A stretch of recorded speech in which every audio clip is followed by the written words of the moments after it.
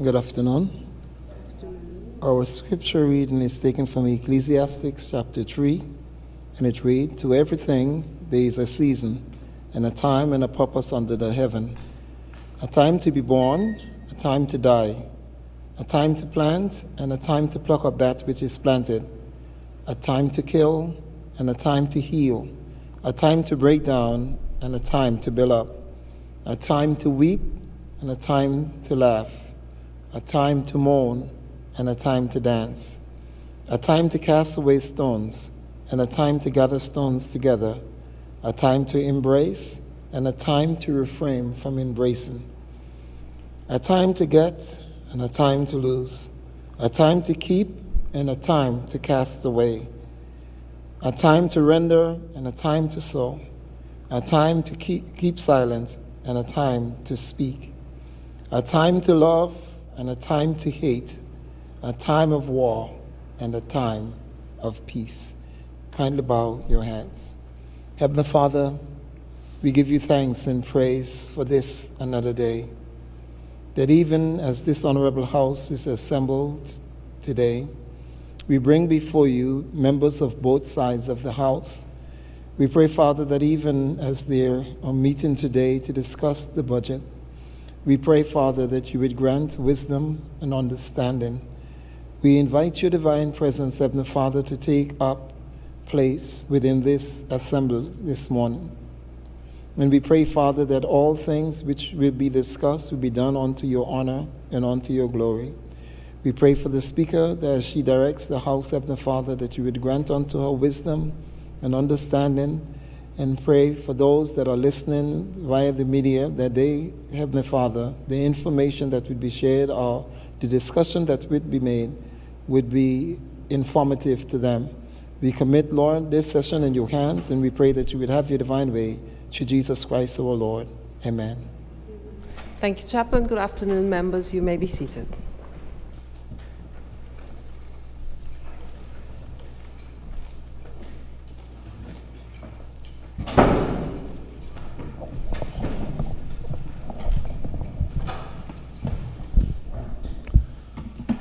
Confirmation of minutes.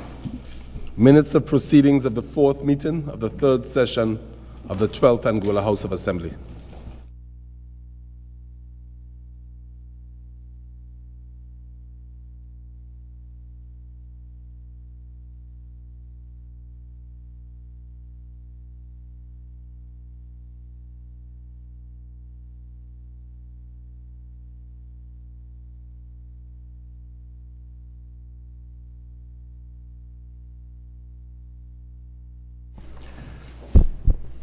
Are there any amendments to the minutes?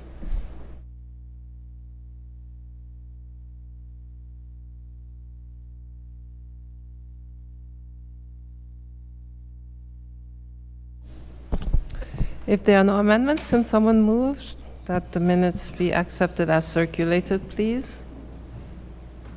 Madam Speaker, I move that the minutes be accepted as circulated. Madam Speaker, I rise to second. It has been moved and seconded that the minutes of proceedings of the fourth meeting of the third session of the 12th Anguilla House of Assembly be accepted as circulated. Those in favor say aye. Those against say no. The ayes have it. Minutes of proceedings of the fourth meeting of the third session of the 12th Anguilla House of Assembly accepted as circulated. Oath of allegiance to new members. The Honorable Deputy Governor Acting, Dr. Aidan Harrigan.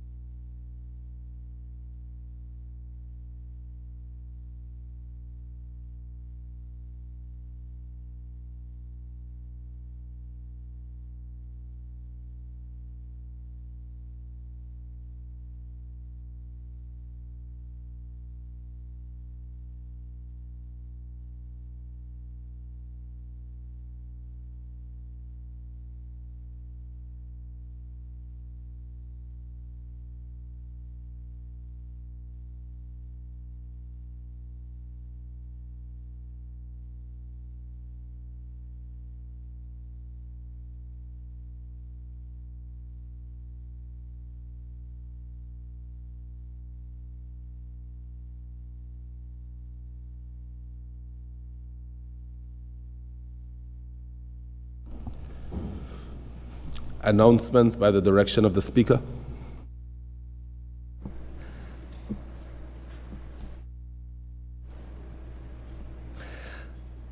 Thank you. I make apologies for the Honorable Attorney General, who asked me to apologize on his behalf for being a little bit late this afternoon. There are some things he has to wrap up before he gets here. So he's excused. Oh, he's here. Welcome. That's all I have. Thank you. Questions? None. Government statements on recent developments? None. Papers? None. Reports from committees? None. Petitions? None. Government notices? None. Private members' notices? None. Motions? None. Personal explanations? None. Other business, government business? A bill for Commercial Registry and Beneficial Ownership Amendment Act 2022, second reading.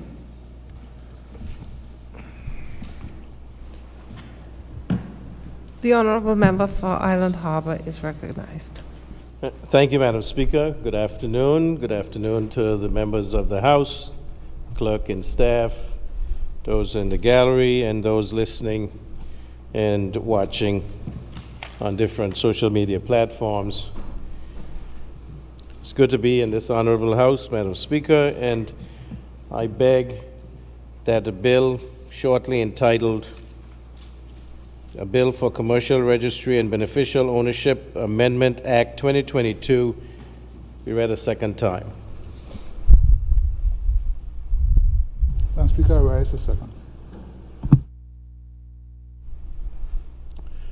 Madam Speaker, the next suite of bills for amendment and that will be presented for second and third reading has to do with Anguilla having its fourth round of mutual evaluations by the Caribbean Financial Action Task Force, that is the CFATF,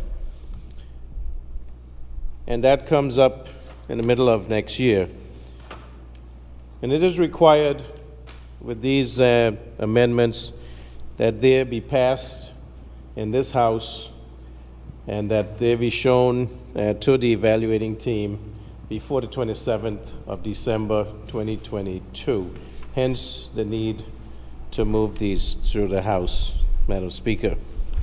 By way of background, in July of 2009, Anguilla underwent the third round of mutual evaluation process led by the CFATF, that is the regional intergovernmental body associated with the Financial Action Task Force, using the previous FATF methodology of 40 plus 9. During that process, Anguilla was required to address the deficiencies as identified by the examiners outlined in the mutual evaluation report published in 2010. Anguilla focused on enacting, amending, and implementing legislation that strengthened the anti-money laundering and combating financing of terrorism, or which I will refer to later as the AML CFT or TF, terrorism financing, Madam Speaker. Addressing these deficiencies noted by the examiners, Anguilla successfully exited the third round mutual evaluation following a process in November of 2015. The fourth round mutual evaluation process using new revised FATF standards is currently underway around the world, including within the CFATF, which is the Caribbean region. Currently, Anguilla is scheduled as part of the fourth round of mutual evaluations to undergo an on-site review from the 26th of June to the 7th of July 2023. The on-site review will encompass an overview of Anguilla's technical compliance with the 40 FATF recommendations as well as assessing the level of effectiveness of Anguilla's AML CFT framework in relation to the 11 immediate outcomes as outlined by the new FATF methodology. So instead of 40 plus 9, it's now 40 plus 11. During a review of Anguilla's legislation against the FATF 40 recommendations and 11 immediate outcomes, it was determined that there existed legislative gaps which needed to be filled in order for Anguilla to receive a compliant rating during this mutual evaluation. Amendments to legislation have been drafted in order to fill these gaps, and these are the ensuing amendments that will come before the House today for second and third reading. The amendments in most cases are not substantive and further clarify Anguilla's compliance with the FATF standards. Legislation must be passed by the House of Assembly by the 27th of December 2022 in order to be included in Anguilla's submission of its technical compliance questionnaire to the CFATF Secretariat and assessors for their review. Failing this, Anguilla will be seen as non-compliant and placed in an enhanced follow-up process. According to how severe the gaps are, Madam Speaker, Anguilla may be blacklisted if this is not rectified before the mutual evaluation by mid-year 2023. The FATF, that's FATF, which stands for Financial Action Task Force, and its regional associates publish reports detailing their findings in respect of each country reviewed. The ratings generated by these reports in practice are used by governments and financial institutions around the world to risk rate doing business in each country.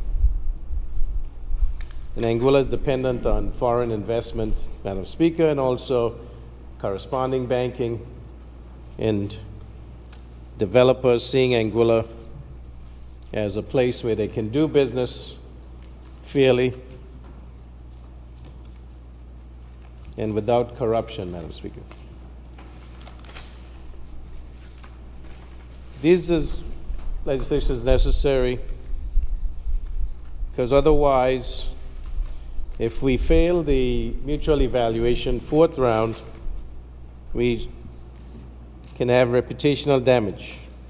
The possibility of being blacklisted as a jurisdiction which is not well regulated to combat money laundering or terrorist financing, an increase in the cost and availability of international banking services, a decrease in the extent and profitability of international trade and business conducted in and from this jurisdiction, and difficulties in attracting inward investment. And so these are the reasons why, Madam Speaker, this bill, the first of several today, presented for second and third reading and approval in this House. In the first Commercial Registry and Beneficial Ownership Amendment Act, essentially seeks to add to the bill, the act which was passed in this House earlier this year, in Section 9 amendment, that this would add a body corporate because body corporate was not included in the Parent Act, Madam Speaker. It's also in Section 10 amendment, Act is amendment, Section 10(1), by deleting the phrase owns or controls the body corporate and substituting the phrase owns or controls the partnership. Section 12, amended by deleting the phrase legal entity of legal arrangement and substituting the phrase legal entity or legal arrangement. These, though they seem small, Madam Speaker, are necessary to be in compliance with the standards expected by the CFATF and the FATF so that Anguilla can be considered to be in compliance with international standards.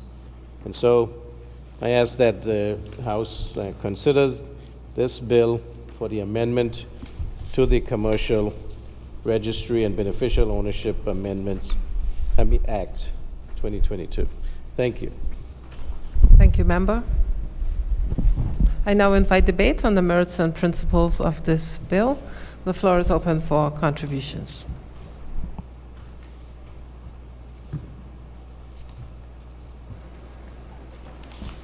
If the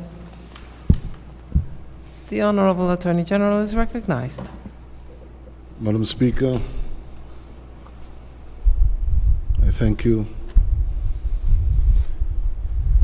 Before I make what will shortly appear to be brief remarks in support, certainly, of this amendment measure, allow me, if you will, Madam Speaker, to convey my profound best wishes for this festive season to the honorable members of this assembly, their families, and certainly to those of your very good self and the staff and families, certainly Mr. Clark and his family, and by extension, the wider Anguillan community. Madam Speaker, these, I should say, I cannot and I don't attempt to improve on what the Premier has said in introducing the first of these measures. Indeed, they are more than timely. Some will say they are overdue. Though, as Honorable Premier has indicated, they appear to be very minor linguistic arrangements and words, deleting and inserting words into existing statutes. They are of signal importance. The CFATF examination and review of each of the territories and states that are party to its arrangements is a forensic examination. The evaluation is one that pays particular attention to detail. And we all are aware that the legislative arrangements that now exist in each of the territories and states that are party to its arrangement were born out of the collaborative and international efforts to mitigate, if not remove, corruption and corrupt practices in financial dealings, to monitor and trace money laundering and money laundering activities and those that finance terrorism. The technical assessment that we are yet to undergo, Madam Speaker, is not the first one. I think I should say, not by way of conveying any culpability to any one person or group of persons, but many of the legislative changes that are proposed today have been recommended before. That is to say, they emerge from reports, from assessments done in prior years. And so all of the legislative amendments proposed today, Madam Speaker, are interrelated and they refer back to those assessments already done. So that, in short, what anyone can say and what we can say in relation to the objects and purposes of the bills that will now proceed for consideration of the whole House can be said about any single one of them in terms of the background. And so, that having been said, Madam Speaker, honorable members, they are committed for the full and considerate attention of honorable members. I am very grateful, Madam Speaker. Thank you, Honorable Member. Are there any other contributions? If there are no other contributions, I invite the mover to respond, please. Thank you, Madam Speaker. Thank you to the Honorable Attorney General, first for the season's greetings, which I too would like to convey to you, Madam Speaker, your family, and the members and family members of the House, the staff, and to all Anguillians, wishing Merry Christmas and a happy and prosperous New Year. I want to thank the Attorney General for the additional clarifications given, and certainly hope that the members would see it fit and fitting at this time to approve these amendments, which are necessary. One, for Anguilla to be compliant, and two, to prevent Anguilla from being blacklisted, which we do know that this can have significant reputational harm and lead to Anguilla and Anguillians suffering because of these necessary compliance and regulatory measures. So I thank you, Madam Speaker. Thank you, Honorable Member. It has been moved and seconded that a bill shortly entitled A Bill for Commercial Registry and Beneficial Ownership Amendment Act 2022 be read a second time. Those in favor say aye. Aye. Those against say no. The ayes have it. I call upon the clerk to read the bill a second time. An act to amend the Commercial Registry and Beneficial Ownership Registration System Act, Revised Statutes of Anguilla, Chapter P 98, prior to the publication of the commencement notices to bring the acts into operation. Under Rule 45 of the House of Assembly Rules of Procedure 2021, the bill now stands referred to a committee of the whole Assembly to be considered clause by clause. Assembly in committee. Clauses 1 through 5.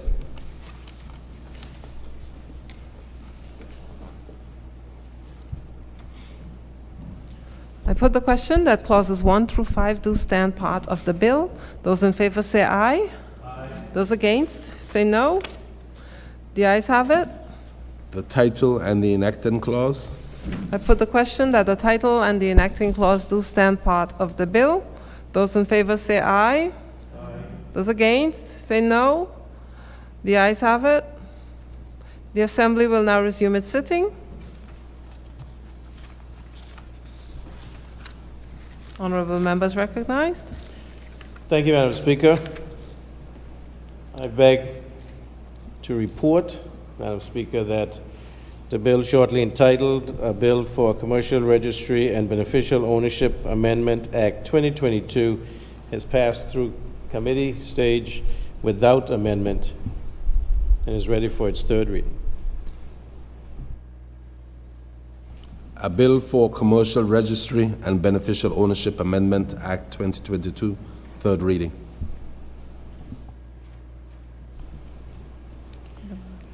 Madam Speaker, I beg to move that a bill shortly entitled A Bill for Commercial Registry and Beneficial Ownership Amendment Act 2022 be read a third time and passed.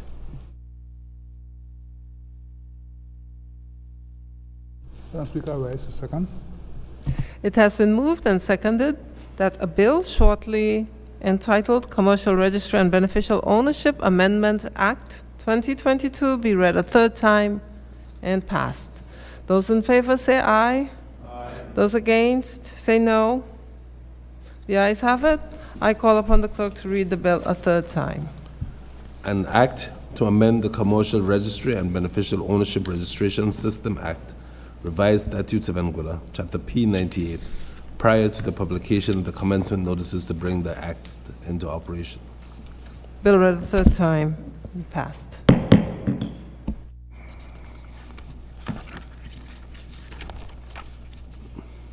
A bill for Financial Services Commission Amendment Act 2022, first reading.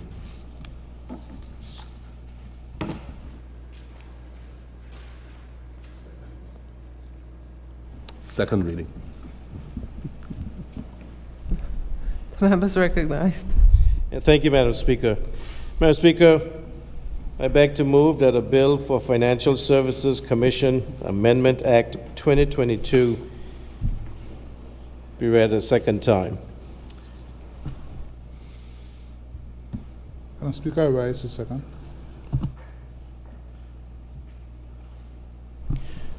Thank you. Madam Speaker, this amendment of the Financial Services Commission Act 20 has three items for consideration here. This amendment allows imposition of a penalty against directors or senior managers. It allows that after the expiration of 28 days, if there's been no response regarding penalty from no response to a notice sent to a director or senior manager, that the commission may impose an administrative penalty, and this penalty should not exceed $50,000. Thank you, Madam Speaker.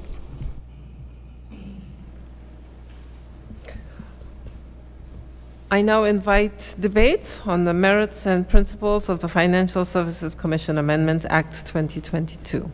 Floor is open for contributions.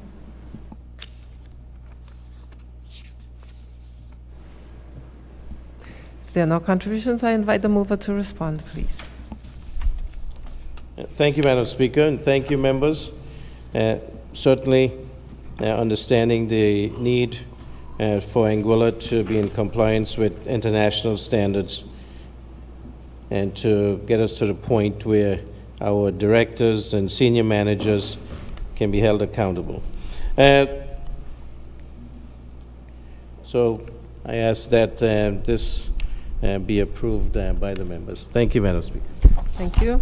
It has been moved and seconded that a bill shortly entitled A Bill for Financial Services Commission Amendment Act 2022 be now read a second time.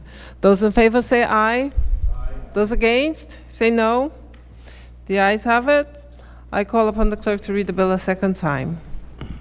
An act to amend the Financial Services Commission Act, Revised Statutes of Anguilla, Chapter F 28. 45 of the House of Assembly Rules of Procedure 2021. The bill now stands referred to a committee of the whole Assembly to be considered clause by clause. Assembly in committee. Clauses 1 through 3.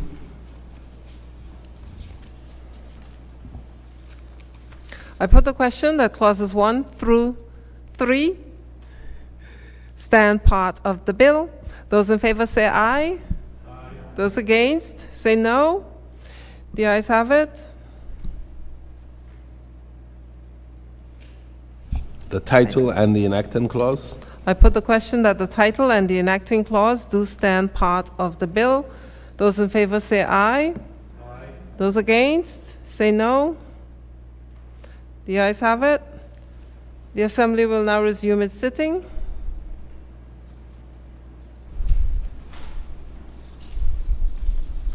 Members recognized. Thank you, Madam Speaker. I beg to report that the bill shortly entitled A Bill for Financial Services Commission Amendment Act 2022 has passed through committee without amendment and is ready for its third reading. A Bill for Financial Services Commission Amendment Act 2022, third reading.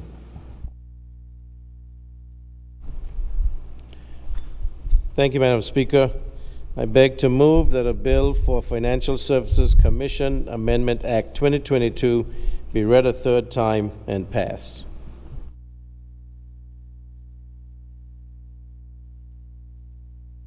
Madam Speaker, I rise to second. It has been moved and seconded that a bill shortly entitled A Bill for Financial Services Commission Amendments Act 2022 be now read a third time and passed. Those in favor say aye. Those against say no. The ayes have it. I call upon the clerk to read the bill a third time. An act to amend the Financial Services Commission Act, Revised Statutes of Anguilla, Chapter F 28. Bill read a third time and passed.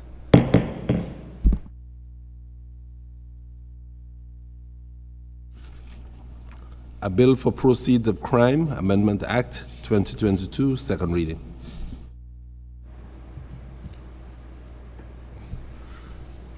Madam Speaker, I beg to move that the bill shortly entitled A Bill for an Act, Proceeds of Crime Amendment Act 2022 be read a second time.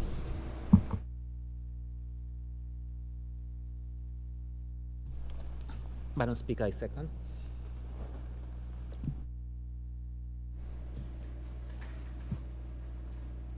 Thank you once again.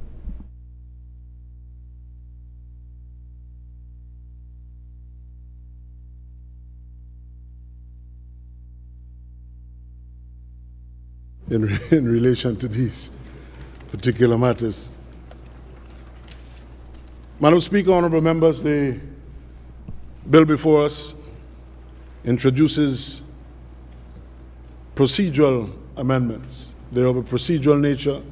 They are not of a profoundly substantive character. In short, in relation to the clauses of the bill, from clauses 2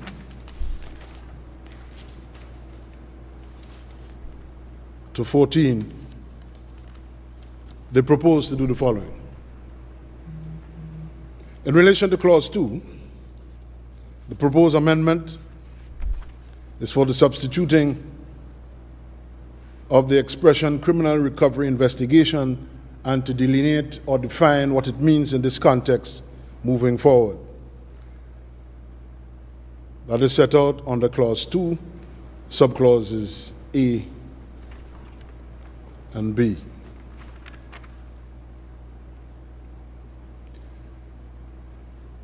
Clause 3 introduces a new requirement, procedural requirement, by permitting the court, investing the court with the power to determine the extent of a defendant's interest for the purposes of applications or proceedings before the court for confiscation of property coming out of investigations and proceedings relative to proceeds of crime and money laundering.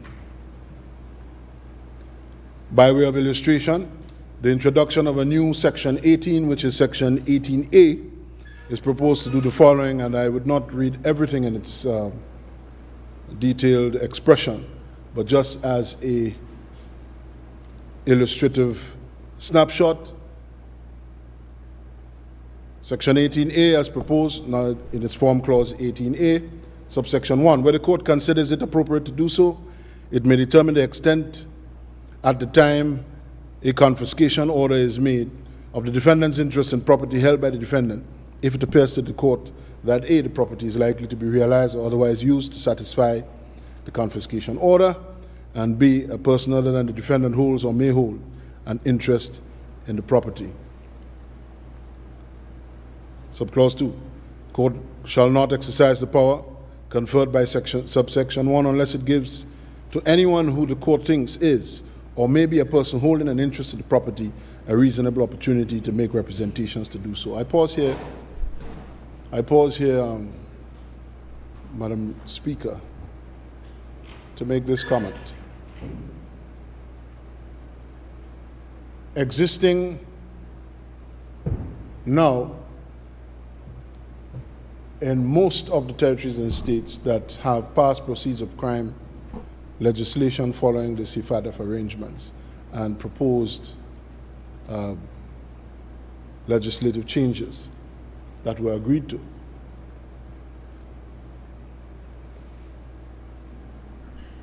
many of the anti-corruption remedies, such as confiscation and other kinds of enforcement measures, did not require predicate offenses. And so over the years, what we have seen in a series of litigation going all the way to the Privy Council is that even where there is the suspicion of corrupt activities or that property, whether it be monies or real property, as having been derived from or being the proceeds of criminal conduct, the measures that were introduced by the legislation at the time focused primarily on swift response and efficiency rather than a very measured interrogation of interest in the property, and appeared, at least on the surface, facially, to be violative of certain fundamental rights. Although the highest courts of many countries, including the Privy Council, have rejected appeals and claims of constitutional violation by the architecture and schemes of these Proceeds of Crimes Act. In this case, we saw it fit to enlarge and invest the court with this power here to investigate who may have an interest in property before property in proceedings under the Act for Proceeds of Crime are made. In other words, this introduction of this clause brings in something new, which is heightened scrutiny in proceedings where confiscation orders and other coercive orders of this nature are sought, when and where they did not exist before. And this is of significance, and that those of us who have a memory, a very good one, would recall not so long ago, the Honorable Premier, the Honorable Minister for Michael and member for Road South and myself in debating another piece of legislation that was the product of pilot legislation drafted regionally. We were at pains to indicate that honorable members should not take it for a moment at all that we merely adopt pilot legislation that is sent to us, well, certainly not while I am involved and while I am here in office. We merely just adopt pilot legislation and just come to the House and pass it by saying to members and to the wider community, well, it exists elsewhere, so we should have it too. There seems to be a very harshness in the proceeds of crime proceedings when the state goes after a defendant's property. And so these measures, such as the one I just referred to, in the introduction of the new clause 18A to become section 18A, will increase the scrutiny that the court must apply before these coercive orders where property of a person can be snatched from them on the basis that it is the proceeds of crime are made. So that is a welcome introduction, and that is of vital significance, I would suggest to honorable members.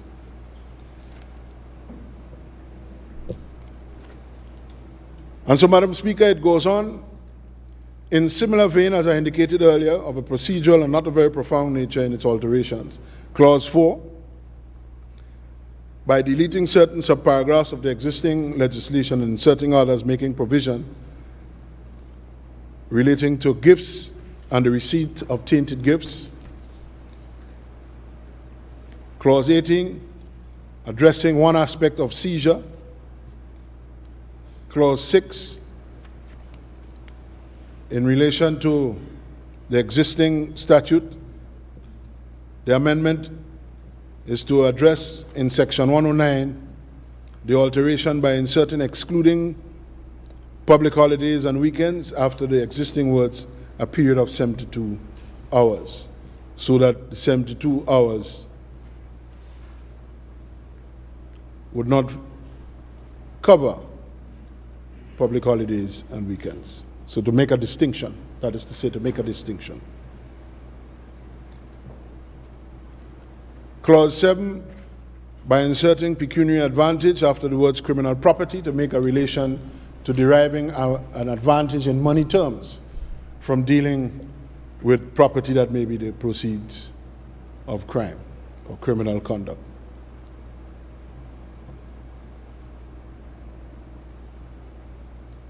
Clause 8 addresses Section 124 of the existing Proceeds of Crime Act by amending it in the following fashion. Subsection 124 is amended in subsection 1, Section 124, is amended in subparagraph A, in subsection 2 by inserting the following new paragraph D. So it's an addition. DA will read, for the purposes of a disclosure to a relevant money laundering reporting officer, 1, references to a person's employer include any body, association, or organization, including a voluntary organization, in connection with whose activities the person exercises a function, whether or not for gain or reward. And 2, references to employment shall be construed accordingly. That is in similar fashion to what precedes it. Employment in any of these voluntary organizations or organizations of that kind. B, in subsection 3, by deleting paragraph A and substituting the following. A, it is a disclosure that property is criminal property that is made to 1, the unit, and that would be Financial Intelligence Unit, or 2, the relevant money laundering reporting officer, in accordance with the procedures established by the person's employer for the purpose.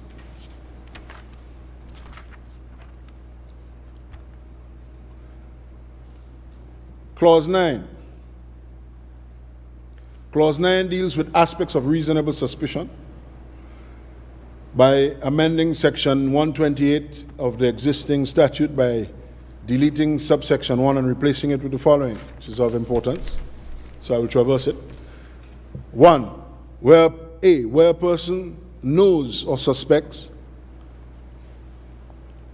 or has reasonable grounds for knowing or suspecting that another person is engaged in money laundering, terrorist financing, or criminal activity. Or B, a person knows or suspects or has reasonable grounds for knowing or suspecting that a particular non-profit organization, 1, is involved in terrorist financing abuse or is a front for fundraising by a terrorist organization. 2, is being exploited as a conduit for terrorist financing, including for the purpose of escaping asset freezing measures or other forms of terrorist support. Or 3, is concealing or obscuring the clandestine diversion of funds intended for legitimate purposes, but redirected for the benefit of terrorists or terrorist organizations. And C, information or other matter on which that person's knowledge or suspicion is based, or which gives reasonable grounds for such knowledge or suspicion, came to him in the course of a relevant business. He shall promptly disclose the information or other matter after it comes to him to the relevant money laundering reporting officer, to the unit, that is FIU, or to the NPO supervisor in order to take preventative or investigative actions. Clearly, Madam Speaker, what is introduced here is a reporting obligation, but it can only arise objectively where reasonable suspicion of criminal conduct of the category provided for in that section arises.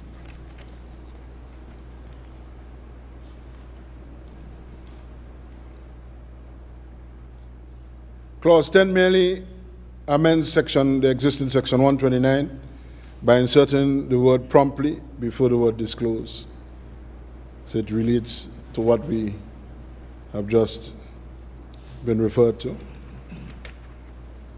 In subsection 4 by inserting the word promptly before the word disclosing. Clause 11, in similar fashion, addressing promptly and where it must fall in order to enact the obligation and clarify the obligation to make report.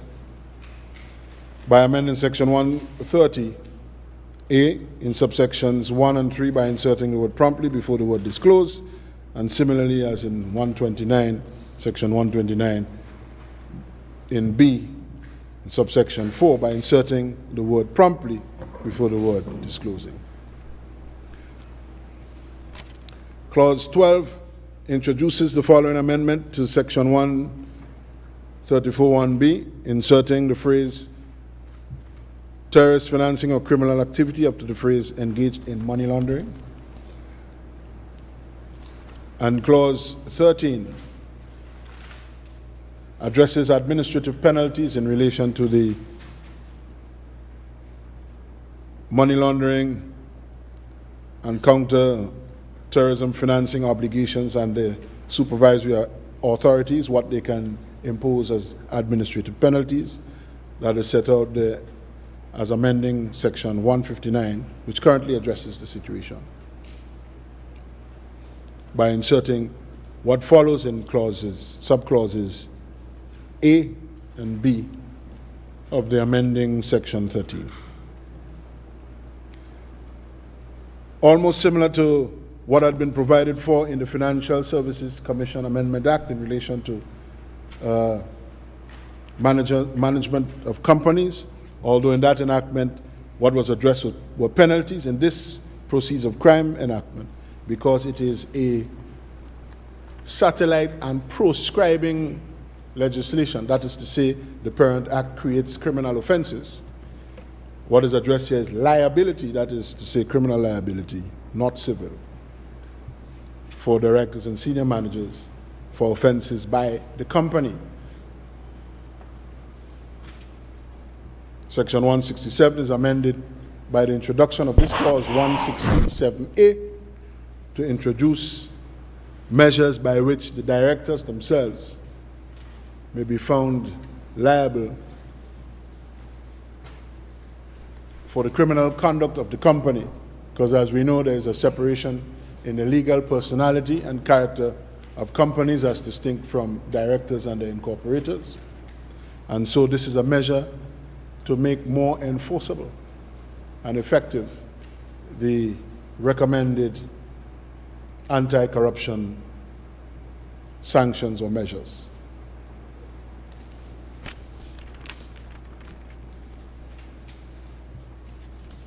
With those explanations, Madam Speaker, I commend the Proceeds of Crime Amendment Act, the Bill for Proceeds of Crime Amendment Act 2022 to this Honorable House.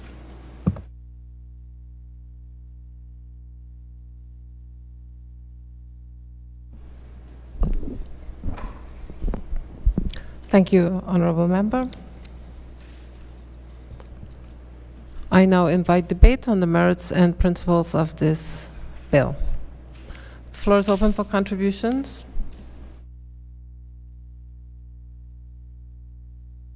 The Honorable Member for Island Harbor is recognized. Thank you, Madam Speaker. I'd like to thank the Honorable Attorney General for the detailed explanation of the clauses to be amended. Certainly want to state that when this came to Executive Council, Madam Speaker, there was a committee that had been formed from the Financial Service Commission, the Attorney General's Chambers, the FIU, the Financial Investigative Unit, and these amendments had been sent out to the financial service industry, which includes lawyers and other companies that are involved in financial services, and we were assured that these had gone through full consultation and comments. And this is the final versions which we bring to this House for consideration. And certainly understanding the timing involved and the need to get these passed before the 27th of December 2022. We do know that there are many holidays upcoming prior to that. And so I thank the House for the consideration of these pieces of legislation which are necessary to be in compliance and to go through the mutual evaluation 4th round. Thank you. Thank you. Are there any other contributions? If there are no other contributions, I invite the mover to respond, please.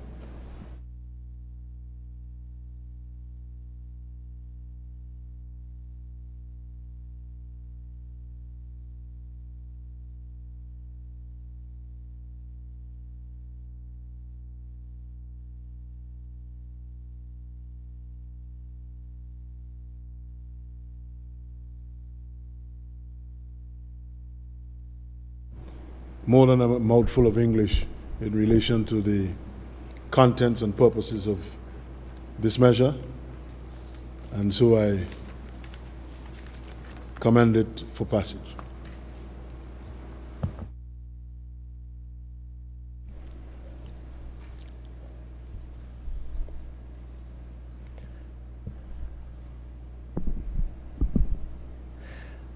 Thank you, members. While I do appreciate the consultative engagement that was taken for these bills, I would just like to take this opportunity to, and this is privilege of the chair, to remind members that usually it is not the members of the financial committees or members from the AG chambers that make up the committees that are the ones that the legislation is used upon. So I would remind members to please have the public at large involved in the consultative process as well. And at the same time, I've noticed a trend that we usually come with lots of legislation, usually just before the year ends. And we usually say there's a time requirement placed on it. If we can not wait until these deadlines are upon us to rush legislation through the House, I would sincerely appreciate that, because this is a lot of legislation at one time, and it is something that I wish for us to consider. So with that said, I am going to put the question for the second reading. But please, I just want you to take that into consideration. Please let us not wait until the deadlines are upon us to rush the legislation. Bring it while we in a timely manner so that we can consider it. Thank you. It has been moved and seconded that a bill shortly entitled Proceeds of Crime Amendment Act 2022 be now read a second time. Those in favor say aye. Aye. Those against say no. The ayes have it. I call upon the clerk to read the bill a second time. An act to amend the Proceeds of Crime Act Revised Statutes of Anguilla, Chapter P98. Under Rule 45 of the Legislative, under Rule 45 of the House of Assembly, Rules of Procedure 2021, the bill now stands referred to a committee of the whole Assembly to be considered clause by clause. Assembly in committee. Clauses 1 15. through 15. I put the question that clauses 1 through 15 do stand part of the bill. Those in favor say aye. Aye. Those against say no. The ayes have it. The title and the enacting clause. I put the question that the title and the enacting clause do stand part of the bill. Those in favor say aye. Aye. Those against say no. The ayes have it. I call upon, I'm sorry. The ayes have it. The Assembly will now resume its sitting. The mover may report. Thank you, Madam Speaker. Madam Speaker, I am pleased to report that the bill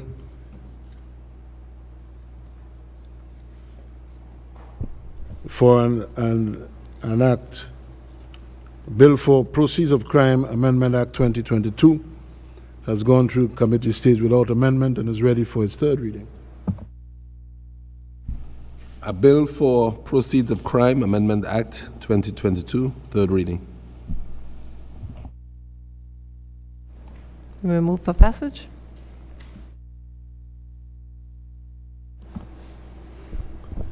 Madam Speaker, I beg to move that the bill entitled A Bill for Proceeds of Crime Amendment Act 2022 be read a third time and passed. Madam Speaker, I second. It has been moved and seconded that a bill shortly entitled Proceeds of Crime Amendment Act 2022 be now read a third time and passed. Those in favor say aye. Aye. Those against say no. The ayes have it. I call upon the clerk to read the bill a third time. An act to amend the Proceeds of Crime Act, Revised Statutes of Anguilla, Chapter P98. Bill read a third time and passed. A bill for Magistrates Code of Procedure Amendment Act 2022, second reading. Madam Speaker,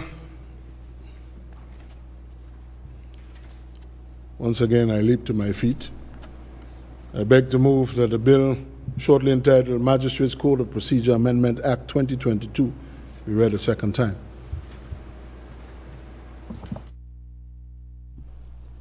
Madam Speaker, I second.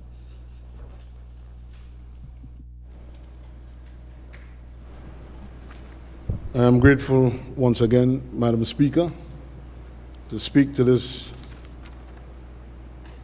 conspicuously very short amending measure.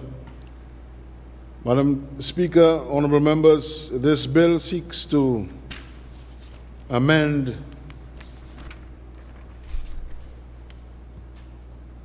by repealing and replacing Section 75 of the existing statute, Principal Act,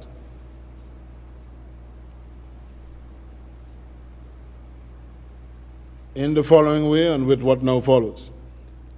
Clause 2, Section 75 of the Principal Act is repealed and replaced with the following. Interpretation in Division 2 of the Principal Statute, Section 75(1). In this division, written statement means a statement made by the person about a crime that is A, reduced into writing by the person making it, or B, recorded by an officer of a competent authority referred to in subsection 2 before whom it is made and signed by the maker. 2, that is subclause 2. A competent authority referred to in subsection 1 includes A, Royal Anguilla Police Force, B, Financial Intelligence Unit, C, Customs Department,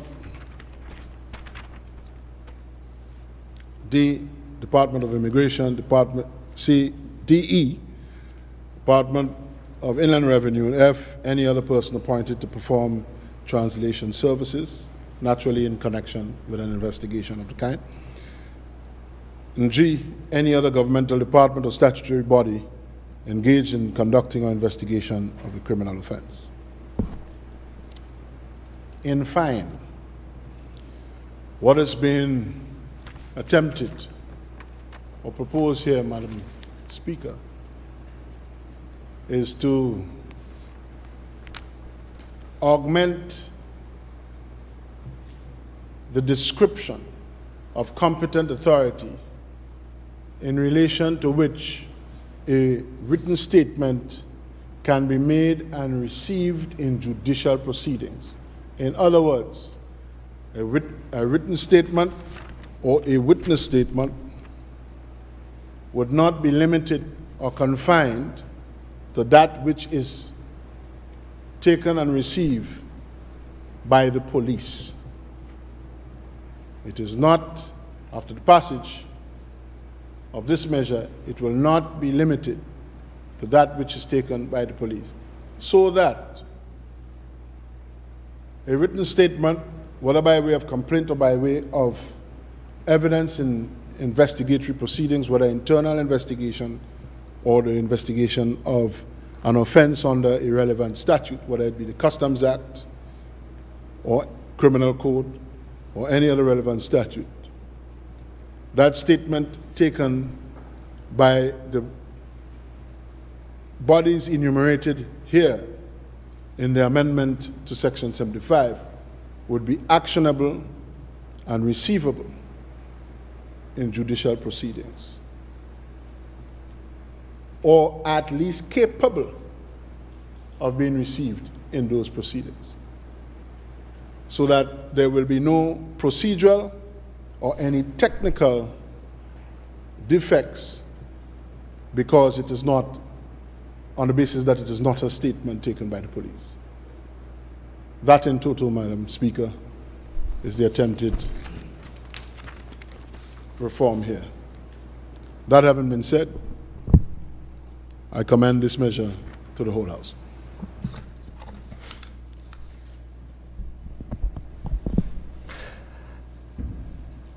Thank you, Member. I now invite the debate on the merits and principles of this bill. The floor is open for contributions.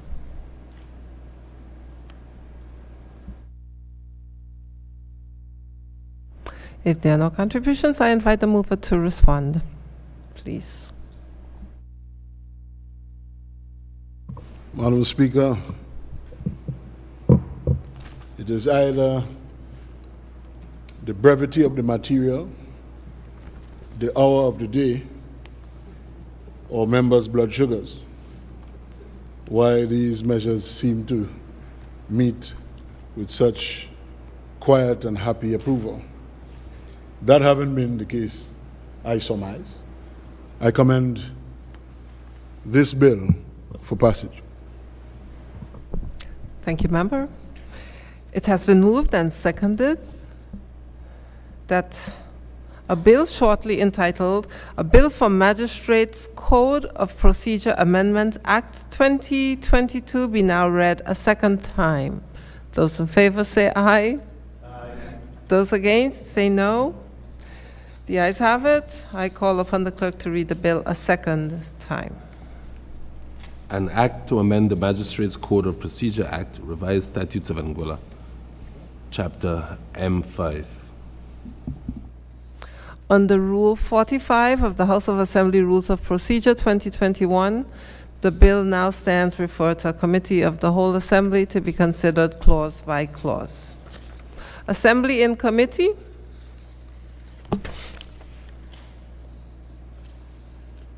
Clauses 1 through 3. I put the question that clauses 1 through 3 do stand part of the bill. Those in favor say aye. Aye. Those against say no. The ayes have it.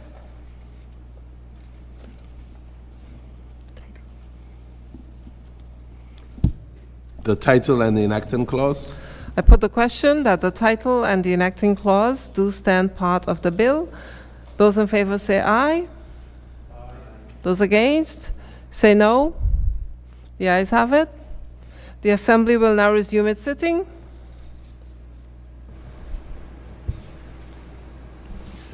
Beg your indulgence, Madam Speaker. I am pleased to report that a bill shortly entitled Magistrate Code of Procedure Amendment Act 2022 has gone through the committee stage without amendment and is ready for its third reading. A bill for Magistrates Code of Procedure Amendment Act 2022, third reading.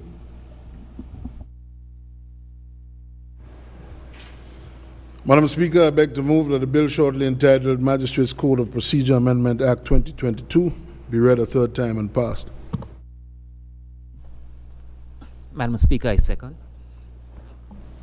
It has been moved and seconded that a bill shortly entitled A Bill for Magistrates Code of Procedure Amendment Act 2022 be now read a third time and passed. Those in favor say aye. Those against say no. The ayes have it. I call upon the clerk to read the bill a third time. A bill for Magistrates Code of Procedure Amendment Act 2022. Bill read a third time and passed. A bill for Universal Social Levy Amendment Act 2022, second reading. Member for Island Harbor is recognized. Thank you, Madam Speaker. Madam Speaker, I beg to move that a bill shortly entitled A Bill for Universal Social Levy Amendment Act 2022 be read a second time. Speaker, I rise to second.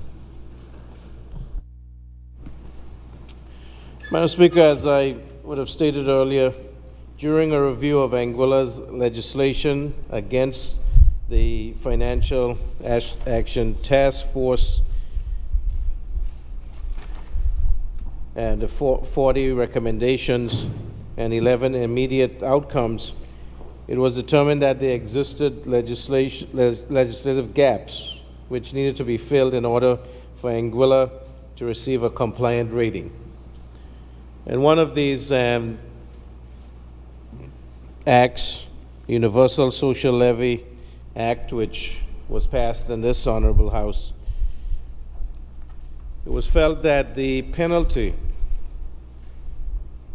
for the offenses related to individuals under and pursuant to the USL Act 2021, and where it stated that the penalty was 6 months imprisonment, it was recommended that this be changed to 2 years. And that would follow the recommendations of the FATF, which would apply to the C-FATF mutual evaluation, fourth round, which is upcoming. And so this amendment is to put that into the legislation, Madam Speaker, so we can be considered, Anguilla can be considered compliant. Thank you. Thank you. I now invite debate on the merits and principles of the Universal Social Levy Amendment Act 2022. Floor is open for contributions.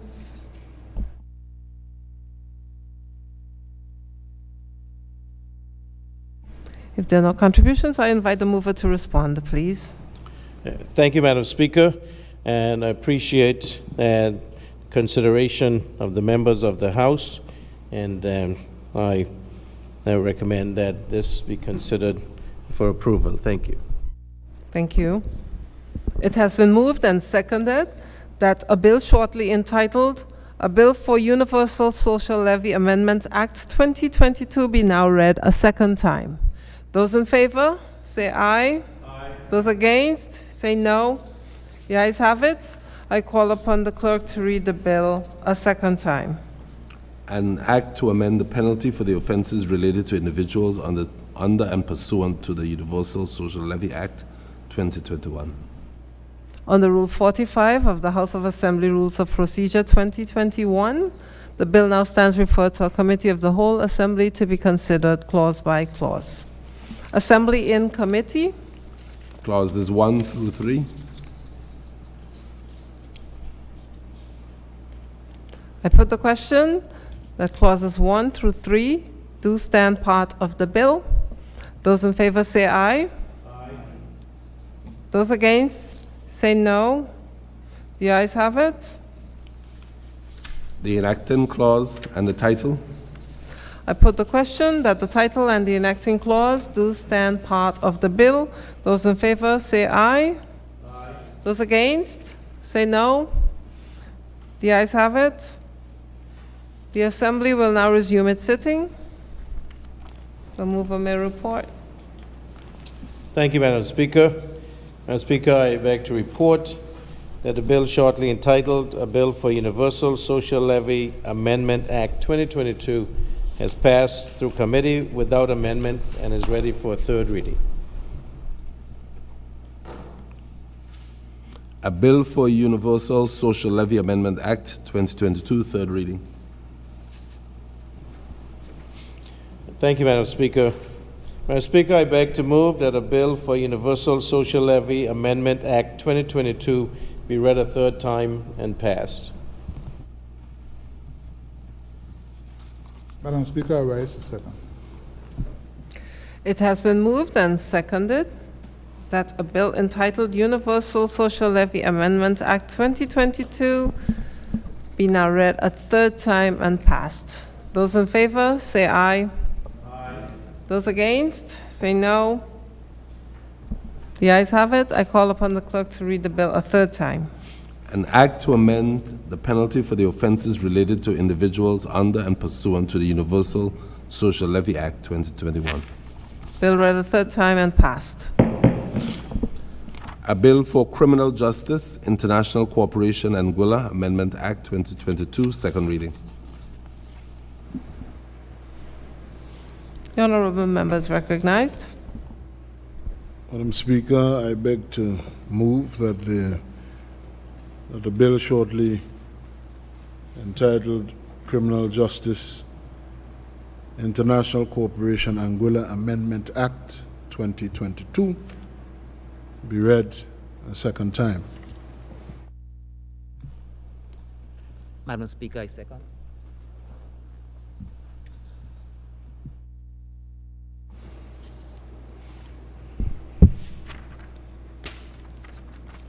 Madam Speaker, it is self-evident on the papers that I will have very little to say other than this amendment measure seeks to do the following. Amend the principal enactment, which is the Criminal Justice International Cooperation Anguilla Act, RSA, Chapter 145, in the following fashion. Amendment Clause 2. Amendment of Section 5 in this way. The Principal Act is amended in Section 5 by deleting subsection 3. This is what is achieved by this proposed measure.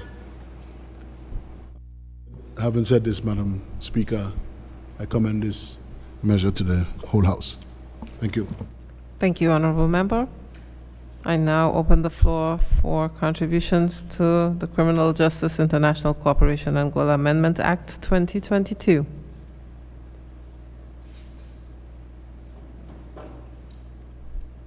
If there are no contributions, I invite the mover to respond, please.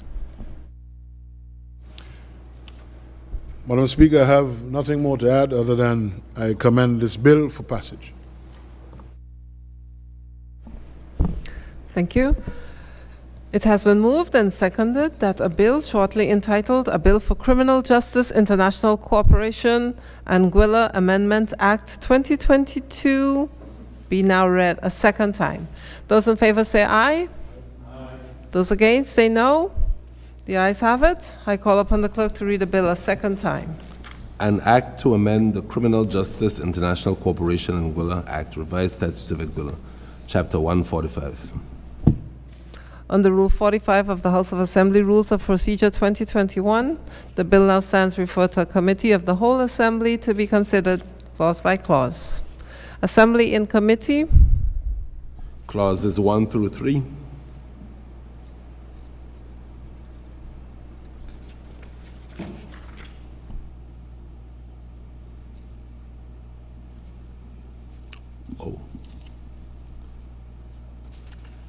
Oh, there appears to be a numbering issue that would need to be amended.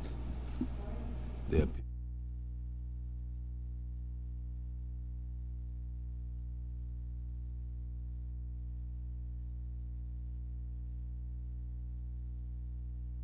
In committee.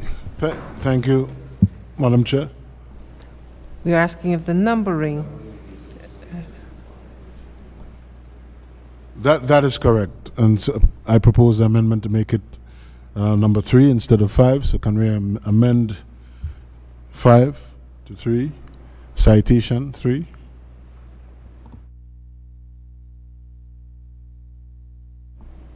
For the question, the amendment 5. So 5 is amended for number 3 and do stand part of the bill. Those in favor say aye. Those against, say no. The ayes have it. Bill is amended. The title and the enacting clause.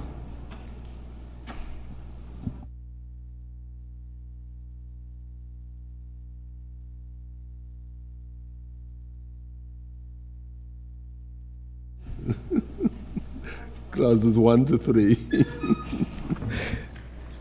We go good together, don't we? I put the question that clauses 1 to 3 do stand part of the bill. Those in favor say aye. Aye. Those against say no. The ayes have it. Title.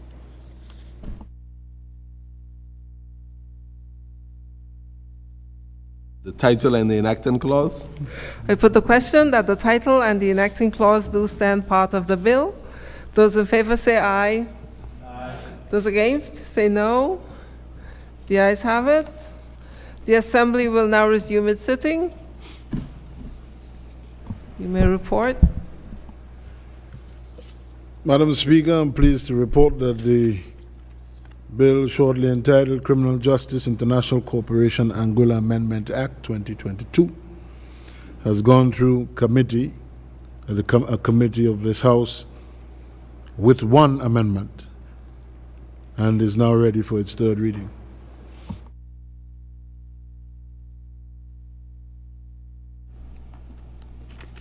A bill for Criminal Justice International Cooperation Anguilla Amendment Act 2022, third reading. We'll move for passage.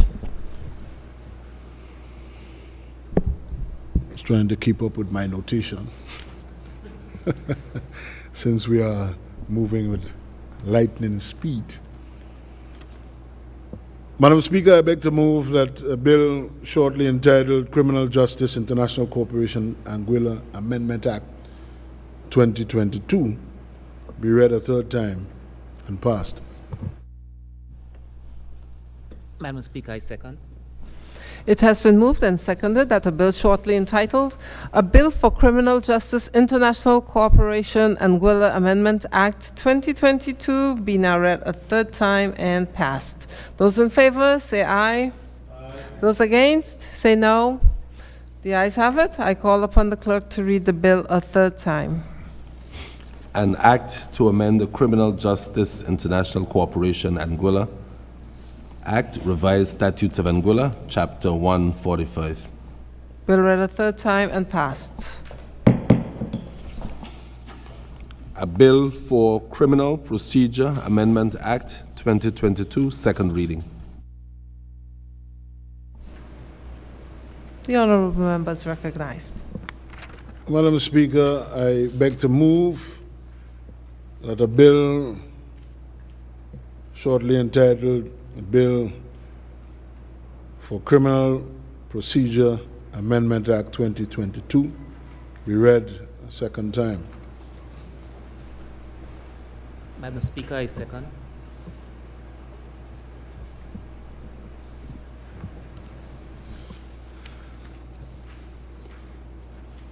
Madam Speaker, it appears on the agenda I am at the end of my batting innings, and so I will end as I began, with the same brevity.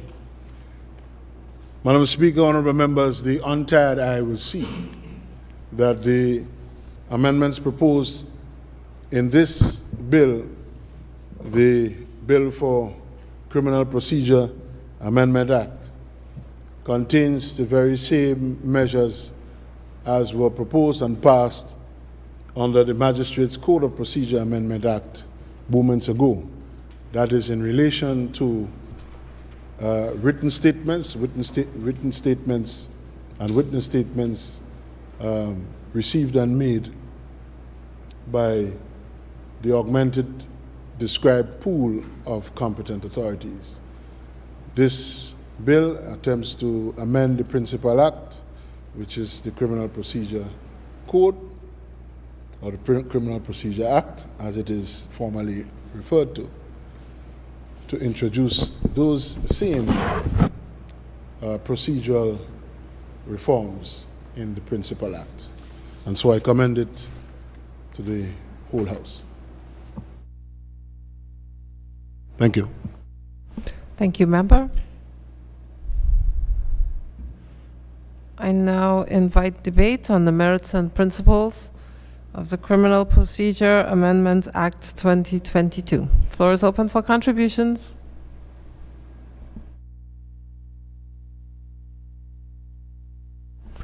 If there are no contributions, I invite the mover to respond, please.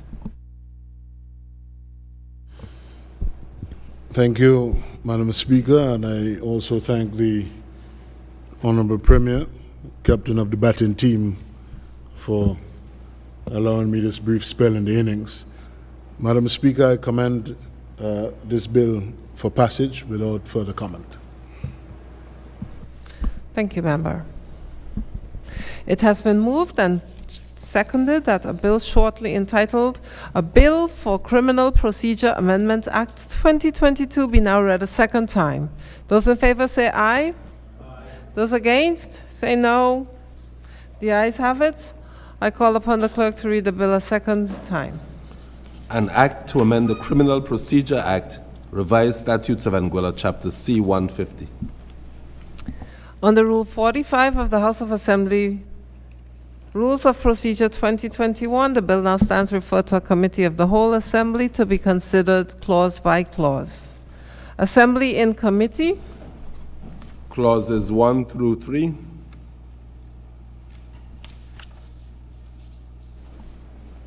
I put the question that clauses 1 through 3 do stand part of the bill. Those in favor say aye. Aye. Those against say no. The ayes have it. The title and the enacting clause. I put the question that the title and the enacting clause do stand part of the bill. Those in favor say aye. Aye. Those against say no. The ayes have it. The Assembly will now resume its sitting. Thank you, Madam Speaker. Happy am I to report that the bill, shortly entitled Bill for Criminal Procedure Amendment Act 2022, has gone through a committee of the House without amendment and is now ready for its third reading. A Bill for Criminal Procedure Amendment Act 2022, third reading.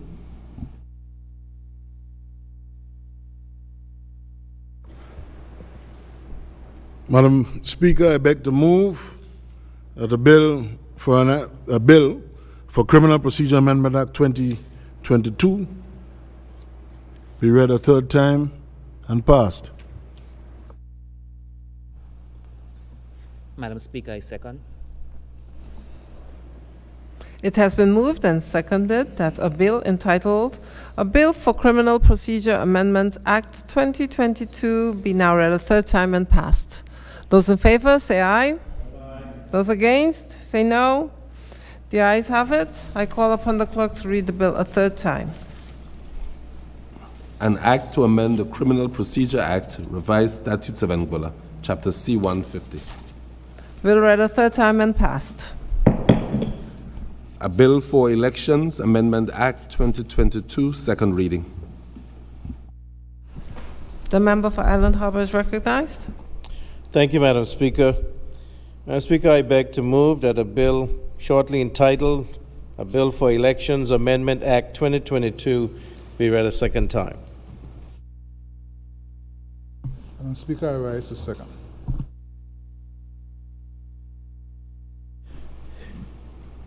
Madam Speaker, I thank you for allowing this suite of legislation to come to this honorable House for debate and passage, understanding the urgency and also the necessity for these amendments to be made to the principal legislations.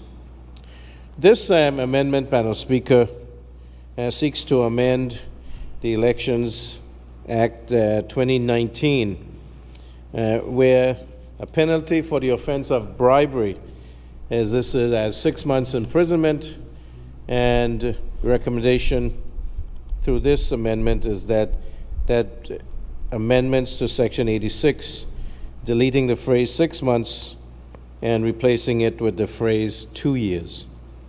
Thank you.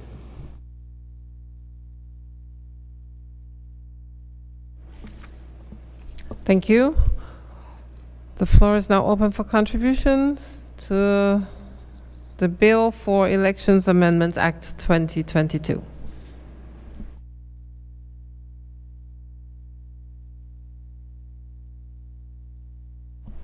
If there are no contributions, I invite the mover to respond. Thank you, Madam Speaker. Thank you to the members. I think your members understand that bribery is a serious offense, and the penalty should be commensurate with that severity of the offense. I thank you all.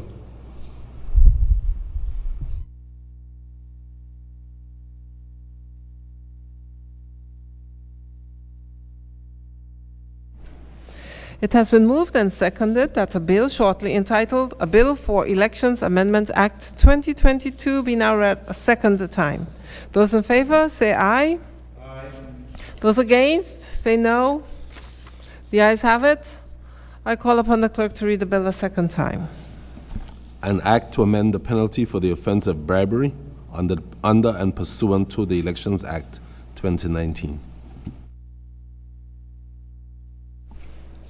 Under Rule 45 of the House of Assembly Rules of Procedure 2021, the bill now stands referred to a committee of the whole Assembly to be considered clause by clause.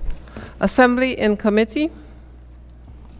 Clauses 1 through 3. I put the question that clauses 1 through 3 do stand part of the bill. Those in favor say aye. Aye. Those against say no. The ayes have it. The title and the enacting clause. I put the question that the title and the enacting clause do stand part of the bill. Those in favor say aye. Aye. Those against say no. The ayes have it. The Assembly will now resume its sitting. The mover may report. Thank you, Madam Speaker. Madam Speaker, I beg to report that the bill shortly entitled A Bill for Elections Amendment Act 2022 has passed through committee without amendment and is ready for its third reading. A Bill for Elections Amendment Act 2022, third reading.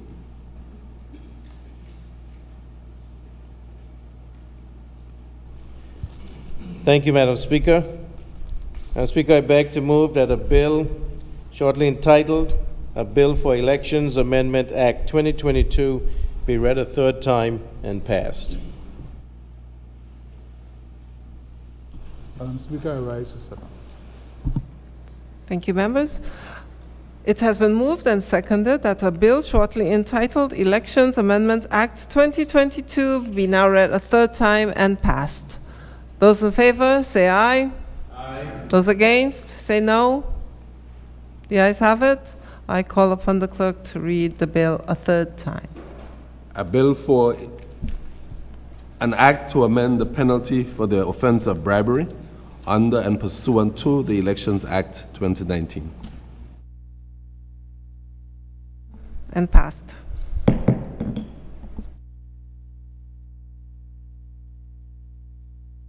Members, I am going to beg of the Assembly leave to have 5 minutes break before we go into the appropriations bill, if that is okay? Yes. By all? Thank you. So this Honorable House now stands recessed for 5 minutes. Thank you, members.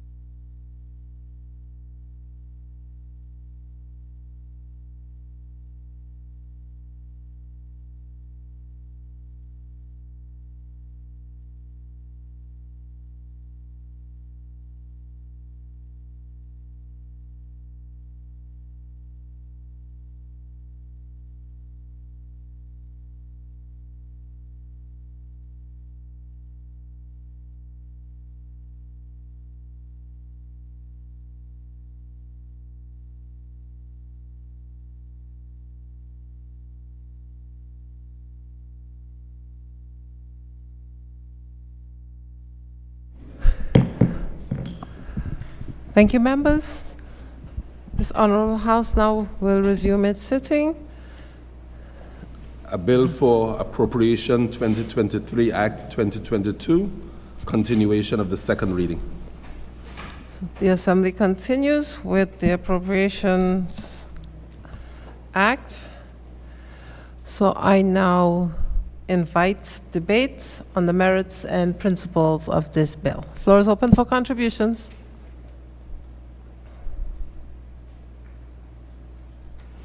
If there are no contributions, I invite the mover to respond, please.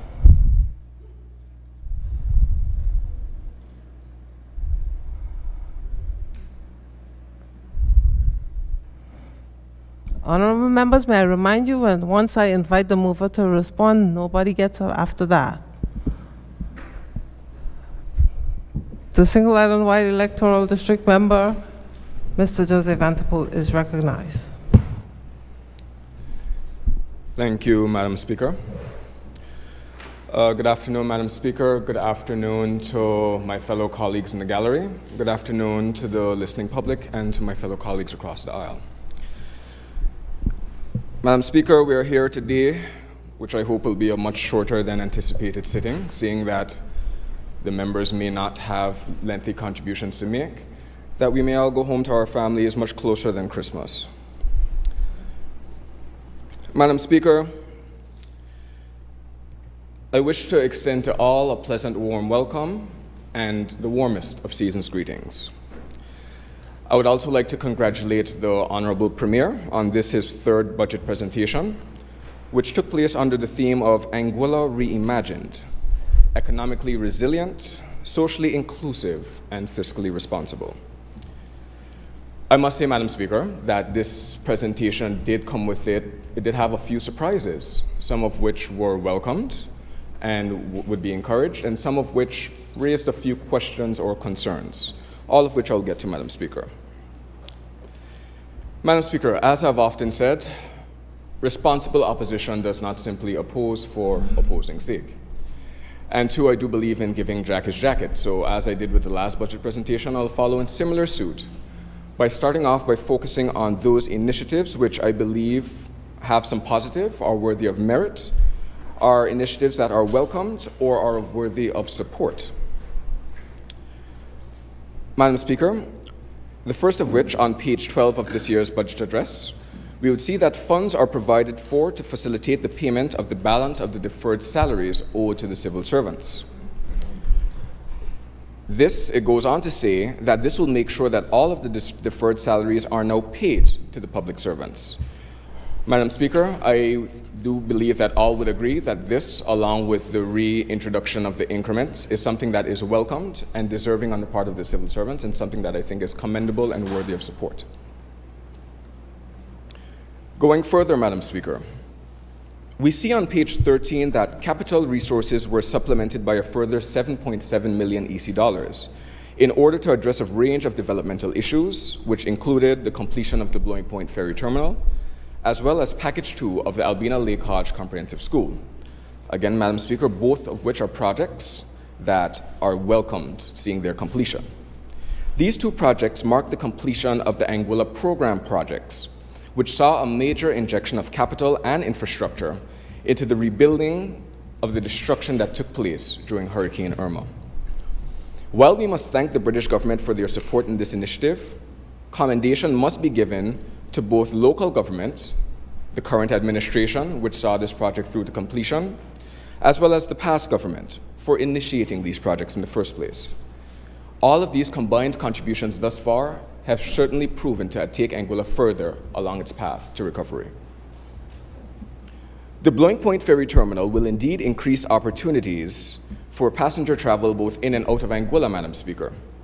But I have to say that my excitement for this is nothing when compared to that of seeing our teachers and our students take their rightful place occupying the new premises at the Albina Lake Hodge Comprehensive School.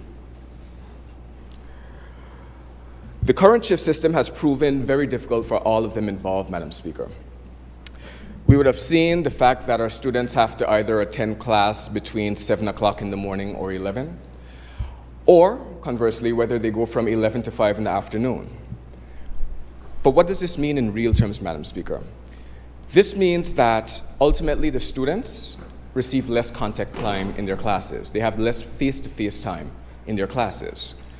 But there's also a flip side to this, Madam Speaker, one that comes with implications not only for the students themselves, not only for the teachers who are trying their best to ensure that they can deliver the curriculum and meet the needs of the students within the set time for examinations, but it also brings with it some negative social consequences, Madam Speaker.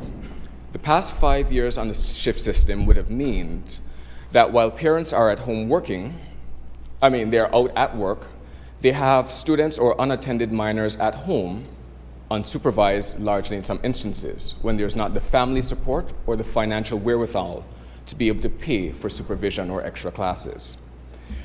The impact that this has, Madam Speaker, is that when our students are supposed to be home studying, focusing on their work, well, we all know what it's like to be young.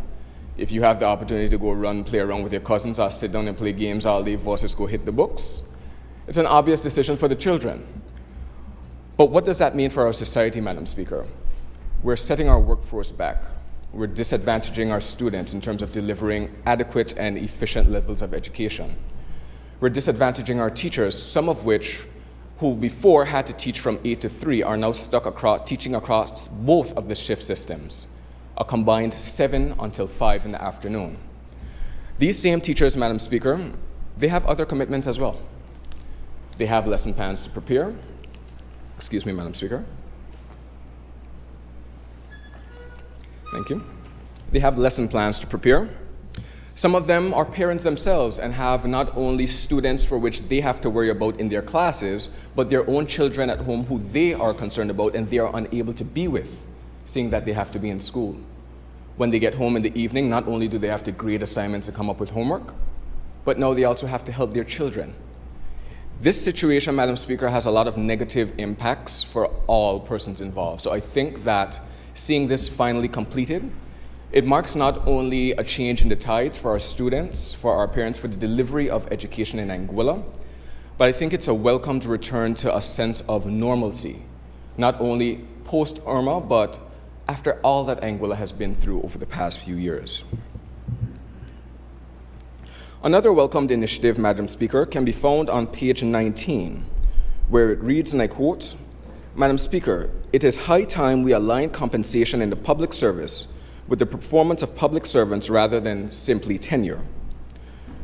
It goes on to say that the coming year will see the Public Administration Department reinstitutionalize the performance management system to maximize potential and address underperformance in the areas of the public servants, end of quote. Madam Speaker, as I would have stated in last year's budget debate, it is difficult to know where you're going if you don't know where you're coming from. You have to be able to measure performance in order to be able to know where you need to optimize and how do you improve your efficiencies. So, Madam Speaker, as was said last year, I am fully in support and welcome this initiative. I think that it provides critical data that we need to pretty much assess where our public service is and what it is we can do to not only improve the public servants, but the delivery of public services as well as the enjoyment of the public servants themselves who do the work. But Madam Speaker, the only thing that I will point out here is in last year's budget address, the intention was stated that this would have been introduced in January of 2022. And I say this not as a criticism to government because we understand that things happen, sometimes things don't go according to plan, but I do raise it because there was lack of explanation as to why this would have been deferred from this year until 2023. So while I welcome the initiative, Madam Speaker, through you to either the Premier or the Minister of Home Affairs, I'm sure not only myself but the listening public would welcome some kind of insight on that matter.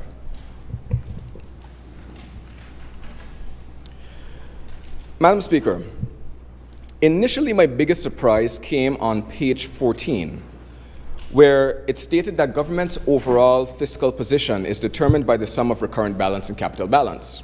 That in and of itself wasn't a surprise, we know this. However, the surprise was the estimated recurrent balance for 2022 is a surplus of EC $102.21 million, and the capital balance is estimated at a deficit of EC $5.5 million. The estimated debt amortization, or the money used to pay off our debt that was due, was EC 35.69 million, therefore leaving an overall balance for 2022 that is expected to be a surplus of approximately EC 60.96 million EC dollars.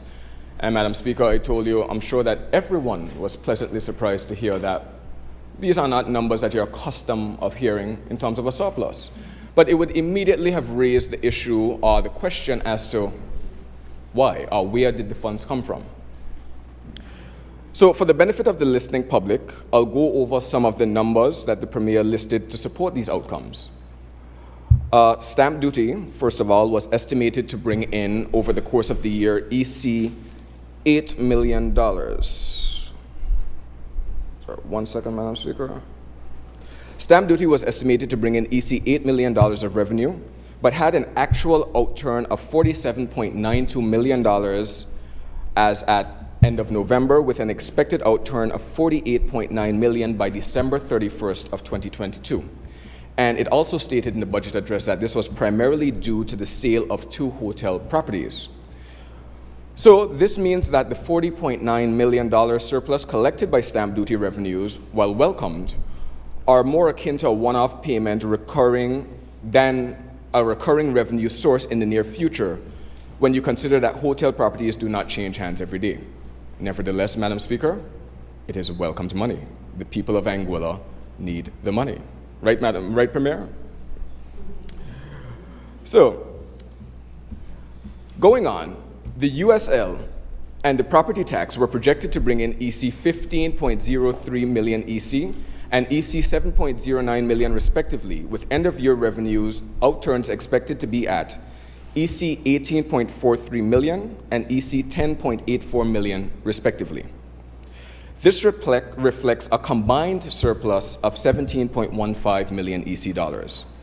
And Madam Speaker, while the Premier indicated that this is a sign that the economy has picked up and more people are working, I do have to stop to point out that correlation is not necessarily the same as causation, which means that while this may be one of the ways that you could interpret this information, I have to go on to explain further, Madam Speaker, because quoting from page 10 of the Premier's address, and I quote, "Through strengthening the capacity of the Inland Revenue Department and the Customs Department, our revenue collecting agencies, we are closer to bridging the financial gap experienced by the country after the impacts of external shocks such as Hurricane Irma and the COVID-19 pandemic," Madam Speaker.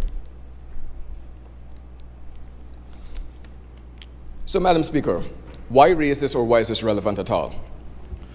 Well, one would necessarily think that it logically follows that if the Inland Revenue Department and the Customs Department, which are our government's 2 collection agencies, are bolstered, whether it's in if newer technology is being administered, whether it's through the introduction of more staff, anything that you do to increase their capacity to increase collections will reflect in increased collections. So while I would hope that it is true that this is indicative of an economy that has picked up, one that has recovered, and one where more people are working, I would dare say that, Madam Speaker, it would have been a shock had they not gone up despite investing in these collection agencies. And Madam Speaker, when you speak to people on the ground as to how they feel about how the economy is currently going, you are hearing that the books are looking good for the next few weeks. Things are expected to pick up, and Madam Speaker, that is welcome news for us all. But the general feeling on the ground that I'm hearing, that is coming to me, that I'm seeing reflected on Facebook, is that the season to date is not anywhere near where we would have anticipated, where we would have hoped, in terms of the flow of traffic and heads in beds. And Madam Speaker, there are several reasons why we could say this could be the case, whether it's internal or external. It's something to be considered and something that we'll come back to. Madam Speaker, on page 5 it reads, "We are determined to let our society be judged the same way that all great societies are judged, by the way it takes care of its young and its elderly." Madam Speaker, also on that page it goes on to say, "We are protecting and supporting those most vulnerable amongst us through our social protection mechanisms." But, Madam Speaker, why I wouldn't argue that focusing on how we take care of our young and elderly is both important and noble, I would say that there are other potential lenses through which we could look at judging our nation. Other lenses that could be perhaps better lenses. Lenses at which other great nations also use to assess themselves. One such lens that I think that we should apply to our own context, Madam Speaker, that of Anguilla, is by judging ourselves through the standard of living and the quality of life. And that doesn't mean standard of living and quality of life for some, Madam Speaker. That's standard of living and quality of life for all. That's for young, old, young, elderly, in between, Madam Speaker, whether they are male or female, regardless of what is their quality of life as an Anguillian? Madam Speaker, it is evident from his address that the Honorable Premier does see the importance of quality of life, or standard of living, as he made several direct as well as indirect references to it throughout his address. Page 5 states that it is high time that we cease sacrificing the standard of living for future generations of Anguillians. Page 8 states, the global economic and humanitarian repercussions of rising costs of energy, food, and other aspects of commodious living are intensifying. Inflationary pressures affecting our island have led to average consumer cost being 8% higher than that same period last year. And page 40 in its conclusion states, the unprecedented events of the past 2 years, namely the COVID-19 pandemic and the cost of living crisis, are pressing reminders that this global village in which we live, we are interrelated, interconnected, and mutually vulnerable. Finally, Madam Speaker, page 9 reads, and I quote, the war in Ukraine has amplified these pressures through higher food and energy prices. It is for this reason that this administration, quote, the Premier's administration, has stood steadfast and continued to introduce fiscal measures in the form of monetary support and exemptions to mitigate these adverse effects on vulnerable households. The exemptions on essential foods and gasoline have recently been extended now until March of 2023. The GST exemption on fuel remains in place until at least June 2023. Now, Madam Speaker, when we look at such things, on behalf of the people, yes, the people welcome support. But we have to ask ourselves, why do they need the support in the first place? First of all, Madam Speaker, when we talk about a GST exemption on fuel remaining in place until at least June of 2023, I would advocate that the exemption on fuel should remain in place until such enough a shift towards renewables were to take place that we would be using any costs on fuel or any tax on fuel as a mitigating factor from people continuing to still pursue that fuel source. As long as our sole source of generation, that being Anglic, is 100% dependable on fuels, that means that everything that fuel touches in our society is impacted by any such tax on fuel. And Madam Speaker, Anglic touches everything in our Anguillian society. And Madam Speaker, with that being said, while I know I've touched on a few taxes earlier and did not yet touch on GST, I'll come back to that later as I must deviate for a bit here on this point. As can be understood from the Premier's address, directly associated with the standard of living or quality of life is the rising cost of energy and the need to make a swift transition into investing in renewable energy technologies. With that being said, Madam Speaker, I was quite surprised as to how a critical institution like Anglic, which, as just mentioned, touches everything in our Anguillian society, whether it's our homes, our businesses, schools, or government itself, was so glaringly absent or referenced so little throughout this address. And with that being said, Madam Speaker, I will mention that it was noted that there's no longer the intention to combine Anglic with the Water Corporation of Anguilla, with the new plan being to bring water back under central government. But beyond this, Madam Speaker, and beyond the general gist of supporting renewable energies, there was no connection to how that pursuit of renewable energies will be linked or connected to Anglic. Madam Speaker, myself, along with the members of the opposition, were able to have a sit-down with Anglic. At our request, they were gracious enough to accept our invitation for us to sit and have a chat to find out the current situation of Anglic, the current situation that's currently facing the people of Anguilla, and what their plans are as to the pathway forward, solutions, and ultimately what is the big issue with government.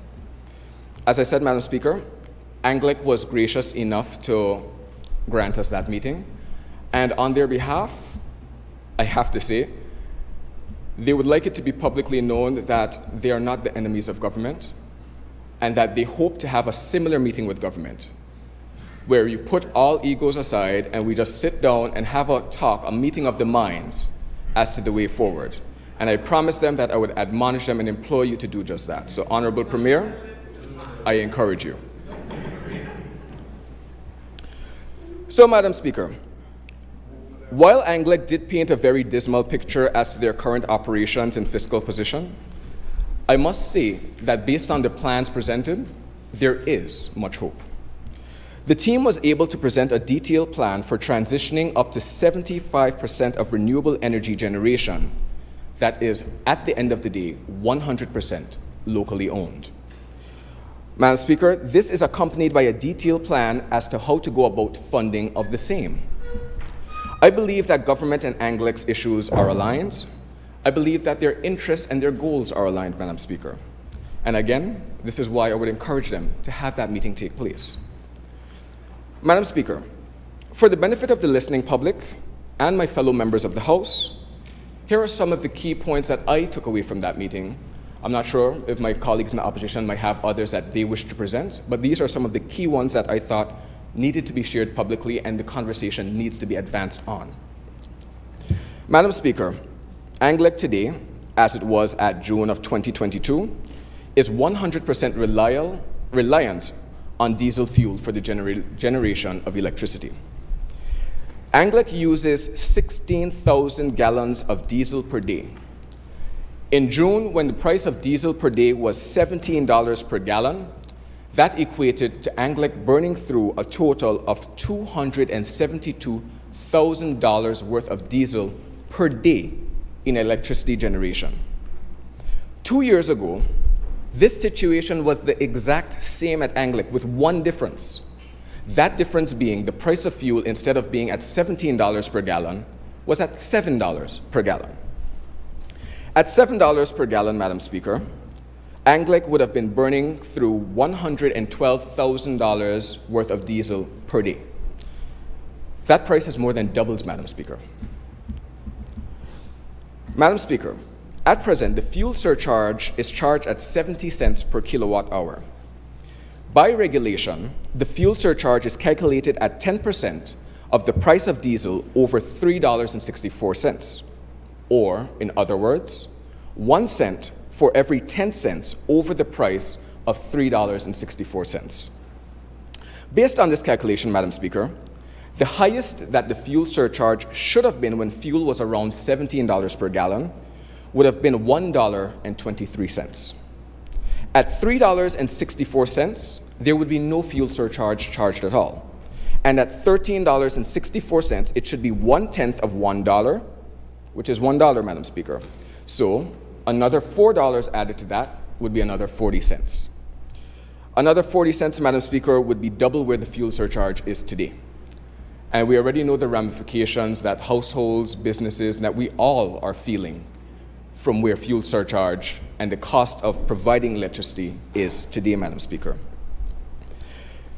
In fact, Madam Speaker, based on this calculation, Anglic right now should be charging 95 cents per kilowatt hour based on the price of fuel today. Anglic was losing over $1 million per month due to the cost of diesel by not being able to charge the full amount of the fuel surcharge. And Madam Speaker, that's not what any of us in here are advocating for. We understand why the government would not want to do it, and we understand the ramifications of that on the people of Anguilla, Madam Speaker, which is why it is so critically important that we come together. Point of order, Madam Speaker. Relevance?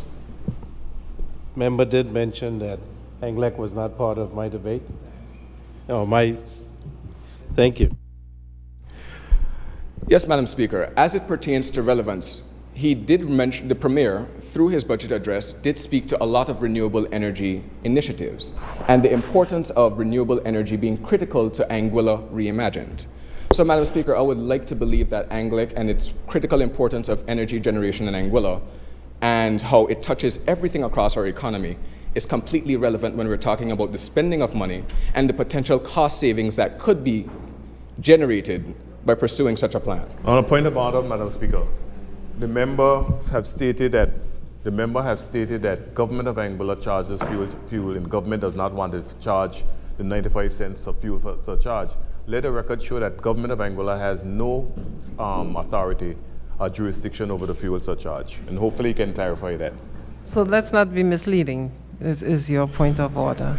Madam Speaker, I fully take that on board. It was not my intention to mislead in any way. All I'm saying is that this is the reality as it stands today, and it is critically important that there's a meeting of the minds to address the cost. And Madam Speaker, I'm going to get to the potential savings for the people of Anguilla.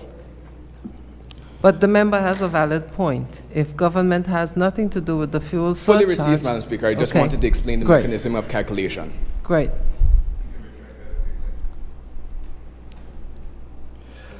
So, Madam Speaker, let's have a look at Anglec's... Madam Speaker, on a point of order, I would like him to retract that statement and correct it. And I'm going to have to ask you to retract it if it's misleading. Madam Speaker, if it was misleading and my further clarification did not clear it up, then by all means, I retract that statement, member. If. Madam Speaker, I retracted the statement. Please, it is not factual, so I will ask you to withdraw that statement. Statement withdrawn, Madam Speaker. Great, thank you. Thank you. So, Madam Speaker, let's have a look at Anglec's renewable energy plan. The plan is to shift us away from 100% energy dependency to, via a phased approach, in the first instance, the introduction of an 8 megawatt solar farm, which would instantly remove about 20% of our reliance on diesel. In the second phase, an introduction of 2 4 megawatt wind farms, or wind turbines, which would then take away another 28%, bringing us to a total of 48% combined renewable energy generation, Madam Speaker. With the final phase, another 2 4 megawatt wind turbines, bringing us up to 75% renewable energy generation in Anguilla, Madam Speaker. And Madam Speaker, it is worth noting that, first of all, Statia is the island in the Caribbean with the highest level of renewable energy penetration, coming in at 40%.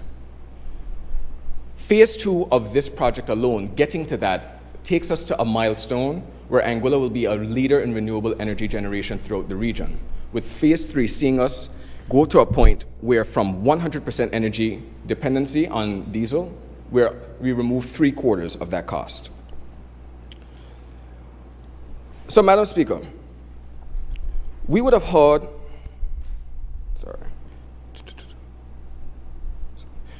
it expressed that opposed to Anglec's approach, it would be preferable to deliver a 24 megawatt solar farm in place in a single shot. And Madam Speaker, when this issue was raised in terms of an alternate approach, there were a few points that were worth noting. It was noted that the point of setting up a 25 megawatt solar farm would mean that turning off the diesel engines completely during the day, or that we just have to shut down the diesel engines, is not true, Madam Speaker. The introduction of a 25 megawatt solar farm, a 25 megawatt solar farm will only be able to... Remember, you said we would have heard it. Heard based on what? Heard from whom? In a letter, in what are you referencing? You said we would have heard. So, Madam Speaker, I'm trying to be very careful with my words here as I don't have the direct reference. The record, just you said we would have heard, so you're referencing something that you've heard. So who did you hear from? Through various conversations with members of government and persons within the civil service, to my understanding, and based on representations made, to my understanding, the preferred approach to Anglic's three-phase approach to renewable energy over the course of 2 to 3 years, it is preferred to have someone come in and set up a 24 megawatt solar farm in a single instance to bring immediate relief to the people of Anguilla. And as I say, Madam Speaker, that's my understanding of government's intention, and the Premier could correct me if I'm wrong in any way. And Madam Speaker, the Premier is nodding, so I would like to believe that what I have described is somewhat factually correct. So, Madam Speaker, the concern that was raised at Anglic is that a 25 megawatt solar farm will only provide on average 6 megawatts of power throughout the day, leading to an increased risk of blackouts and larger demands for energy storage. Part of this, Madam Speaker, and Anglic had a very in-depth study done by WSP when they showed the difference between different forms of energy generation for Anguilla based on our variable rates of generation being cloud cover and hours of sunlight and wind power throughout the day and night. So, Madam Speaker, one may wonder why not jump straight to fully solar and not integrate wind. But wind it occurs steadily over a course of 24 hours, Madam Speaker. Solar, you have the benefit of the sun shining for half the day with only 5 to 6 hours throughout the day where you can expect peak generation, which means that especially during the night hours, if you do not have adequate storage, you're putting significant demand on those backup generators, which you'll still have to go through to get through the night. So, Madam Speaker, throughout the night, when you don't have the solar, you can still rely on the wind backups. This is why 8 megawatts of solar, even though it replaces 20% of Anglic's diesel consumption, the same 8 megawatts of wind reflects a 28% increase because you don't have as drastic a dip throughout the night. Madam Speaker, another point worth noting is that interconnection issues will be very difficult if these projects are not set up close to the corridor area where Anglic currently has their base. This project represents Anguilla becoming a lead winner in the renewable energy, Madam Speaker, within the region. Madam Speaker, the public is concerned about the fuel surcharge, and now that we understand the formulas, we need to also understand why it's important to focus on the big issue.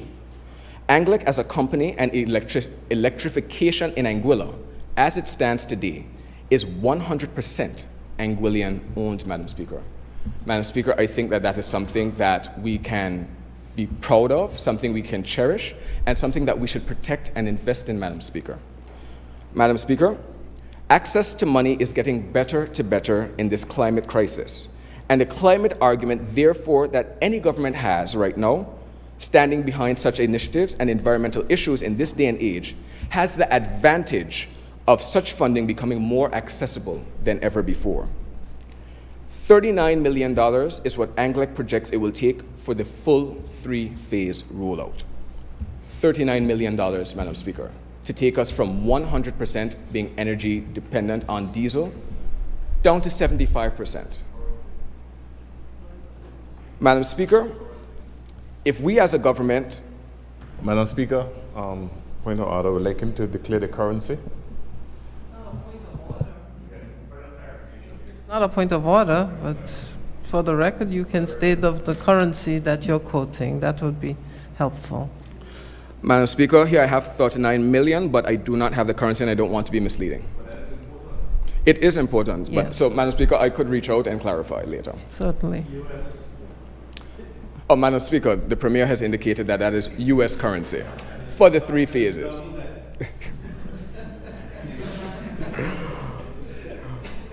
So, Madam Speaker, if we as a government, if we as a nation were to tap into the same access for funding that an investor would use, if we could borrow money from the CDB at 14% with 5-year grace period, based on the calculations made by the team at Anglic, we would be paying 1/6 monthly of what we are currently paying in diesel costs today.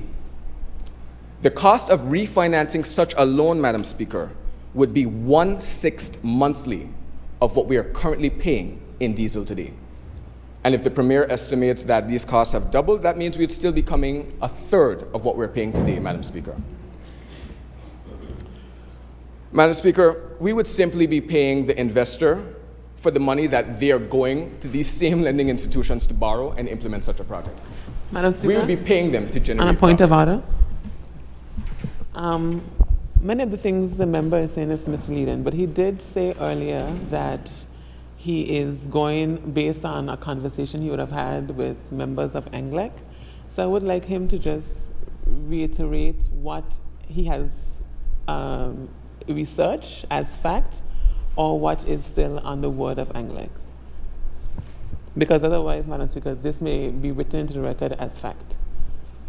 So you're claiming misleading, that his statements are misleading? Yes, it's misleading, but he is not he said earlier that he's speaking based on a conversation he would have had with ANGLEC. So he's speaking as the facts as he knows it. But I'm just saying that these are not the facts as they are researched. So I would like him to just clarify that where he's getting the source of the information from, so that the record will show that it is from a conversation that he would have had. But he stated that he's heard, so I don't... Madam Speaker, just for my own clarification, could the member indicate how she knows that these facts are substantially incorrect? Well, the reason being that the source of my One numbers... of you please sit. Can you please sit? There was a claim that it was $39 million. The Premier opted that it was double. You referenced that the Premier opted it was double. Obviously, it's not researched. Is that obvious?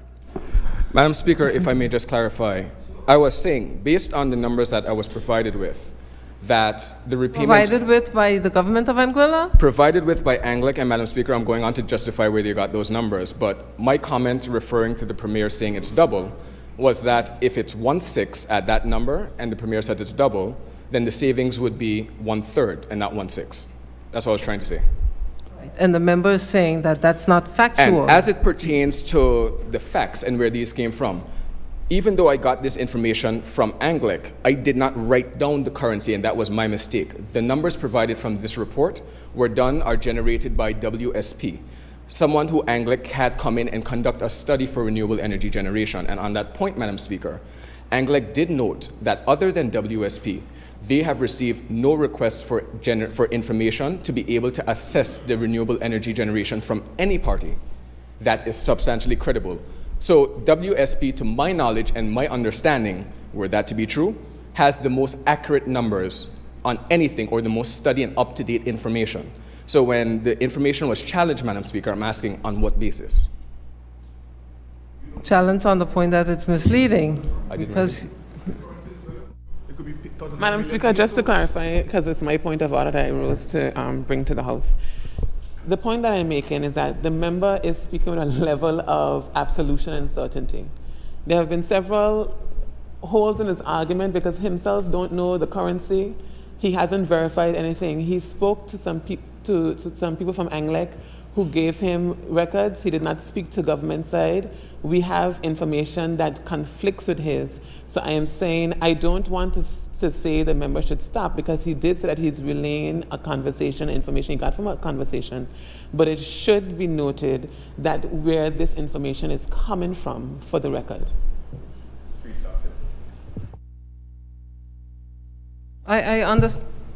Yes. Madam Speaker, just for the record, I'd like to state that I am aware, personally, of at least 3 requests to ANGLEC for the information that the member is talking about in terms of the amount of all the different technical aspects. I know at least 3 requests have been made from different companies other than WSP. Thank you. So, if it's misleading information, then we will not allow it. You can continue based on a conversation. I want you to state specifically that this is a conversation. It's not backed up by research or backed up by information from government, because they are claiming they're holding government side. So they're holding conflicting information to what you are presenting. Well, Madam Speaker, So, I do believe it would be inaccurate for me to say it's not backed up by anything, as I did see the reports from WSP, but I will concede that it's not backed up by the figures that government may have. But Madam Speaker, if I may just say, as I put this matter to rest here, that this in and of itself highlights the importance and the need for government and Anguilla to sit down and have a conversation. It highlights the need for a conversation to take place so that everyone is on the same page. Member, I am not sure that I will go down that trail, because I know the member stated in a debate earlier in the House that there were requests made to Anguilla for such a conversation and for information that were not received. So I will not take that trail up. Okay? Madam Speaker, I'll rest that trend of argument there. I will. Well, Madam Speaker, that makes my job a lot easier, as Anguilla and energy generation was really the crux of what I wanted to come here to discuss today, because it is my firm belief that while it is good that government, and I congratulate them for being able to now boast that they have 95 days, of liquid assets, I genuinely feel that we'd be better off with half of that in reserve and more of that going directly to solving the root issue. It is one thing for us to be able to say that we are putting in place measures to assist the elderly, to assist the young, and to assist the most vulnerable amongst us, Madam Speaker. But the reality at the end of the day is those same persons, they're hurting, Madam Speaker. The elderly, they have to deal with the cost at the pump, they have to deal with the cost in the shop. When the fuel credits run out, they have to deal with the fuel surcharge, Madam Speaker. The young people, they not only have to look out for themselves, what about them who have to work to pay to assist their elderly grandparents, whether it's their mothers, their fathers? Madam Speaker, people out in Anguilla right now are working 2 and 3 jobs to try and make ends meet, Madam Speaker. And we're seeing that it's becoming more and more difficult to enable them to do so. We're seeing larger numbers of persons going over to St. Martin conducting shopping, Madam Speaker. Madam Speaker, I would like to see the facts to represent this, because otherwise the member is misleading the House. Madam Speaker, anyone who denies this is out of touch with their people and their constituents. Madam Speaker, I would like to see the facts to represent that statement. The opposition needs to move beyond anecdotal conversations. I agree, and I think you should withdraw that statement, because personally, I know otherwise. But if you're going to make a statement like that, a general statement that affects us all, we should present evidence, statistics that back it up, and let's be responsible in certain things that we say, knowing that the world is listening. That's how I should put it. The world is listening. So be careful and responsible with certain statements made. Yes, Madam Speaker. Yes. And Madam Speaker, I withdraw the blanket statement that was made. Based on my conversations with my constituents, Madam Speaker, based on listening to the people on the ground, Madam Speaker, based on visits to St. Martin and hearing not only from the Anguillians I meet in St. Martin, Madam Speaker, but the St. Martiners who rent the cars, who now have opened businesses facilitating the transport of goods between Anguilla and St. Martin, and hearing the cost savings from shopping in bulk in St. Martin as opposed to shopping here, Madam Speaker, I have to say I am concerned. I am concerned not only on behalf of the constituents, some persons aren't able to make the trip, but ultimately I am concerned for the private sector and the businesses. Madam Speaker, our businesses are being forced to compete not only against themselves, but they're being forced to compete against St. Martin. They're being forced to compete against neighboring territories. They're being forced to compete against Amazon and anywhere in this globally connected world that they can have access to cheaper commodities, Madam Speaker. What does this mean for our local businesses?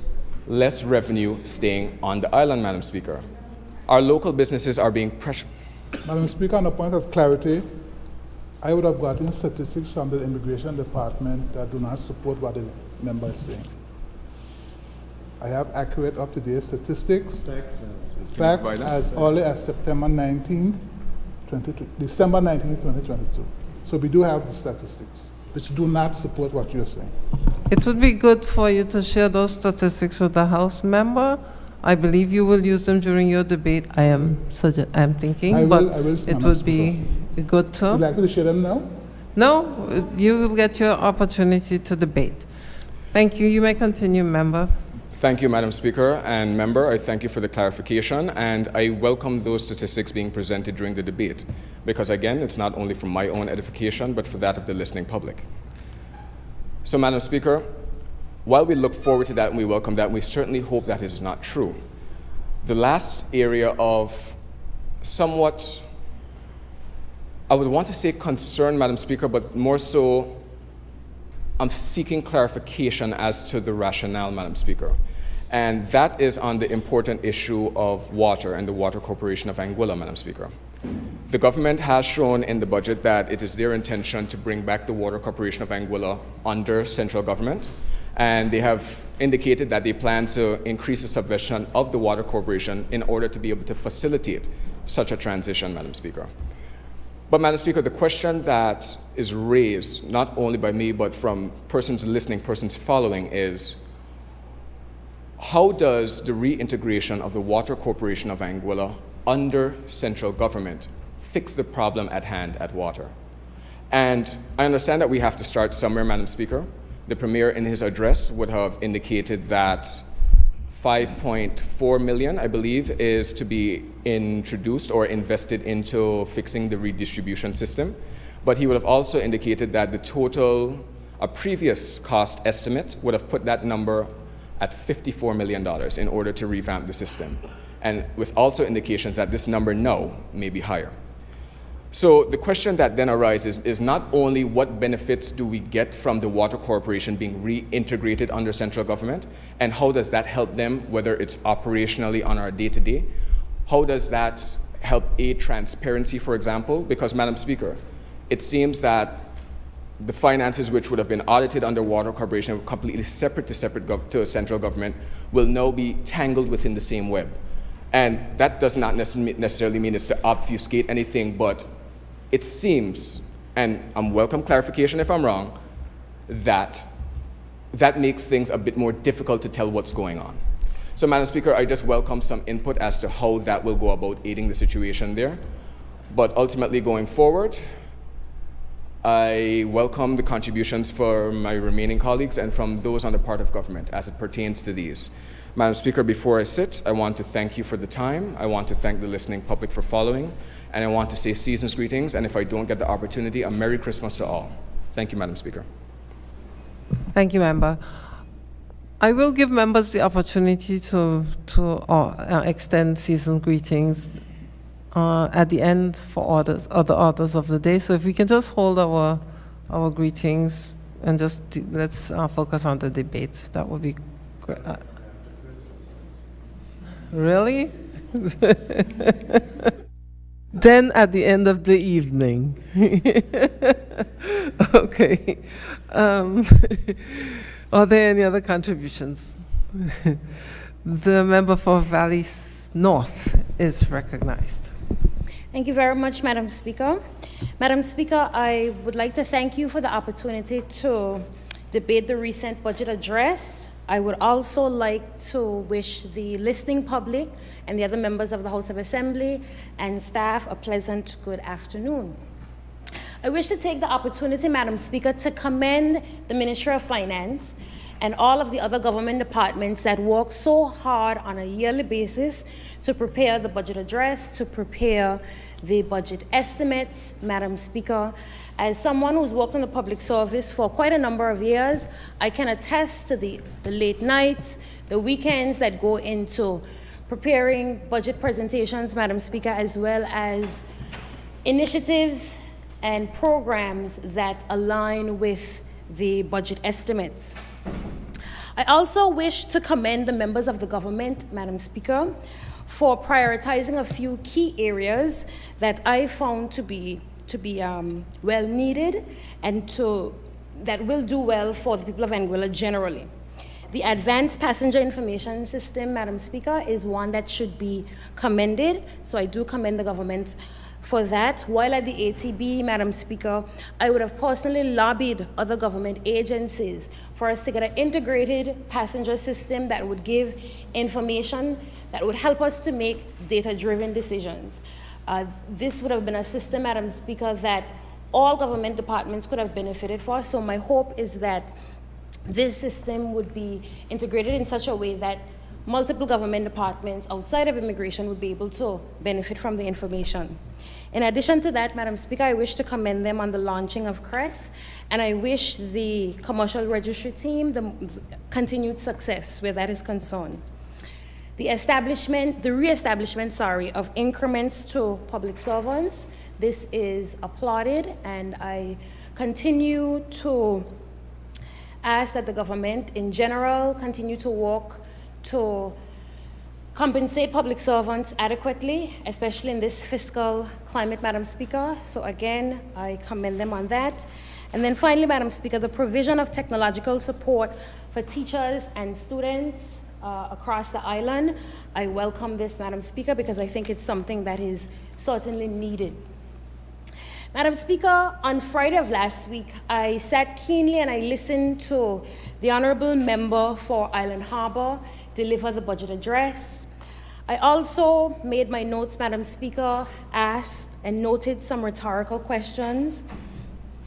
And one thing that stood out to me, Madam Speaker, was that a deliberate effort was made to position the APM administration as capable of managing government's resources, capable of responsible fiscal management, and on the other hand, painting the previous administration as fiscally irresponsible, unable to manage government's scarce resources.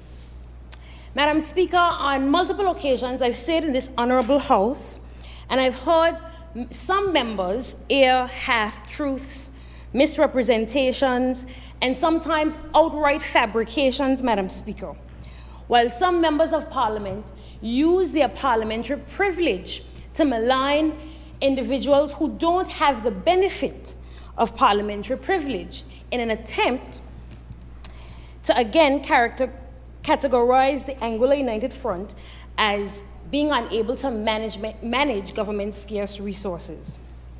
But, Madam Speaker, let me turn your attention to one example. Let's go to tourism. Here are some undisputable facts, Madam Speaker. In 2015, when the AUF administration took over, Madam Speaker, and the board assumed responsibility for the Anguilla Tourist Board, there was over 900,000 EC dollars worth of debt. Stakeholders complained, Madam Speaker, about being paid late. Madam Speaker, there were times when payments were late by months. Payments were being made for the previous year, Madam Speaker, for dinners, for fam trips, and so many things along those lines. Some had cut off lines of credit, Madam Speaker. There were 2 ATB officers in particular, Madam Speaker, who on occasions had to travel overseas without funding on their own dime and were then reimbursed later, Madam Speaker. There were times when it was difficult, Madam Speaker, so difficult that we had to request advance payments from our stakeholders who were debtors to the Anguilla Tourist Board. The relatively new management team, Madam Speaker, and the board braved those conditions, restructured the organization, fought through countless inherited challenges, and brought the Anguilla Tourist Board to a place of fiscal responsibility and fiscal stability. By June 2020, the ATB had no outstanding debt on record except for one old debt from Seabourn Airlines that was later written off. The statutory body had 80,000 EC dollars in reserves on hold and 45,000 US dollars held at the National Commercial Bank of Anguilla. These are undisputed facts, Madam Speaker. The records are there. Madam Speaker, we also had enough cash on hand to pay 2 months' worth of salaries, Madam Speaker.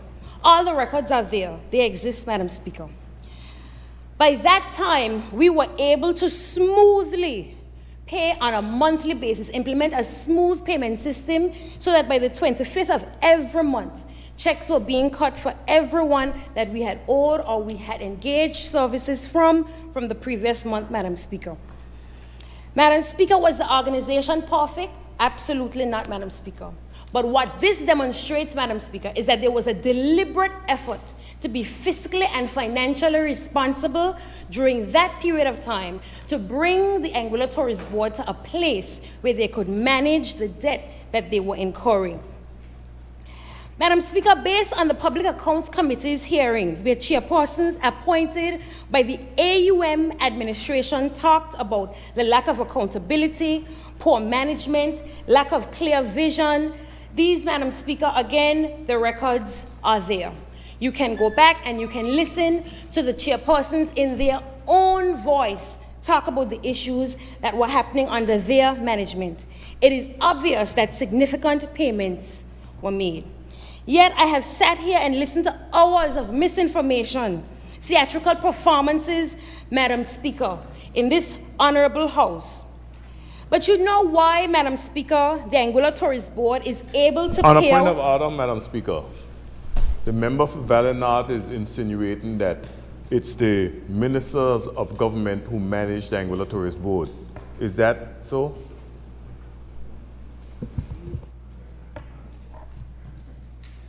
Madam Speaker, I don't know what at what point in time did I indicate that, insinuate that. Oh.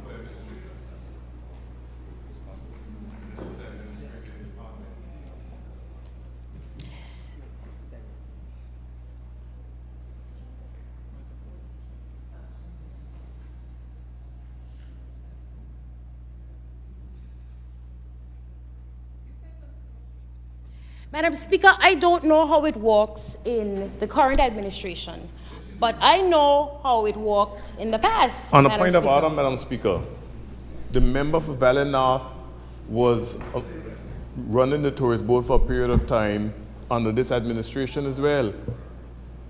So she would be able to compare both administrations if that is be the case. Madam Okay, Speaker? member, I take the member's point. You worked under this administration in the office of the Anguilla. Yes? Absolutely, Madam Speaker. So therefore, Madam Speaker, I think I have some level of authority on the matter. Madam Speaker, But you the just said that reality you is- didn't know how. Did I finish the point that I made, Madam Speaker? Said that you didn't know how it And then, how the it spe- works. and then he would have cut me off, Madam Speaker. Okay. Madam Speaker, Okay, the reality make is, your point, Madam Speaker, if the you know. reality is based on what I know, Madam Speaker, is that boards are appointed by the sitting government, and the boards carry out the vision, or at least are supposed to carry out the overall vision for that particular administration, Madam Speaker. So I don't see how I am attributing it to the wrong people, Madam Speaker. Okay, can I continue, Madam Speaker? Yes, thank you. Madam Speaker, on a point of order, the member also said that from 2015 onwards, when the member was not a member of the tourist board or did not work in tourism in 2015, 2016, and only came on board in 2017. But she's speaking so as what if she is your was. point of my point of order? order is that she's speaking from the point of being in the office from 2015 onward. Madam Speaker, at no point in time did I say I was in the office from 2015. I'm stating factual information, Madam Speaker, factual information that I would be privy to and have access to, Madam Speaker. As you know, Madam Speaker, government boards, statutory bodies, government departments are a continuum. You don't just wake up, walk into an organization, Madam Speaker, don't do your research on what happened previously in the organization in order to make adjustments and improve things moving forward, Madam Speaker. Thank you. Good. Good. Madam Speaker, as I'll continue now, the Anguilla Tourist Board, Madam Speaker, as a result of this fiscal management, is now able to pay out bonuses, Madam Speaker. Yes, bonuses. Some of the highest, Madam Speaker, to those who are the highest paid, Madam Speaker. Again, Trying to follow. yes. They are able to pay out based on. Based on the fact, Madam Speaker, that over a period of time, there's been a level of fiscal responsibility that has allowed the tourist board to have reserves in place, Madam Speaker, moving from a place where you are over $900 and something thousand in debt to a place where you have reserves of over 80,000 EC dollars and 45,000 US dollars, Madam Speaker. When the board took over in 2020, Madam Speaker, they were not saddled or laden with burden. They did not have any major contingent liabilities, Madam point of Speaker, order, Madam outside Speaker. of That is the factually port. incorrect. Oh, it's factually incorrect. Incorrect. Madam Speaker, they had no major... Can we produce facts and figures that would back up these things? Because one member is saying that that is factually incorrect, and the next member is saying she has facts. So present the facts. Everybody present their facts for the record, please. Please, I will allow you the time. If you need whatever time it is, please present the facts. Madam Because Sp- I do not have facts or figures in front of me. I am relying on the members to back up what they're saying with their facts. When the speaker is speaking, member, please sit.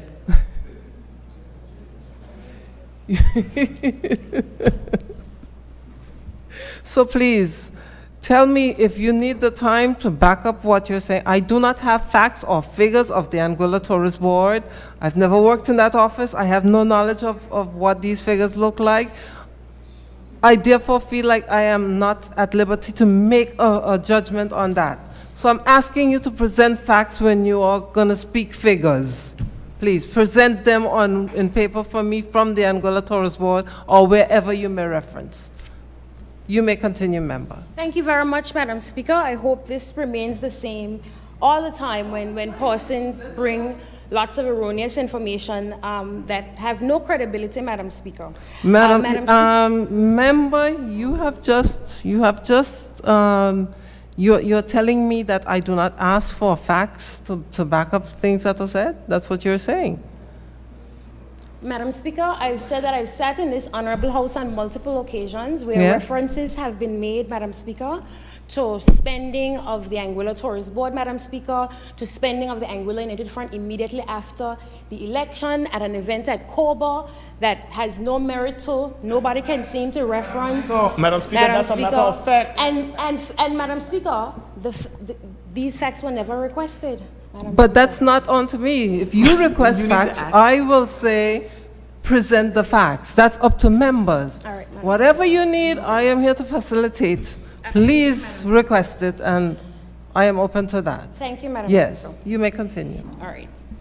Madam Speaker, the director could have advised, Madam Speaker, because of its financial situation between 2015 and 2020, because of the improvement of that financial situation, the Anguilla Tourist Board is able to have credit cards of limits of $5,000 and $10,000 fully paid off for, Madam Speaker, not maxed out, Madam Speaker, because of the financial position that the organization was placed in.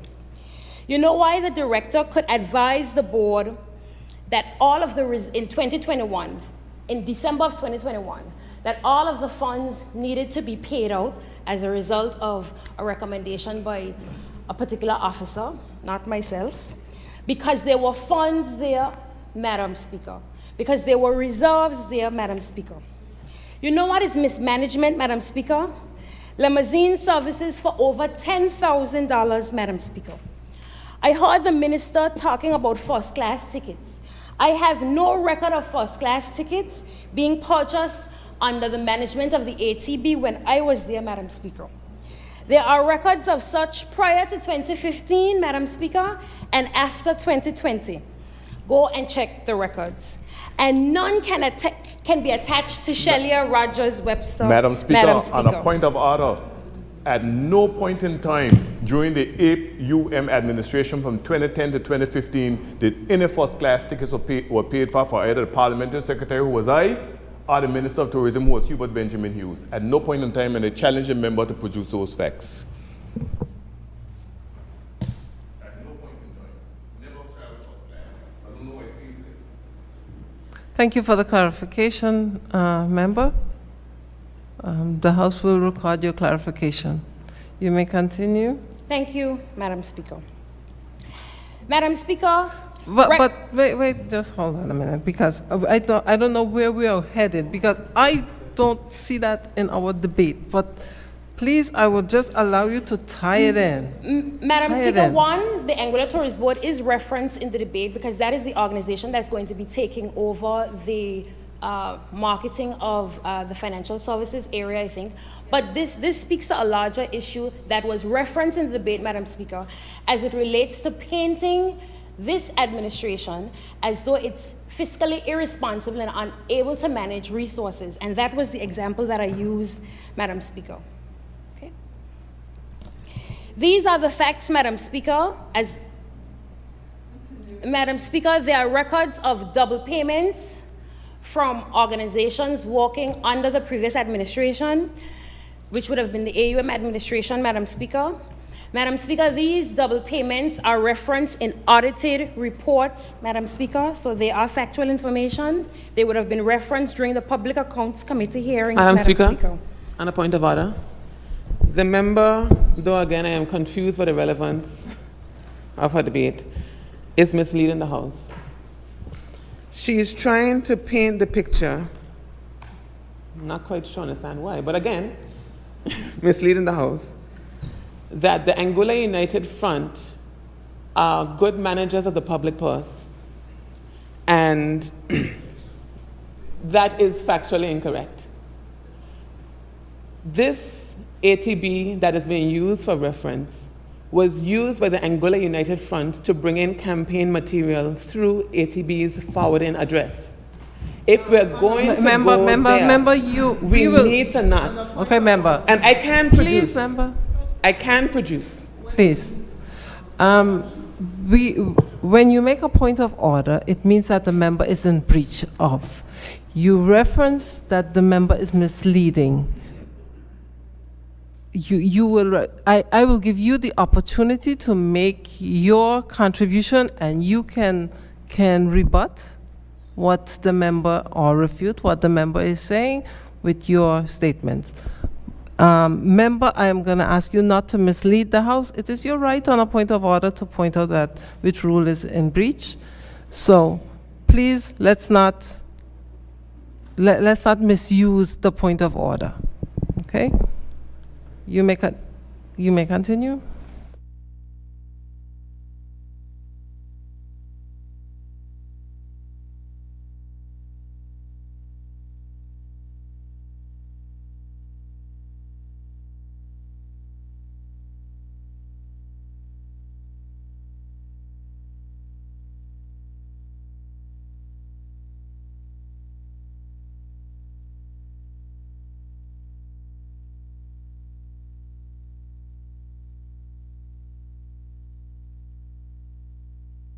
Madam Speaker, on a point of order,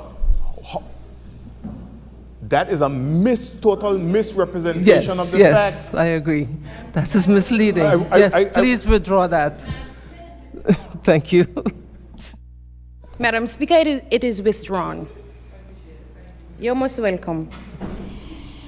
Hardware stores have reported significant declines in sales on construction products. One indicated, on average, his sales have declined by 23% overall in the last few months since the implementation of GST. Another said that there was a drastic pause. Then persons started flowing back in drip by drip. He estimated an overall decrease of 35% in total. That is an official stat? This is official stats from the two business owners. That's not official? That's somebody relaying what's happening in the But that's store. what I referenced, Madam Speaker. Yes, I just wondered if it was an official survey carried out by any No, Madam official Speaker, this entity. is just information straight from the business community, Madam Speaker. All right. There was a thank God for sales, Madam Speaker, being offered by some local companies right now that are helping to drum up business in the construction area. I applaud those businesses, Madam Speaker, for meeting the people halfway. What I find very hypocritical, Madam Speaker, is the constant attacking of the banking resolution and the debt that it has and that has brought us, Madam Speaker. But yet, in the same breath, we acknowledge, and direct quote, Madam Speaker, There have also been opportunities provided from our local financial institutions to supply 100% financing for home construction and purchases. Madam Speaker, the banking resolution was necessary to ensure that 100% financing could be offered today, Madam Speaker. Madam Speaker, the banking resolution was, Madam Speaker. Member, please do not interrupt the member's presentation unless you have a point of order where she is in breach of the rule. You may continue, member. Madam Speaker, the banking resolution was necessary to ensure that we had a stable financial local institution, which was largely destroyed in part to actual exploiters who now pose as authorities in much of these areas now, Madam Speaker. It's quite laughable sometimes, Madam Speaker. Speaking on a point of order, who are these exploiters she's speaking to? Yeah, I was just wondering. Be careful, member, because I would probably need to request information. Be careful with your language. Thank you, Madam Speaker. Madam Speaker, Speaker, the banking resolution ensured. Unless the member is willing to withdraw the statement about exploiters, she has not withdrawn the statement about exploiters. Ask her to withdraw it. I'm asking. I'll produce the names of the exploiters. Madam Speaker, thank you. The banking resolution ensured that depositors like myself, old and young, were able to have their deposits, their lifelong investments, Madam Speaker, while shareholders who did take the risk, like myself, Madam Speaker, were able to, were forced to lose those shares, Madam Speaker. We accept that it was a risk that was taken. Madam Speaker, was the banking resolution perfect? Absolutely not. Madam Speaker, was the banking crisis or the banking resolution unique to Anguilla? Absolutely not, Madam Speaker. You've had bailouts globally, Madam Speaker, as close as Antigua, Nevis, the UK, the US. Madam Speaker, if something is important to your local economy, steps need to be taken to protect it, Madam Speaker. So this constant battling about the banking resolution and what it has done, Madam Speaker, I am yet to hear what would have been a better alternative to the banking resolution. What would have been, Madam Speaker, an alternative that would have protected the deposits of our local people, that would have ensured that we have a strong, stable bank today that can offer 100% financing, Madam Speaker. Madam Speaker, one of the priority areas in the budget address was to reduce income inequality. Madam Speaker, income inequality is actually rising in Anguilla. And while this is certainly not only as a result of this administration's decisions, they have certainly contributed to it, Madam Speaker. Madam Speaker, the business community continues to report considerable decline in sales. Some have discontinued some products, Madam Speaker. But that's an accusation. Can you back up that? You said What that is accusation? the administration has contributed to income inequality.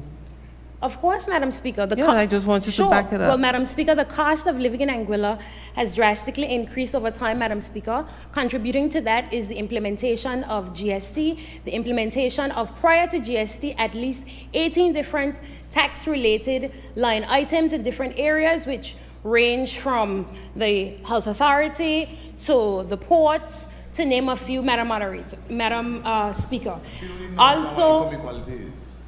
Also, the increase in the tax on bulk fuel purchases, Madam Speaker. All of these have contributed Madam Speaker, on a point to the of order. cost of living. On a point of order, Madam Speaker, the members misleading the House, because the majority of the policies she's referring to were advanced under the administration of which she's now a part of. The bulk fuel levy tax was advanced. You can have a point of order, Leader of the Opposition, after I speak. The bulk fuel levy tax was advanced by the Anguilla United Front. The GST tax was advanced by the Anguilla United Front. I don't understand why the On a member point is of now. order, You Madam can't point of Speaker. order while I am On a speaking. point You of have order, to Madam wait. Speaker. Allow You the have member to wait. to The make member is make making a a You point point of have of to order. wait. Members, as opposed to a point of order and then sitting down. member for Sandy Hill, let the member complete her point of order, and then yes, but It you're, is a point of order. please, let the member make her point. I allow members to make their clarifications all the time. This is nothing new. And it is because I try to promote free speech among us and try to be fair. That's the only way you can understand what's going on. Please, I will allow you your point of order, but please wait to be acknowledged. Let's not be disruptive. Madam Speaker, just for the record, my knowledge and understanding of the rules of the Assembly is that a point of order must be raised, and the member who raised the point of order must explain what has been offended, and then you opine on what is presented. So I am explaining the offense of misinformation. The member is purporting that the genesis of these taxation policies that she's referring to is with the Anguilla Progressive Movement Administration. That is a blatant misleading of the Assembly, because there are many, and brought before this House multiple times. Member, based on the rule, please do not impute improper motive. So please remain quiet if you are not making a point of order. You may continue. So it is misleading to stand before this honorable House and say that this Anguilla Progressive Administration is raising income inequalities based on policies introduced by the Anguilla United Front. That's granted, member. I will just ask you to withdraw and rephrase your statement, member for Valley North. Thank you very much, Madam Speaker. I'm not sure exactly what I'm supposed to rephrase and rephrase your point that the income equality is as a result of this administration. I didn't say it was as a result of You this. said some of it. Yes, some of it, correct. That some of this But administration's some of what policies, you're referencing, the member clearly pointed out, were not implemented by this they were implemented, Madam administration. Speaker, because they were not on the books or they were not enacted during that period of time. That this is a fact, Madam Speaker. The GST. Phase one was implemented. Madam Speaker. Madam, oh boy. Yeah, 2019. So I take the member's comment. Madam Speaker, the bulk fuel, this is a reference from the government estimates, 2021. It states new import license bulk petroleum, 2019-2020, 2020 end of year projections, 2021. 1.5 million, Madam Speaker. Again, this would have been under this current administration, Madam Speaker. We all know that the current GST legislation was implemented as of July 1st this year, Madam Speaker. Which phase? I guess the second phase, Madam Speaker. The first phase would have been the IGT. It's part of the same GST. So let's not mislead. That is how. It is misleading. It is not misleading, Madam Speaker. It is all a point of the GST. Madam Speaker, that is not true. Because prior to July 1st, 13% was not charged on services, Madam Speaker. So that means, Madam Speaker, that as a result of that decision to implement the second phase of GST, but that is my point, July, member. But the second phase, Madam Speaker, I made the point, Madam Speaker. Okay. I think we should just move on from this. But you need to be clear and precise. Member, when you're referencing the phases of the GST if you're referencing who implemented what. Madam Speaker, I made the point that some of the decisions that were taken by the administration has reduced the quality of life of people because it has made doing business more expensive. That's the point that I made, Madam Speaker. I referenced, Madam Speaker, a number of things that were implemented during this period of time, the GST being one of them. It is a fact that in July, the second phase of GST was implemented and made the cost of doing business higher. So that is a fact, Madam Speaker.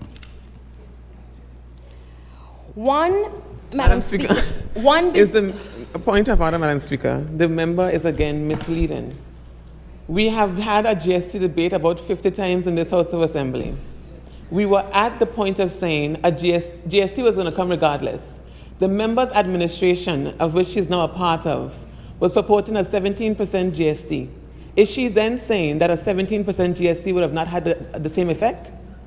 What is the point here, Madam Speaker? Because the point, Madam Speaker, seems to be misleading the public. I have already spoke to that. Please, let's just move on. Thank you, Madam Speaker.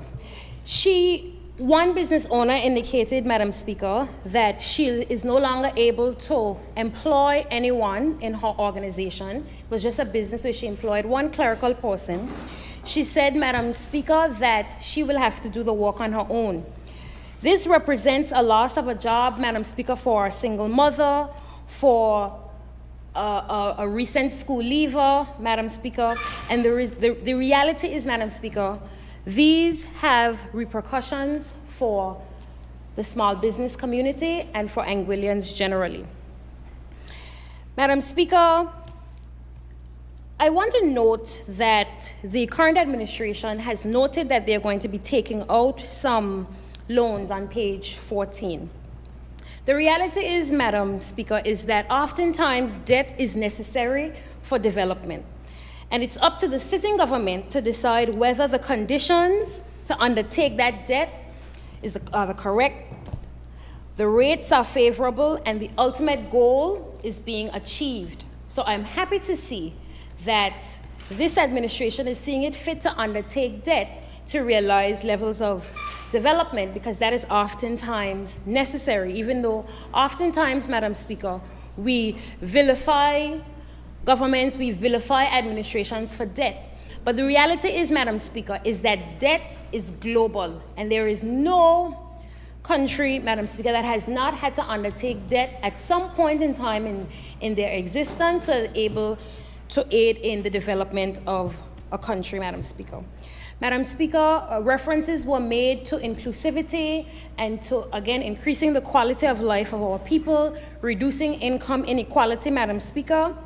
Madam Speaker, for me, those things need to be realized through intense training and development programs that work for both public sector individuals, but also private sector individuals. I think government has a responsibility to invest very heavily in training, Madam Speaker. I was a bit saddened to see that the training budget, Madam Speaker, compared to the previous period would have decreased by about $300 and something thousand, Madam Speaker. But I welcome being given information as to why that adjustment had to be made, Madam Speaker.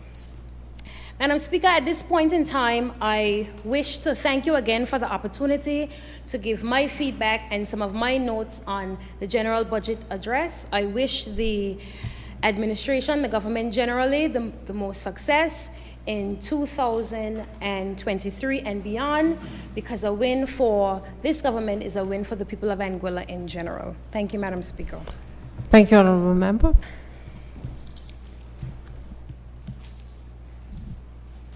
Are there any other contributions? The Single Island Wide Electoral District Member, Mr. Kenneth Hodge, is recognized.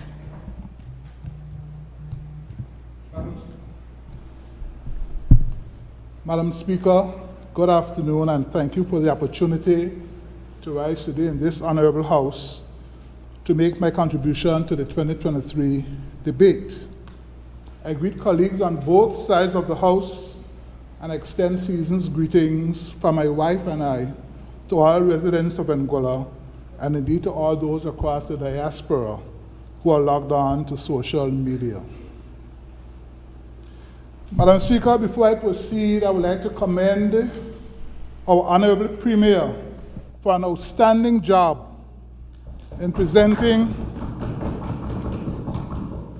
the 2023 budget address under the theme Anguilla Reimagined, economically resilient, socially inclusive, and fiscally responsible.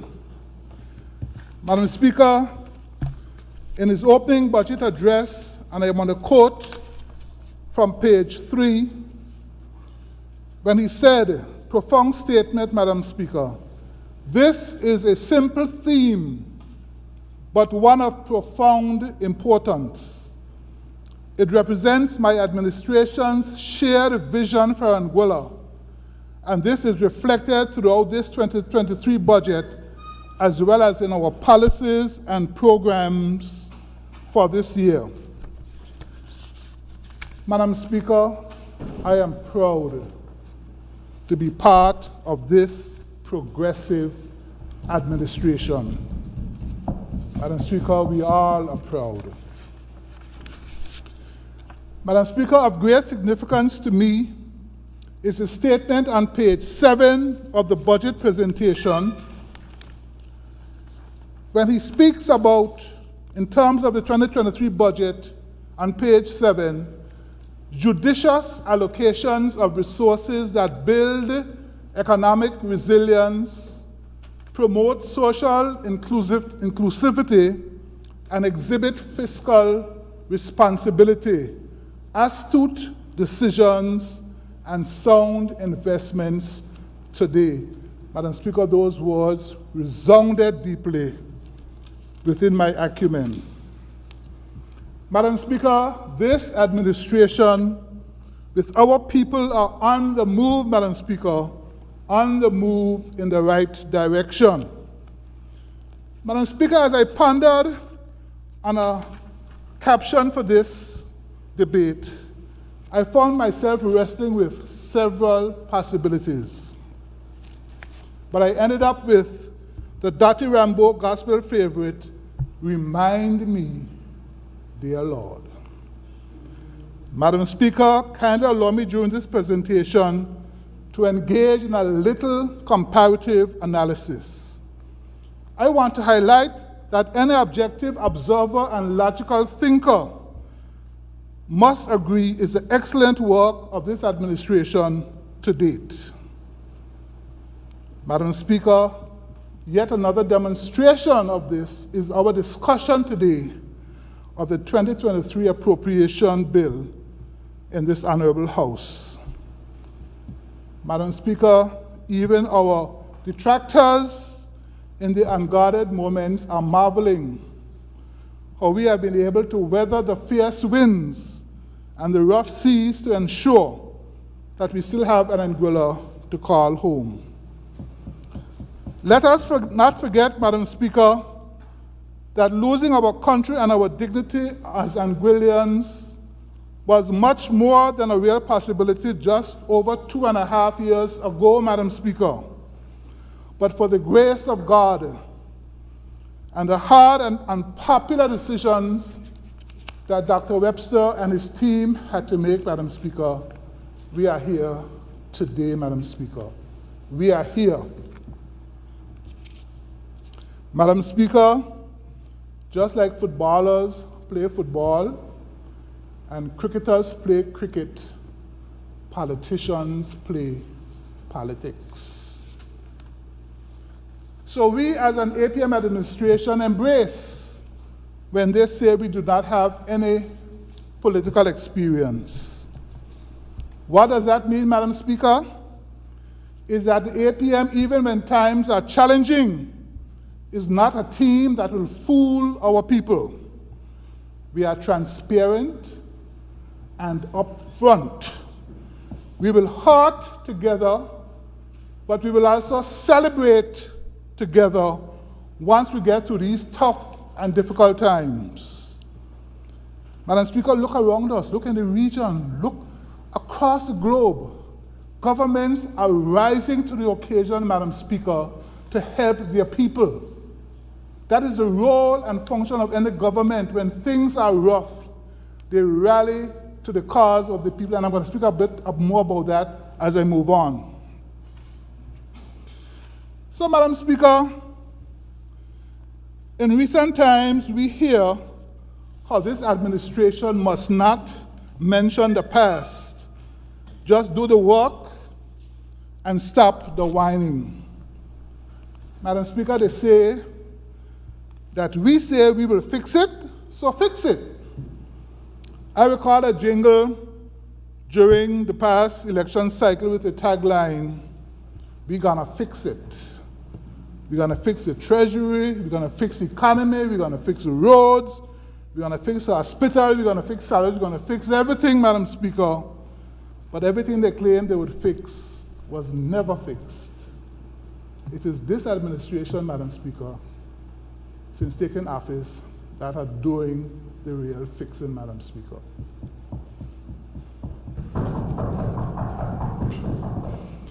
So, Madam Speaker, back to context and background.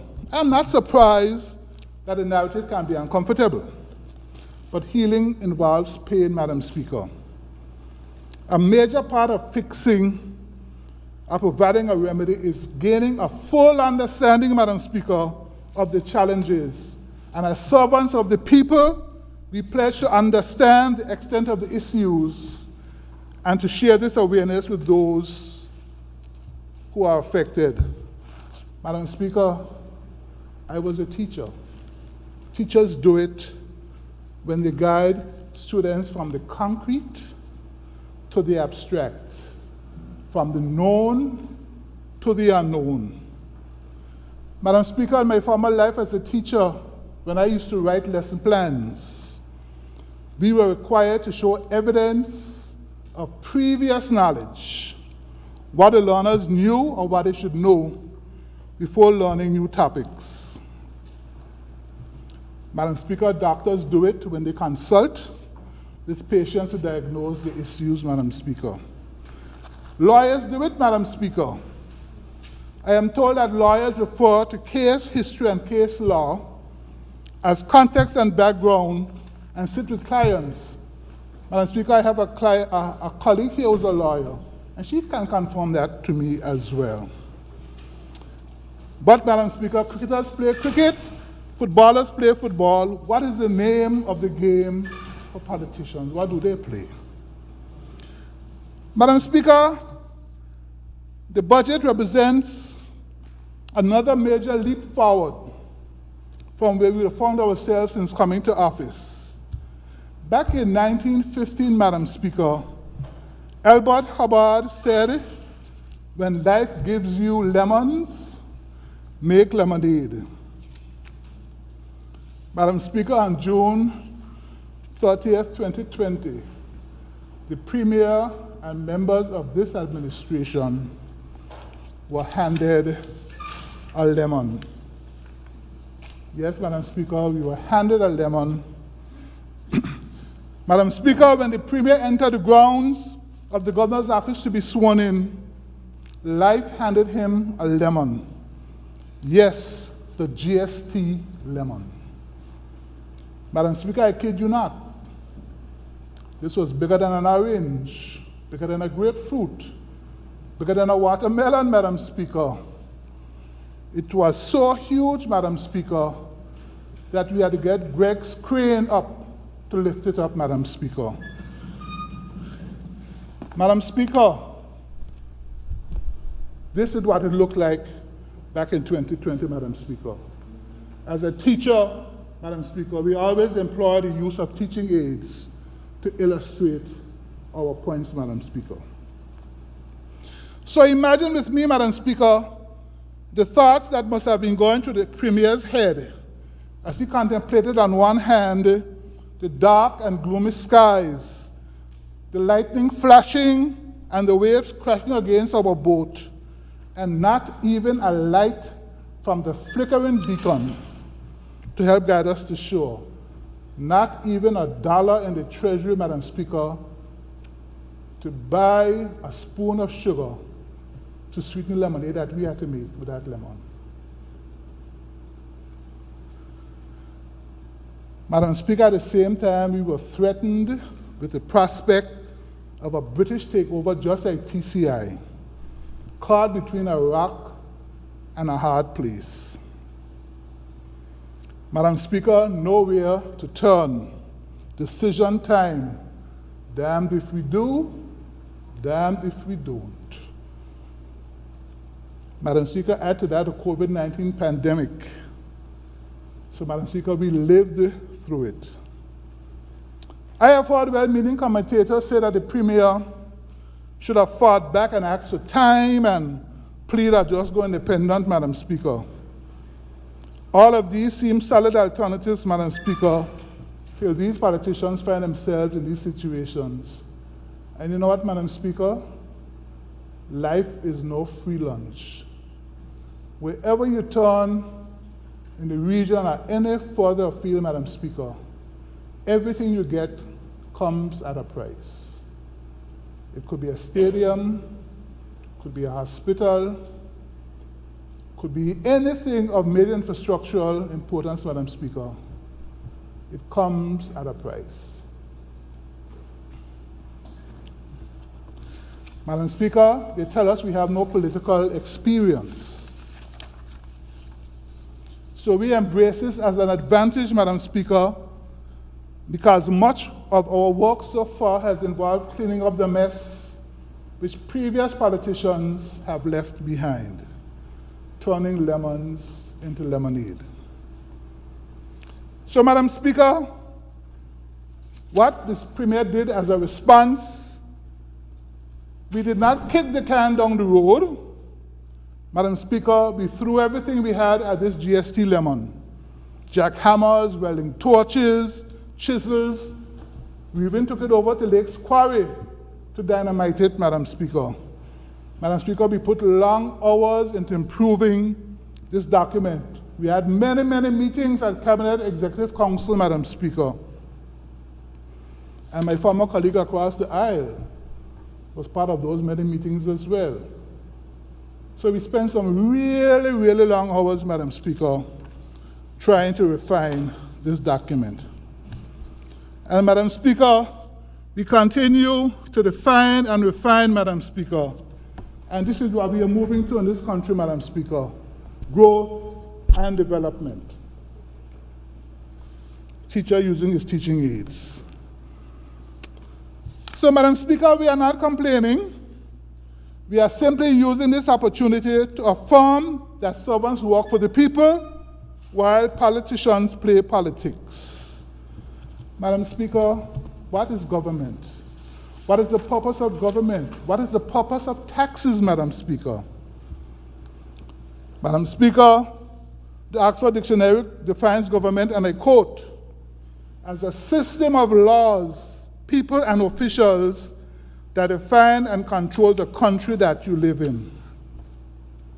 So, Madam Speaker, the main function of government, simply put, is to establish laws, maintain order, and provide security, protect citizens from external threats, and promote the general welfare by providing public services.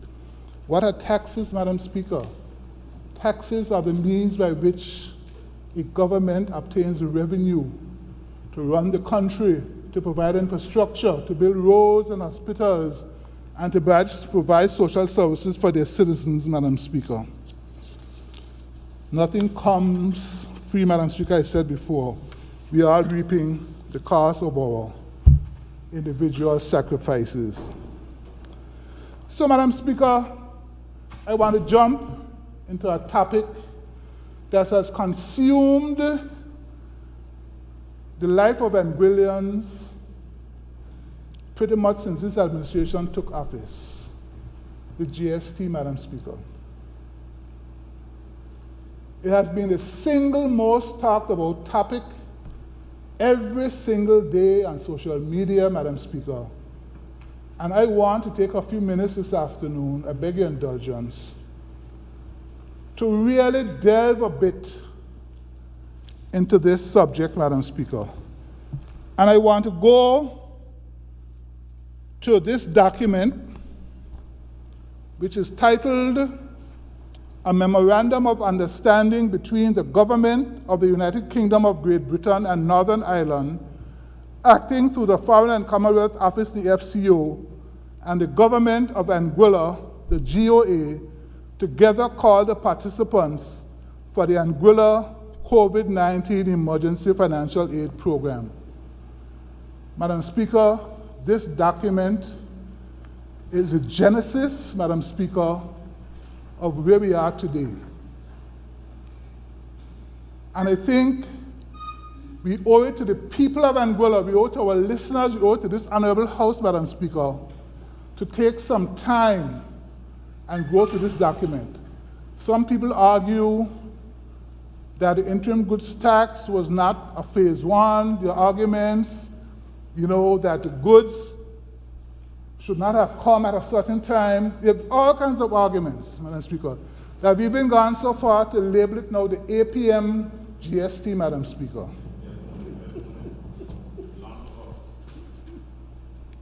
The APM GST.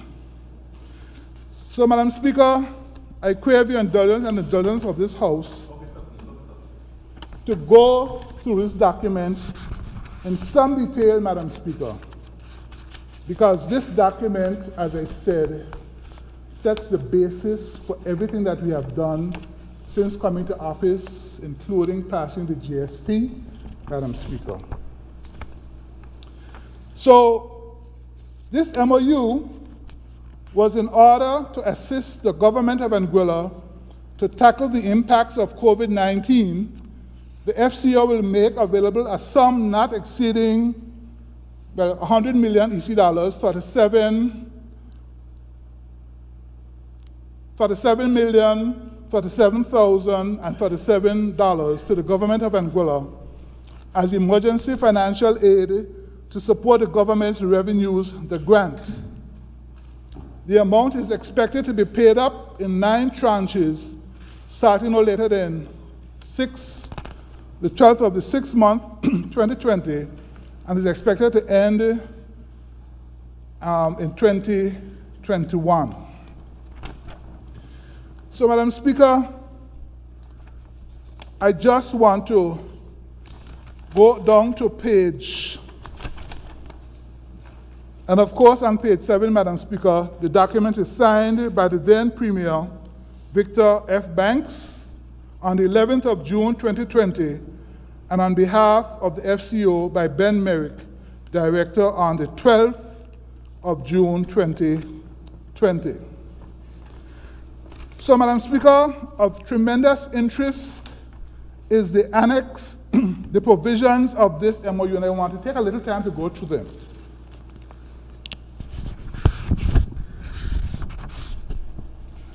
The first one was the COVID-19 response, which was a supplementary budget to be passed before the House of Assembly dissolves, and spending must be prioritized within this budget to meet pressures arising from the COVID-19.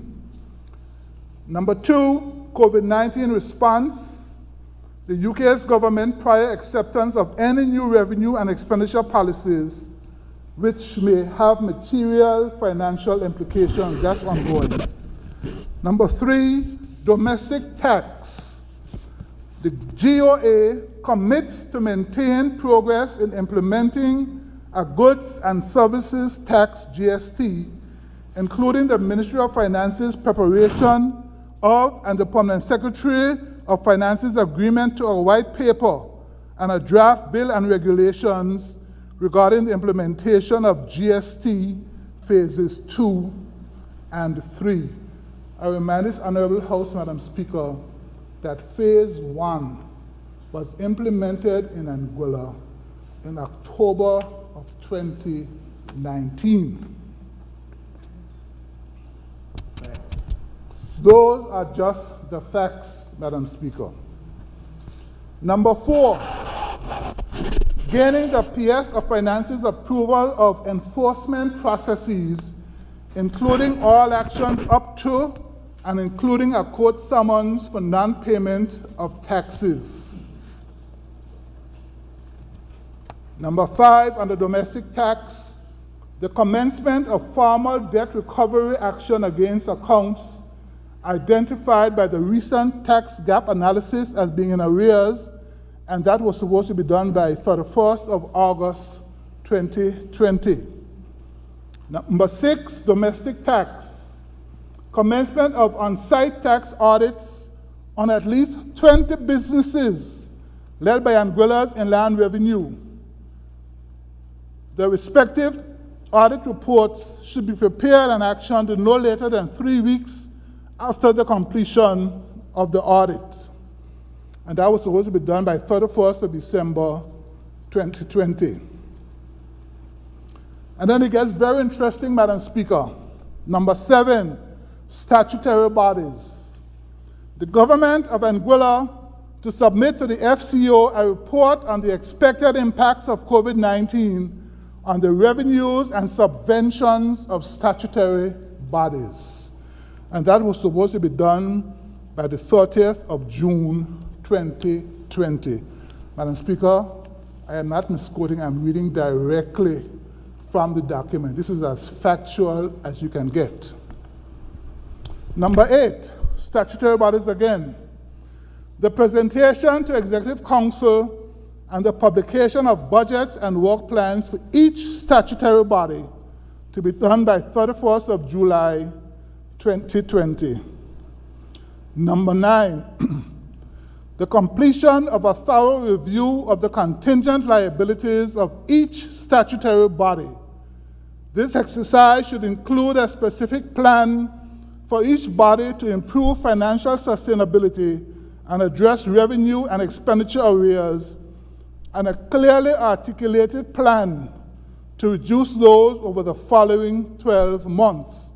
And this was by 31st of July 2020. Remember, Madam Speaker, take us back.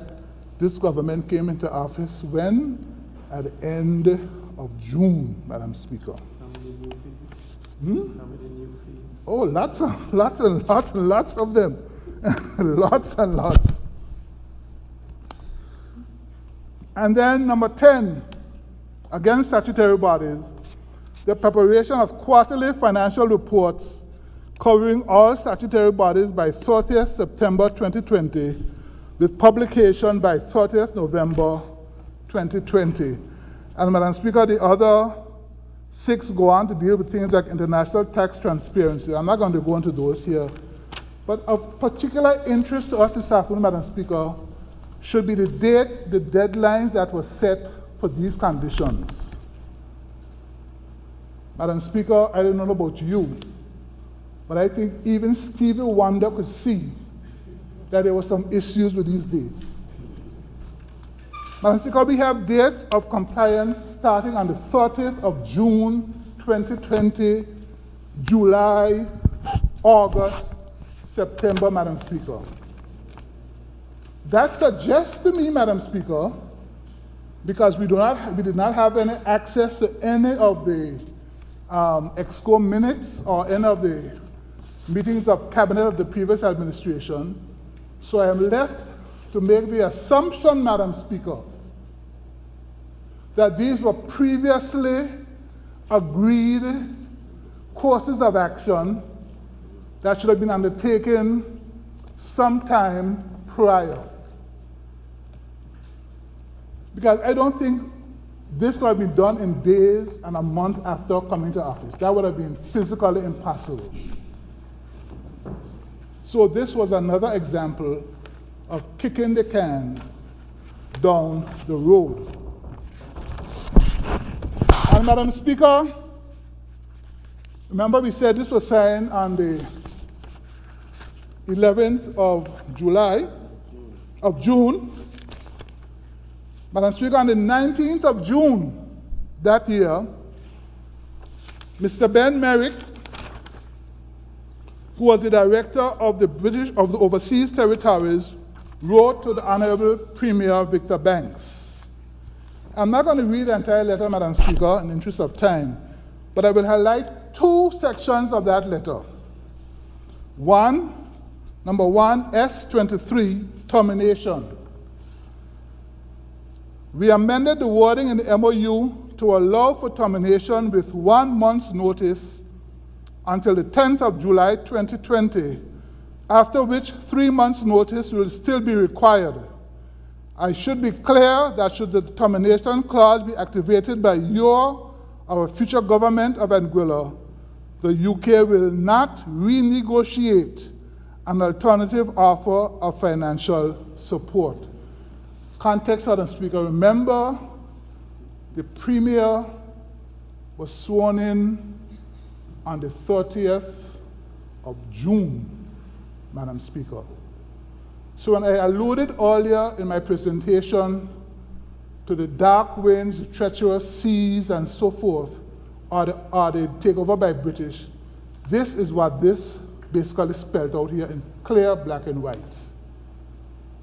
You either take what we're offering you, or we step in, and Minister Ben Merrick put it in very clear writing. And then the second one I want to highlight for you is number 5 of the letter, provision number 3, GST.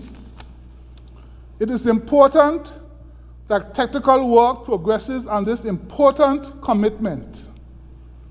We have adjusted the wording to recognize that political approval and publication will not be possible before the election.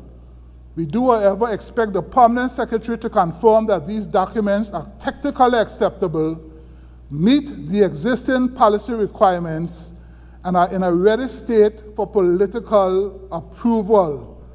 Therefore, we take the signing of the MOU as commitment to the stated guidelines. Madam Speaker, these are the facts, Madam Speaker. So the guidelines, Madam Speaker, to refresh your memory, would have been the IGT, which are already in place in October 2019. Phase 2 of the GST, which would have been the goods tax, would have come into being on January morning, the 1st of January 2021, Madam Speaker, which was basically 23 months ago. And the services tax, Madam Speaker, in the next couple of days on January 1, 2023. Sorry? 19th. Okay, the letter is dated the 19th of June 2020 and is addressed to Victor F. Banks, Premier of Anguilla, the Valley, Anguilla, from Ben Merrick, Director, Madam Speaker.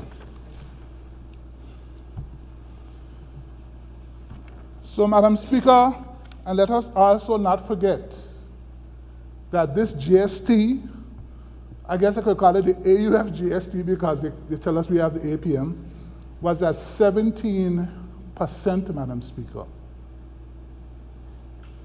Can we visualize as a people, Madam Speaker, if this tax had been rolled into being... On a point of order, Madam Speaker, could the member please produce evidence that the Anguilla United Front approved a goods and services tax with 17% in it?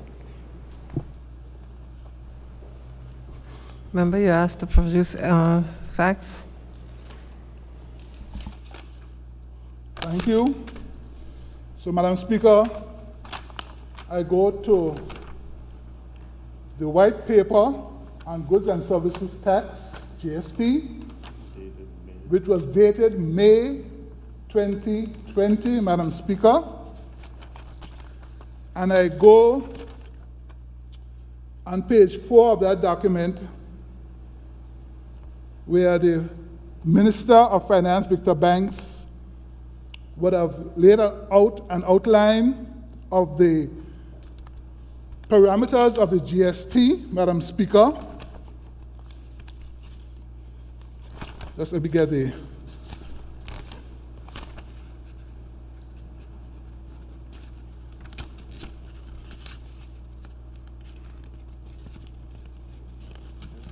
Sorry, I had it. But the document identifies, I'll find the exact area, Madam Speaker. I don't want to keep the House back. But yes, it speaks to 17%, Madam Speaker. Sorry? Yes, I saw in the contact report, Madam Speaker. Madam Speaker, I asked for the member to produce a GST tax act where the United Front government would have approved a GST of 17%, not a white paper. 'Cause Well, that there's doesn't no come to the act. House. The House knows that there is no act. That's folly. But then I Please, would ask the let's- member to clarify that and White paper is restate basically an his agreement statement. to that. No, Madam Speaker, that is Okay. not the question that I asked. And if that's the case, Well, you're asking then for I would something ask the that member does to not withdraw- exist, Then I that would you ask the know member to that- withdraw that- the statement that does it not was exist. a AUF GST.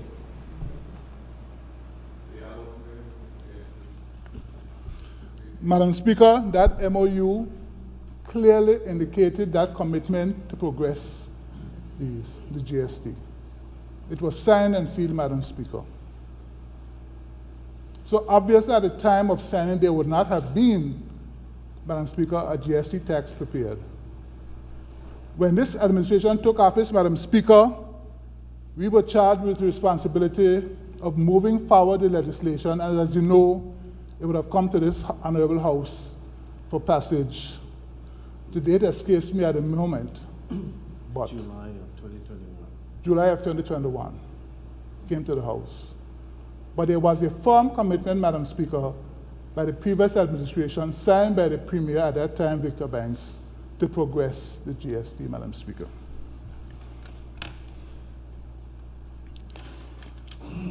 And Madam Speaker, earlier I alluded to the fact that we did all kinds of things to that GST lemon when we got it. And I was a little humorous because sometimes we all can be too serious, but it was a serious matter, Madam Speaker. This administration spent a lot of hours, weekends, long hours, Madam Speaker, refining. And it's notable, Madam Speaker, that we would have brought to this honorable House the Goods and Services Tax Regulations 2022, which, Madam Speaker, outlined in great detail all of the various exemptions and zero-rated items, Madam Speaker. There's a long list. I don't think for this House I would want to read all of them, but they are here, Madam Speaker. And it's notable as well, Madam Speaker, that the members of the opposition did not support these measures, Madam Speaker, which were designed to reduce the burden of the implementation of the GST tax upon the people of Anguilla. We are talking about things, Madam Speaker, fishing and farming supplies, Madam Speaker, educational materials, health, medical supplies, basic food items, fish, eggs, rice, flour, bread, Madam Speaker, fruits, vegetables, Madam Speaker, baby formula, and as I said before, a comprehensive list of contraceptives and sanitary products as well. And it's all here listed, Madam Speaker.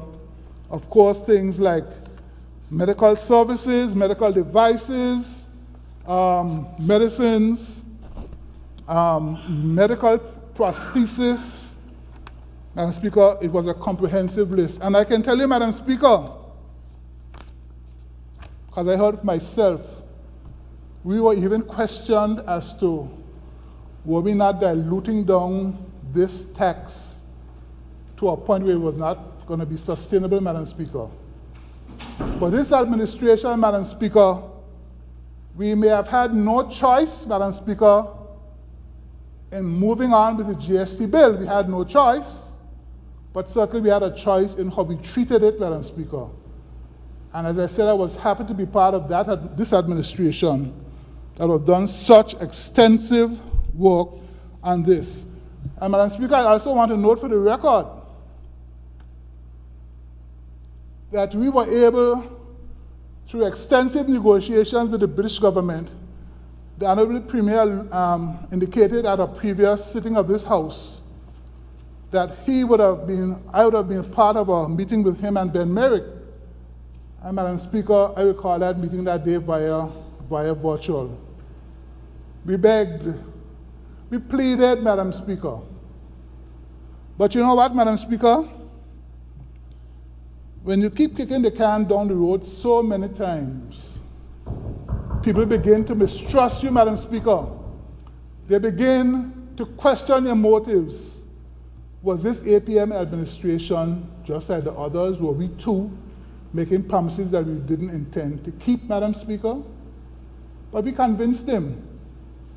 And the British government agreed to delay the implementation of phase 2 by an entire 18 months, Madam Speaker. 18 months, Madam Speaker.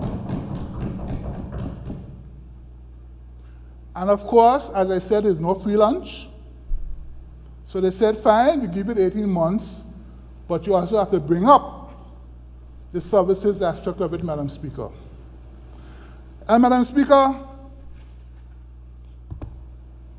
I moved around this island.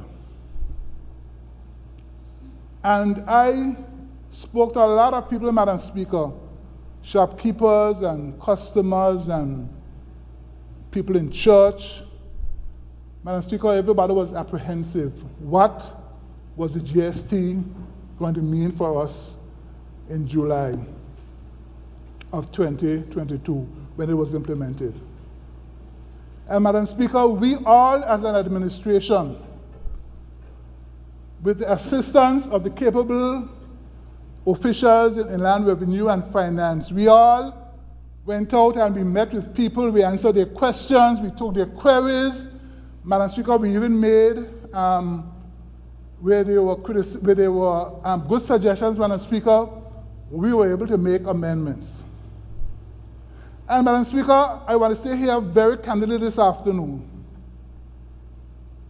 We all did not know quite how things were going to play out when that GST was enacted. All of us, including government. We had prepared, we thought we did everything we should do, we could do. But Madam Speaker, the thing that disturbs me, and I'm going to say it in this honorable house this afternoon,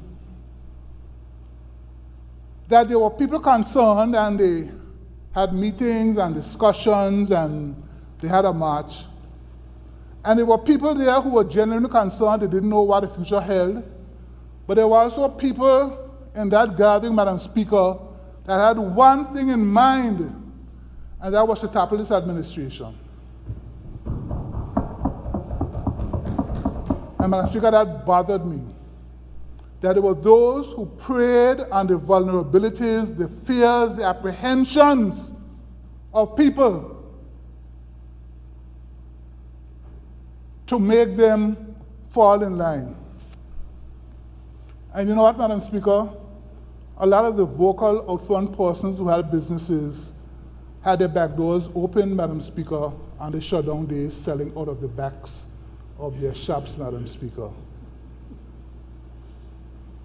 You know, that was hypocrisy to the highest. You know, hypocrisy to the highest. So, Madam Speaker, I'm going to move on from this GSC discussion, but I just really wanted to set the record straight because I think this administration has gotten the backlash. We have, I guess, there was nothing left for us to do but dig a deep hole and bury ourselves. But Madam Speaker, when we went on the campaign trail and we promised to make the difficult decisions for the people of Anguilla, Madam Speaker, that is what we did, and that's what we continue to do.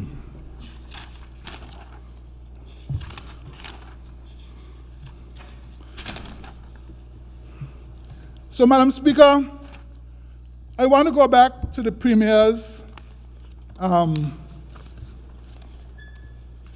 budget address. And the Premier said in his review of the 2022 economy, the Eastern Caribbean Central Bank expects real GDP to have increased by 10.67% this year, with a further recovery of 8.11% next year. The Premier also noted that despite a rapidly changing external environment, the recovery from the pandemic continued on a firm footing this year, and with the help of high vaccination rates and milder new COVID-19 variants, mobility and international travel have been returning to pre-pandemic levels at a satisfactory rate, Madam Speaker. He further made a point, Madam Speaker, the Premier, that at this year's end, activity in the hotels and restaurant industry is estimated to have increased by 72.9% when compared to 2021. This did not take into consideration other supporting amenities to Anguilla's tourism. The solid rebound in tourism and encouraging factors in bookings and airlift capacity only raise optimism and assurance for a robust tourism season for 2022-2023. Madam Speaker, I want to give a personal testimony that all the time that I had to travel, I used to have to jump on a boat to go to St. Martin, get in a very long line and go through all the difficult procedures over there before I go to board my flight. Madam Speaker, in October this year, I decided to take a little break to go off to UK to spend some time with my children and grandchildren. And Madam Speaker, it was so refreshing, it was so invigorating, Madam Speaker, to be able to walk into Clayton J. Lloyd International Airport, Madam Speaker, and check in on American Airlines, Madam Speaker. Comfortable lounge, get on the plane, Madam Speaker, off to Miami, and about 3 hours later, jump on the bigger jet off to Heathrow. Madam Speaker, that flight to Anguilla has been a game changer, not only for the tourists coming to Anguilla, but for the locals traveling as well, Madam Speaker. And we have to give credit to our capable ministers. Minister Hayden Hughes, you gotta take a little bow sometimes. You know, take a little bow sometimes. You understand? So, Madam Speaker, as the Minister of Labor, we knew of the situation in Anguilla when the COVID locked down this country, Madam Speaker. Workers were sent home in their hundreds, Madam Speaker, in their hundreds. What did I do? What did this government do, Madam Speaker? We said, fine, we understand the situation, but if workers have gone home, we cannot have people on work permits in this country when workers are not home and workers are at home. So, Madam Speaker, I took a paper to council, canceling a whole raft of work permits, Madam Speaker. I got lots of angry calls from hotel general managers and other, but we held firm, because it's our belief the sector shut down, Anguillans have gone home, send your expats home as well. But the bright light came, Madam Speaker, later that year when the sector began to open. And again, we have to commend our Honorable Minister who was in the Parsec then. She was appointed as the Czar of Czar of the bubble. The bubble concept, Madam Speaker. The sector began to open and the properties came back for work permits. And I said to them, I will consider your work permits, Madam Speaker. What can you give me to get our Anguillians back to work? And we had good conversations, Madam Speaker, and Anguillians went back to work, kept going back to work, numbers kept increasing, Madam Speaker. Jobs, Madam Speaker. And I want to share with you here, Madam Speaker, I took a little survey of just 2 of the hotels, because obviously I'm conscious of time. That's an official survey? Yes, Madam Speaker, I requested, Okay. I called up the general managers. I said I would like specific information. They prepared it and they sent it to me via email, Madam Speaker. So that was as official as it can get. Yeah, Madam Speaker, I don't bring hearsay to this honorable house, Madam Speaker. And Madam Speaker, down at Aurora right now, there are 650 persons employed. 650 persons employed, Madam Speaker. Madam Speaker, Mr. Richard Schultz, he is a man of great vision, Madam Speaker. What he has done with that property is nothing short of amazing, Madam Speaker. He is transforming the former Cuisinart into a mecca for tourism development, Madam Speaker.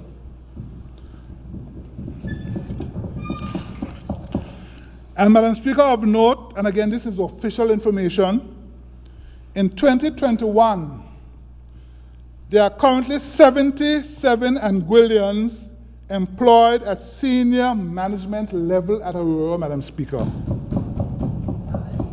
77 employed at senior management level as compared to only 16 expat workers.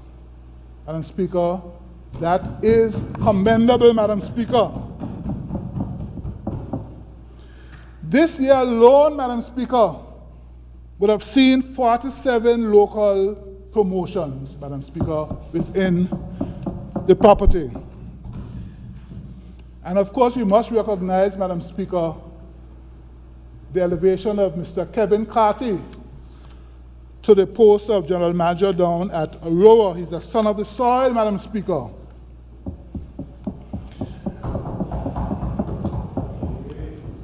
Madam Speaker, just a few months ago, there was a big talk in Anguilla about the minister's hat pen, that he couldn't sign the work permits fast enough, Madam Speaker.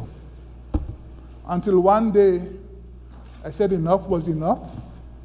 I got the statistics, and I went to the radio, Madam Speaker, and I laid out the statistics. And that was the last day that talk continued, because I was able to show them the things that we are doing. So, Madam Speaker, I am happy that Aurora has moved from 23 work permit holders in 2021 to just 7 work permit holders this year, Madam Speaker. These are the facts, Madam Speaker, and just the facts. Madam Speaker, I would have visited on more than one occasion the construction site for the new Aurora Anguilla Entertainment Complex, which I must point out, Madam Speaker, is being constructed by local contractors.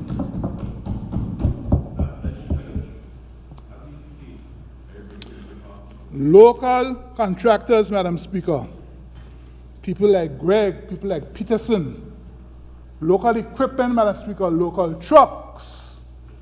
Local workmen, Madam Speaker. The money is staying here in Anguilla. And Madam Speaker, they are doing a wonderful job. They are doing a wonderful job. I don't know, don't they like the ministers thing down at the terminal, because they wanted to open that thing before year end. I'm not sure this is going to happen. But I know every time I ask, they are busy down there, Madam Speaker. It's robust. They are working, Madam Speaker. Country is doing well, Madam Speaker. And Madam Speaker, each time I've gone there, I've spoken with the workmen, Madam Speaker, and they are happy, they are satisfied, they are gainfully employed. Madam Speaker, there are some who complain a little. The work is hard. You're not getting a break. You need a rest. But Madam Speaker, that is good. That is good. Money is flowing in the country, Madam Speaker. And then I went over to Four Seasons, and again, I would have asked the general manager for some information, which he supplied. And Madam Speaker, at the start of 2020, just before the pandemic, they would have been employing a total of 637 persons. And then in 2021, that figure would have dropped to 426. That would have been during the time of the pandemic. And it's gone back up now to 579. The total expat workers in 2020 were 37, and this figure reduced to 27 in 2021 and has remained at this figure for this year. There were 3 promotions, respectively, in 2021 and 2022 to local assistant division heads, 2 promotions this year to local assistant division heads, and 1 promotion to planning committee. And Madam Speaker, of note, I must point out our very own Ms. Callaghan's appointed to the post of Director of Human Resources, Madam Speaker. And Madam Speaker, I don't want other properties to get jealous, because I know they have their success stories as well, and in time to come, I will sure to share the information. But I just wanted to give you a snapshot. What are the realities out there, Madam Speaker, in the sector? And Madam Speaker, since taking up the office of Minister, I have had the privilege, along with my permanent secretary and other officers from the Labor Department, a couple times the Premier went with us as well, and we would have visited all the major properties. Sorry, Madam Speaker, we didn't get to 1 or 2 of the smaller ones. In time to come, we'll deal with that. But we were able to go into the laundry, the kitchen, the workers' facilities, Madam Speaker. And I want to say here, publicly in this House of Assembly, Madam Speaker, that I am so pleased to see the level of investment that have been made in these properties in terms of things like the laundry, modern machines, Madam Speaker, modern machines, air circulation systems in the kitchens, the canteen facilities for staff, Madam Speaker, excellent. And I was able to walk through these various areas along with the entourage, the Premier and others. We saw the workers, we spoke with them, Madam Speaker. And part of that visit, we would have sat and met with the senior management and the work permit holders, because, you know, they were getting some concerns about some of the work permit holders, the way they were treating some of our local workers. And Madam Speaker, the Premier can attest that I was no nonsense. I said to them, we appreciate you being here. We appreciate the value you bring to the country. We thank you for your service, but we will not tolerate, Madam Speaker, any abuse of our local workers. And I also said to the local workers as well, it's a two-way street. You too have to give respect if you want to earn respect. And part of the meeting, Madam Speaker, would also have included a meeting with the lower ranks of staff. And of course, they raised the various issues, and the Labor Department would have collected all the necessary feedback. And over the course of the months to come, Madam Speaker, we'll be speaking further with management how to deal with that. But those meetings, Madam Speaker, those visits were really, really good, Madam Speaker. And I'm grateful for that opportunity to go out. And there are more of that planned in 2023. So, Madam Speaker, the public officers, the Premier said in his budget address, and it warmed my heart, Madam Speaker, as a civil servant of 39 years, Madam Speaker, it warmed my heart to hear the Premier indicate that they are finally recommencing the increments, Madam Speaker. And I can tell you, civil servants are very happy to hear that, Madam Speaker. Because I think around 2010, Madam Speaker, they would have frozen salaries. And Madam Speaker, somebody invented something they call progressions. I understand it was to save money. But Madam Speaker, you can't progress if your salary is frozen. And some of these progressions, Madam Speaker, they started persons way below what their scale should be. So technically speaking, it would take you 3 or 4 or 5 years to progress up to your right scale. And that wasn't happening, Madam Speaker. But while the Premier is saying, Madam Speaker, about this, again, flashback again, Madam Speaker. There were active plans being made, Madam Speaker, to cut civil servants' salary and reduce the size of the public service, Madam Speaker. That was under the agenda of the previous administration, Madam Speaker. And that's a fact. This administration, Madam Speaker, has had to fight tooth and nail for civil servants. And I want to say here that we are reintroducing increments, but with that comes a responsibility, Madam Speaker, of productivity, of performance, Madam Speaker. Civil servants cannot come to work at 8 o'clock and then jump in the vehicle and go down to the bakery to pick up breakfast and then park up on the tree and eat it and then roll back in the office 9 o'clock and then 11:45, they're leaving the office, come back at 1 o'clock with their lunch and then they sit down eating their lunch. And by 3:45, Madam Speaker, the offices are closed. This is a reality for some.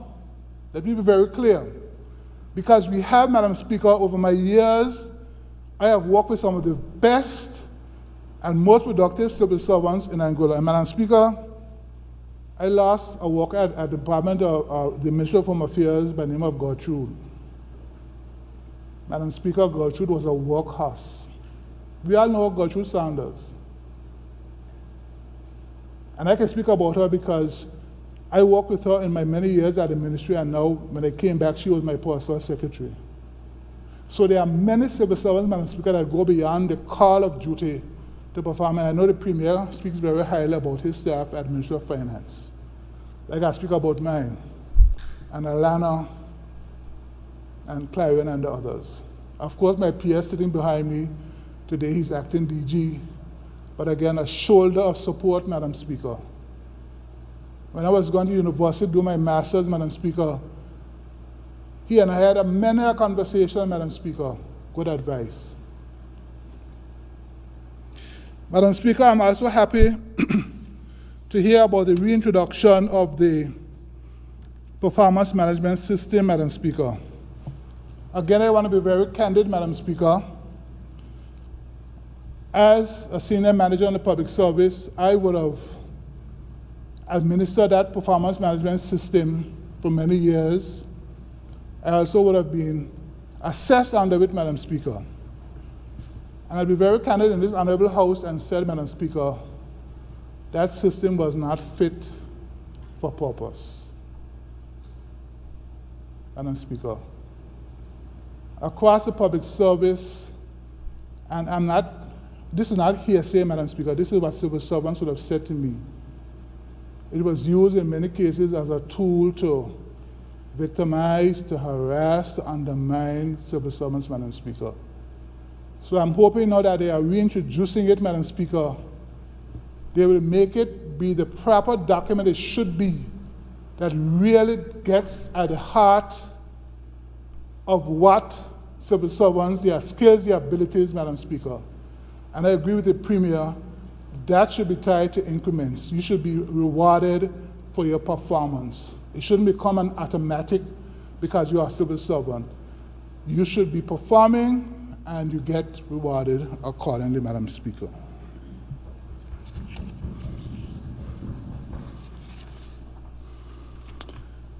Madam Speaker, I want to spend a few minutes speaking on a topic that is dear to my heart since I've been on the campaign trail, Madam Speaker. And particularly since taking up the portfolio for Home Affairs. And that topic, Madam Speaker, is minimum wage. Madam Speaker, I will confess, wow, I know the opposition bench has largely disappeared. Madam Speaker, I hope I'm not boring. You're good. I hope I'm not boring anybody. Just speaking truth. Yes, Shelley is there. The member for Valley North is there. Thank you. So, Madam Speaker, I'm very baffled, Madam Speaker, as to why it has taken this administration coming to office in 2020 to finally move the process of a minimum wage forward, Madam Speaker. Finally. And Madam Speaker, for this honorable House, and I want to speak facts, Madam Speaker, and just the facts, Madam Speaker. When you go back to the legislation that would have started back in 1988 with the Fair Labor Standards Ordinance 1988, Madam Speaker, and I have a copy of it here.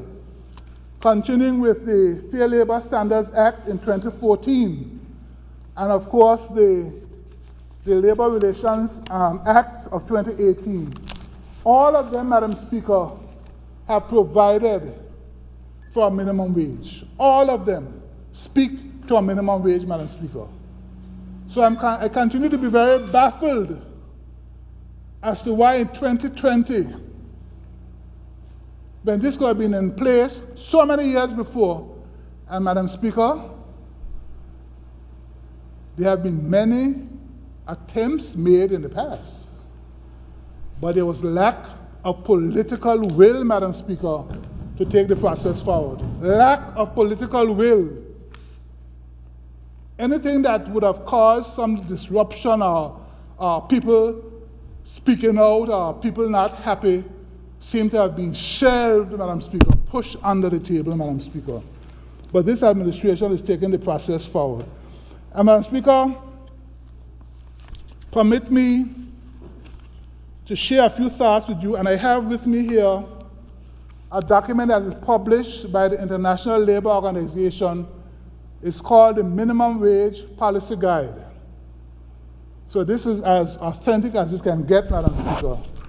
And I want to quote to you very briefly from it. And it speaks to minimum wage. Minimum wages have been defined as the minimum amount of remuneration that an employer is required to pay wage earners for the work performed during a given period, which cannot be reduced by collective agreement or an individual contract. Minimum wages exist in more than 90% of the International Labour Organization's ILO member states, except Anguilla. The purpose of minimum wages is to protect workers against unduly low pay, to help ensure a just and equitable share of the fruits of progress to all, and a minimum living wage to all who are employed and in need of such protection. Minimum wages can also be one element of a policy to overcome poverty and reduce inequality, including those between men and women. Minimum wage systems should be defined and designed in a way to supplement and reinforce other social and employment policies, including collective bargaining, which is used to set terms of employment and working conditions. So, Madam Speaker, I'm very pleased that earlier this year, back in June, my colleagues at the Executive Council would have agreed for the appointment of a minimum wage advisory committee. And I just want to speak briefly from the EXCO minute that was published. It says, Part 4 of the Labor Relations Act 2018 provides for the appointment of a minimum wage advisory committee to investigate the conditions of employment for a trade or occupation and to make recommendations for the fixing of minimum rates of wage. The committee shall include the following members appointed by Executive Council. The chairperson nominated by the minister, and that person, Madam Speaker, is none other than our respected Dr. Wycliffe Foy, economist by trade, Madam Speaker. An equal number of the members representing employers and employees, of which one member from each group should be from the hotel and tourism industry, one member nominated by the Social Security Board, the Commissioner of Labor or his designee, who shall be an ex officio secretary of the Minimum Wage Committee, and another person as the Executive Council seems fit. And Madam Speaker, under the Act, it says that the committee shall be investigating things like the general level of wages, the cost of living, the general level of competitiveness of the economy, with focus placed on the main industries, the need to link wage rates with the productivity rates of employees and the protection of employees. So, Madam Speaker, the committee is up and running. It has been meeting, and we should have our first presentation to Executive Council on or before March of 2023, Madam Speaker. Progress, Madam Speaker.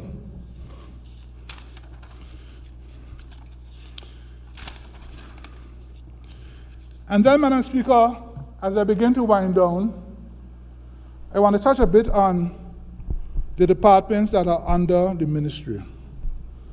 And I start with the Ministry of Home Affairs, first of all, Madam Speaker. Madam Speaker, the Ministry of Home Affairs will continue to focus on making Anguilla a progressive place to work, live, and commune by ensuring that there are modern frameworks in the way of immigration, labor, lands, physical planning, and information and broadcasting. Madam Speaker, I'm very happy that in 2023, the Ministry of Home Affairs will once again be getting the services of a Principal Assistant Secretary, Madam Speaker. Madam Speaker, in my former life, I worked as a Principal Assistant Secretary in that ministry, along with Mr. Ensa Gums, who is now happily retired, Madam Speaker. And as you know, they would have reshuffled the ministries along the way when Ensa retired. And I was seconded by the Deputy Governor to go over to public administration to head up a public sector development program for the public service. And so that ministry was left bereft, bare. So when I came in the office, Madam Speaker, it was myself and the capable PS behind me, and then there was nobody else in between, just for our secretaries, administrative secretaries as well. So we're looking forward to having this PAS as well. And Madam Speaker, to highlight as well, we will be devoting some attention next year to reviewing the qualification for permanent residency with a view to revising downwards to 7 years, where it was previously, and in some cases 5 years. Madam Speaker, I have made no secret of the fact that I'm very passionate about increasing our population. And we are looking at least as a starting point of 25,000 persons, Madam Speaker. So we're going to be moving towards that. Immigration, Madam Speaker. And I want to thank the member for Valley North for her words of commendation for the work that the Immigration Department is doing, Madam Speaker. That's a hard-working department, Madam Speaker. Hard-working department, Madam Speaker. As a matter of fact, I seem to have some of the best departments in the public service. Oh dear, sorry, I'm opening a can of worms. In my opinion, Madam Speaker, in my opinion, I have some good departments, in my opinion. So in immigration, Madam Speaker, we are looking at revising and modernizing the Immigration and Passport Act, Madam Speaker. But I want to touch on something that came up in the earlier discussion, Madam Speaker. And it has to do with the supposed throngs of Anguillians flocking to St. Martin because of GST, Madam Speaker. And I want to throw some water upon that this afternoon, Madam Speaker, because it's not true. I called up the Department of Immigration yesterday, and I asked them for some statistics, Madam Speaker, particularly for December 19th, because that is the one day of the year, Madam Speaker, that we have the maximum numbers of persons going to St. Martin. And they sent back to me, Madam Speaker, just 2 days ago, which would have been Monday, there were 351 Anguillian-born residents who traveled to St. Martin. Now, I specifically say Anguillian bond residents, because of course, we have persons here on work permits, we have other visitors. So I single out the Anguillians out of the bunch, Madam Speaker. 351 persons would have traveled to St. Martin on Monday. In 2019, Madam Speaker, we're leaving out 2020 and 2021 because, of course, we know we had the COVID, the borders were locked down. So in 2019, Madam Speaker, there were 244 persons that would have gone to St. Martin on the 19th of December 2019. And those, again, would be Anguillan bond residents. In 2018, Madam Speaker, there were 345 persons, Madam Speaker. And I want to draw a little parallel here, Madam Speaker, and these are the facts, Madam Speaker. Just the facts, Madam Speaker. There's a difference of 6 persons, Madam Speaker, between the numbers of persons who traveled to St. Martin in 2018 and 2022. So there's nothing to suggest, Madam Speaker, that because of GST, Anguillans were flocking to St. Martin. And of course, in 2017, which was the hurricane year, there were 277. Madam Speaker, I have lived all my entire life in Anguilla. And I've gone to St. Martin the days when you had to sit on the wooden deck of the Little and those other boats, Madam Speaker. Anguillians have been going to St. Martin ever since I know myself. And Madam Speaker, every year it was going to St. Martin for the curtains. You go to Super Plaza, you go to those stores on Back Street, Front Street. Don't advertise for them. Oh, no, sorry. Right? But I can remember, Madam Speaker, because you had to be lugging the heavy bags, the wives shopping, and the husbands carrying the heavy bags, Madam Speaker. Right? But you know what has happened over the years as well? And I know there were years, Madam Speaker, when the Chamber of Commerce in Anguilla used to organize activities around the 19th to try to encourage persons to say they did it a couple of years as well. It worked. And now, Madam Speaker, we have seen a lot of electronic places in Anguilla now selling electronics. So you don't have to go to St. Martin anymore. You can get your large screen TVs and your curtains and everything in Anguilla. So I just want to dispel that myth that the GST chased Anguillians to St. Martin, Madam Speaker. The statistics, and these are as official as they can get, because the Immigration Department, Madam Speaker, is the department that collects these movement of visitors. And then while on immigration, Madam Speaker, I want to talk about the amnesty, very briefly.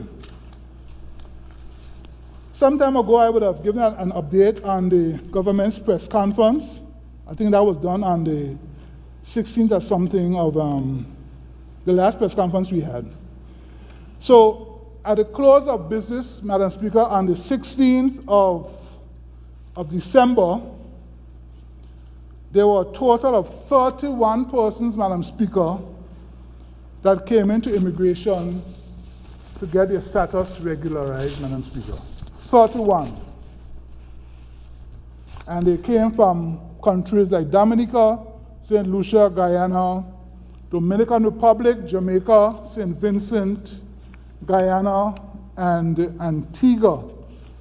And the greater number of those persons would have been made up of nationals of the Dominican Republic, Madam Speaker.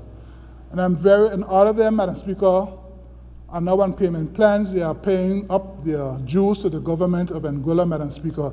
And I want to thank all of those persons, Madam Speaker, who came forward, and all the persons who encouraged others to come forward, Madam Speaker. Because, you know, it's a very strange thing, Madam Speaker, to be in a country, Madam Speaker, with no status. It's very strange. In other countries, Madam Speaker, they come and they take you up, they rake you up, and they get you off the island. You hear me, Madam Speaker? So I want to thank all of those who came forward. And then, as well, the Immigration Department is also looking at the implementation of an online embarkation portal system. It is called APIS, and we are hoping that In 2023, we will finalize this legislation to further strengthen the advanced security systems utilized by the Immigration Department. And of course, training continues in that department. And Madam Speaker, the Blowing Point ferry terminal is soon going to be opening on January 9th. Madam Minister, I think you said January 9th. So we're going to hold you to that. And of course, the Immigration Department is going to require additional officers because they have to man at Blowing Point, at the airport, also at the Marine base as well. Persons are vacation, persons get sick, so they have increased staffing needs as well, which we have been working within this budget to see what we can do. And then, of course, Madam Speaker, over in labor, and I just want to say, in terms of labor, we would have had a total of 13 persons that would have come into the Department of Labor to regularize their status as well, Madam Speaker. And while I'm here on this topic, Madam Speaker, it pains me to know that there are persons walking around here in Anguilla for 20, 25, and 30 years, Madam Speaker, and they don't have any status. They don't have any status. They can't own land, Madam Speaker. They can't build a house. And my good PS behind will tell you that we have a clinic, our surgery. I'm not a real doctor though, but call it a surgery. At the ministry where people come in, they can sit down and they can talk with us, and we are able to provide them with the assistance that they require. And as you know, when this government took office, Madam Speaker, we would have hired a Spanish liaison officer as well. So she's been doing very well, helping the persons from the Dominican Republic as well with the labor and immigration issues, and as well as the issues with the naturalization as well. So labor is doing well. And of course, Madam Speaker, Labor Relations Act, Madam Speaker, someone described it to me as Swiss cheese full of holes, Madam Speaker. Madam Speaker, the legislation is really not fit for purpose. It is functioning, it is working, Madam Speaker, but we are doing our utmost to have it modernized in the shortest time possible. It was our hope to have brought it to this Honorable House before the year end, but that was not to be, and we will take up the mantle again come January, Madam Speaker, to move forward with that. And then, of course, our understudy policy. And Madam Speaker, you will recall that back in September 6, I would have delivered a ministerial statement in this Honorable House where I spoke at length about the Anguilla Understudy and Career Development Program. I'm not going to go through that entire thing as well, but I just want to highlight basically that the understudy program is designed to create an avenue whereby Anguillians would benefit and be professionally advantaged through their collaboration with their foreign counterparts. And I encourage members of this Honorable House to go back in their archives and look up that statement to get a full breakdown of that. And then, Madam Speaker, over to lands and surveys. And earlier this afternoon, I would have gotten the Director of Lands. I have so many papers here now. And I just want to present to this Honorable House a report. Just give me a second, Madam Speaker.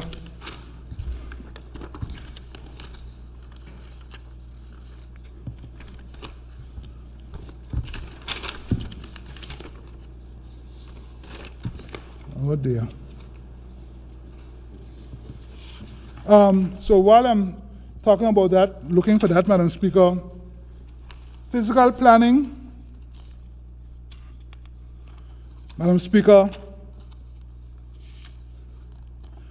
so many papers here this afternoon. Yeah. Just give me a second, Madam Speaker. Just give me a second.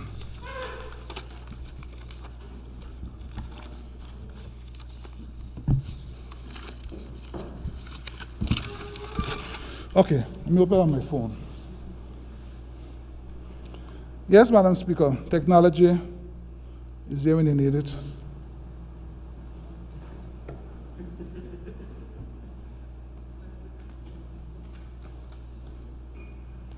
Right. So, Madam Speaker, I would have gotten the Director of Lands to have prepared for me an analysis of the real estate in Anguilla, and I want to share that analysis with this Honorable House. So last year, 2021, stamp duty to the Department of Lands and Surveys totaled $27.3 million. This year, stamp duty has been the gem of the 2022 budget, outperforming all other sectors at the end of November with a total of $47.9 million. The department undertook an analysis of registration activity over the 2022 period to assess how the real estate market has been performing. Based on the analysis of the real estate market, it was noted that the total number of transactions as of 30th November 2022 was recorded at 2,133, this representing a decline in transactions by approximately 11% after a 7% increase in transactions in 2021, which stood at 2,374. This reflects levels prior to 2020, where transactions were recorded at 2,215. However, despite this decline in transactions, revenue surpassed its 2021 level by approximately 77%. To get a true reflection of where the bulk of revenue came from, an analysis was conducted on the revenue for alien and holding license fees versus stamp duty for Anguillians. Over the last 7 years, it can be deemed that approximately between 74% of revenue is collected from alien and holding license. In assessing the revenue from alien and holding licenses, it was noted that in 2022 has been the best performance year in terms of stamp duty revenue since 2011, with the sale of Viceroy at the time. It is noted that the sale for Four Seasons Resort closed in 2022, which represented a massive injection of revenue to the government of Anguilla in the amount of 30.99 million EC dollars.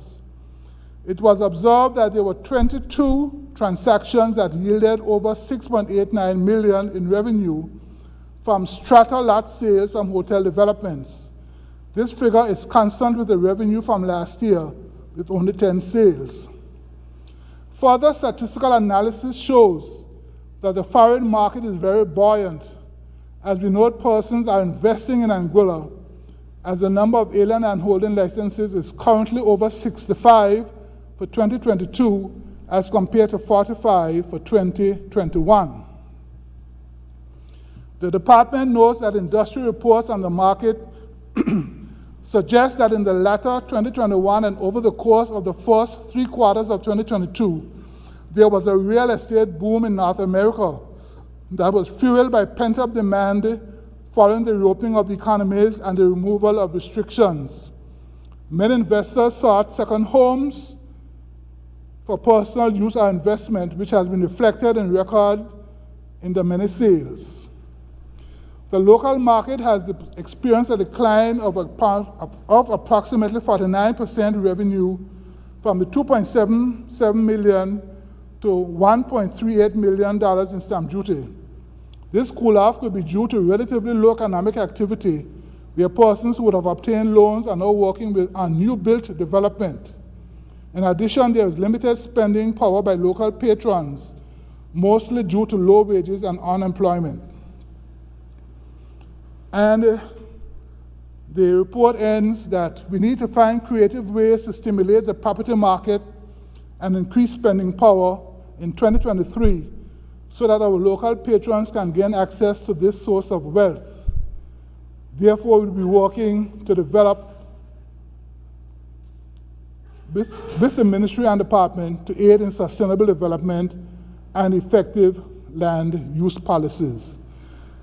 Madam Speaker, we covered physical planning, and that department will be moving ahead with developing amendments to the planning legislation. And Madam Speaker, I was trying to get some statistics prior to coming to this Honorable House today, but a number of persons were out of office. But Madam Speaker, there is a considerable number of planning applications, Madam Speaker. Considerable numbers of planning applications. You know, persons, that is saying something about the economy of Anguilla, that persons are coming to bring their plans to construct homes, Madam Speaker. And I hope at a future meeting of this House, I'll be able to get those statistics to share with this Honorable House. And then, of course, Madam Speaker, we have the Department of Information and Broadcasting. And Madam Speaker, I spent some 13 years there at that department, and I was happy to see that department move from what we used to call back then analog broadcasting to digital broadcasting. Analog in the days where there were just tape decks and cart machines and reel-to-reel.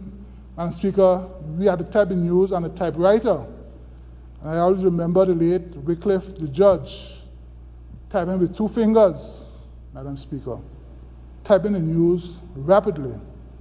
We have moved considerably beyond that stage, Madam Speaker. And certainly, Radio Anguilla continues to shine, Madam Speaker, in this country as an unbiased arbiter of information presented to the general public. Madam Speaker, that has been a snapshot of the departments, Madam Speaker.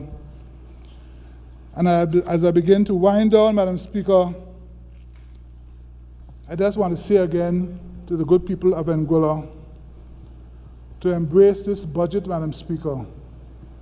Embrace the policies that this administration is rolling out for your benefits, Madam Speaker.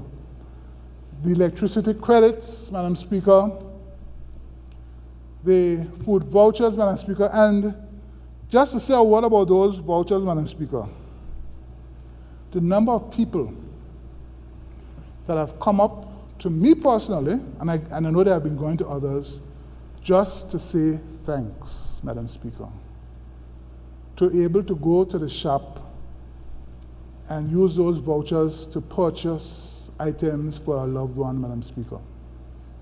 And I think that is all any of us in this administration want when we provide these services, just that somebody acknowledges, hey, it made a difference to some loved one in my life, Madam Speaker. So, Madam Speaker, I think I've said a mouthful. I want to commend this budget to this Honorable House. I am heartened of the presentation so far from the opposition side that they have largely been very supportive of this budget. And I want to say to my opposition colleagues, you don't always have to oppose for opposing's sake, Madam Speaker. When it is good, Madam Speaker, say it is good and embrace it. With those words, Madam Speaker, I rest my case. I close my lesson plan, Madam Speaker. I take my seat. My lesson is over. Thank you, Madam Speaker.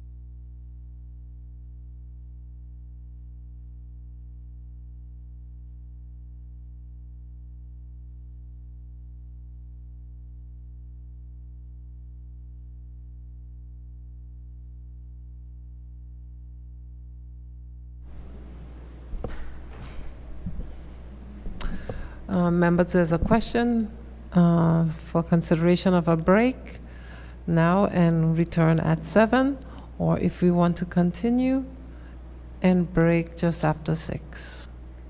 Because it would mean that we are breaking somebody's presentation. So if there's any more presentations, of course. Not as yet, but we were told at 6. So because it's almost 6, that's why the question is being asked now.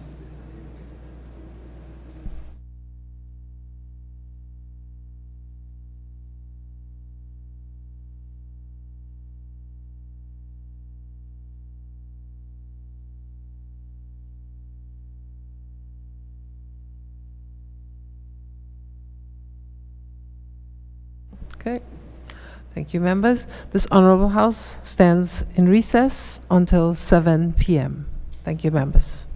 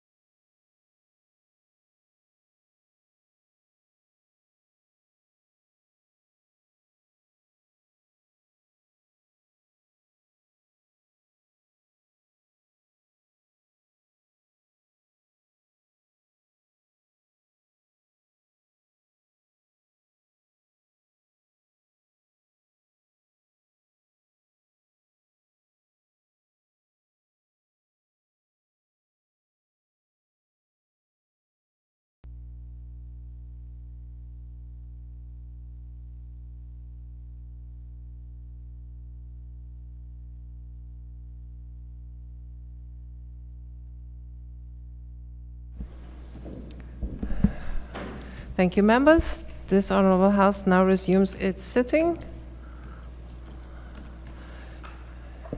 for debate of the Appropriations Bill 2023, Act 2022. Contributions from the floor? Are there any other contributions? Thank you, members. Since there's no other contribution, I ask the mover to respond, please. Thank you, Madam Speaker. Certainly want to apologize to the viewing public and the members of the gallery for the short delay past 7 o'clock. Certainly, Madam Speaker, the discussion so far has been very spirited and certainly is expected when you are talking about a budget for a country. And again, want to thank the Ministry of Finance, Ministry of Economic Development, and all the ministries and departments that made contributions to this year's appropriation bill. And the numbers would show that this is a serious bill that is brought to this honorable House, Madam Speaker. And certainly, what this shows is that this administration has been working hard for the people of Anguilla. And when you start out, Madam Speaker, if we look at the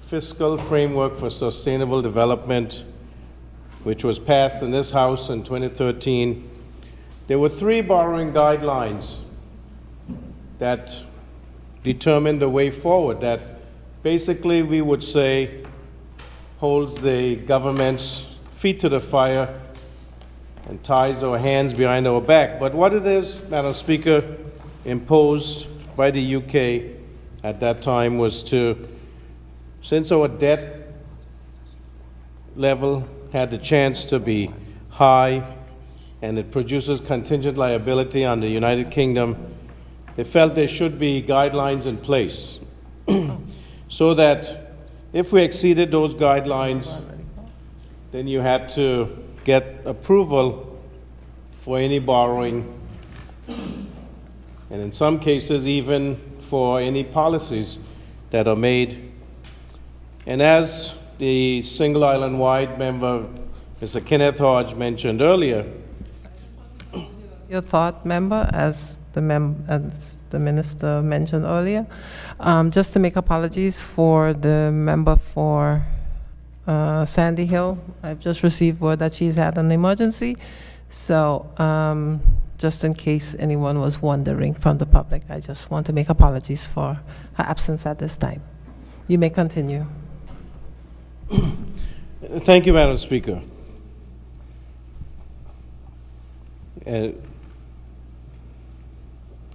And certainly, as I was saying, there were certain provisions that were in the MOU for financial aid in 2020, signed by the previous administration, and included in that was that any new spending, any new policies where there would be that had a financial implication had to be approved by the UK before they could be implemented.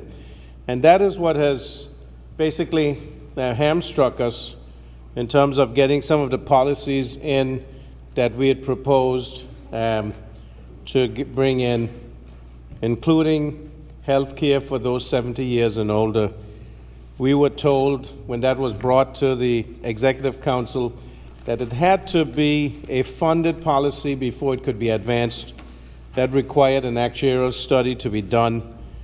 And once we had figured out what the actuarial amount would be, then we could determine if it could be funded. And we have found that, thank God, Madam Speaker, we're able to include this in the medium-term economic and fiscal plan, 2023 to 2025, the 3-year plan which has to be presented prior to each year. This has to be presented, and prior to any budget, it has to be assented to. and it was assented to by Lord Goldsmith of Richmond Park, who is the new Minister for the Overseas Territories. But, Madam Speaker, I wanted to go back to what those borrowing guidelines are, because it seems that some members of the House don't understand how that works.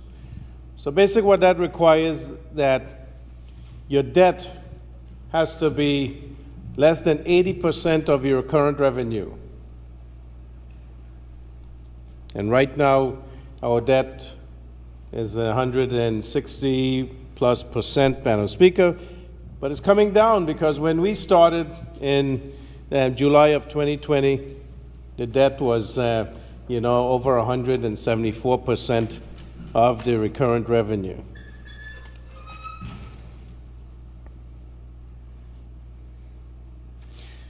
And the second guideline, Madam Speaker, is that the debt service had to be less than 10% of recurrent revenue. And when we came in, it was 28%, Madam Speaker. Now that's down to around 14% or so, as listed in my budget presentation. And the third item is that the recurrent, that you had to have in reserves 25% of the recurrent expenditure, or 3 months covered. And when we came in, 1 day was the amount that was in reserves, Madam Speaker. And so it's good that now we can say we have 96 days covered. And I saw a post, Madam Speaker, where someone who accused me of having low political IQ and wrote that, I'm better at medicine and I should go back to doing medicine. That would benefit Anguilla better. But stated that why would you want to have reserves and people are suffering, that we should take the reserves and spend it. Now, Madam Speaker, if we want to get away from having to run to the UK every time that we have a problem, begging, or if we want to get away from having to ask the British every time we want to borrow or we want to put in a policy, we have to meet these guidelines that are in the FFSD. And so I commend this team. I commend the Ministry of Finance, Ministry of Economic Development, for the ability for us to be able to meet one of those three guidelines, Madam Speaker. And so, having met one, we have 2 more to go. And the plan is that as we move along, we can get our debt down to below 10% of recurrent revenue as revenue increases, and we can get, and as expenditure goes down, and we can also get the recurrent revenue, the debt to be under 80% of our recurrent revenue, and the debt service to less than 10%. And that would put us in compliance with the FFSD. And I can tell you it will be a great day in Anguilla when we get to that point, Madam Speaker, because then that would get us on that stage where we can move towards a more self-autonomy, more independence, because then we don't have to run to the UK or have to wait to get approval to make some of the decisions that are necessary for the well-being of the people of Anguilla. And that is the goal, Madam Speaker, that Anguilla can be more financially stable and resilient. And it's that economic resilience which we need to keep Anguilla on a sustainable path.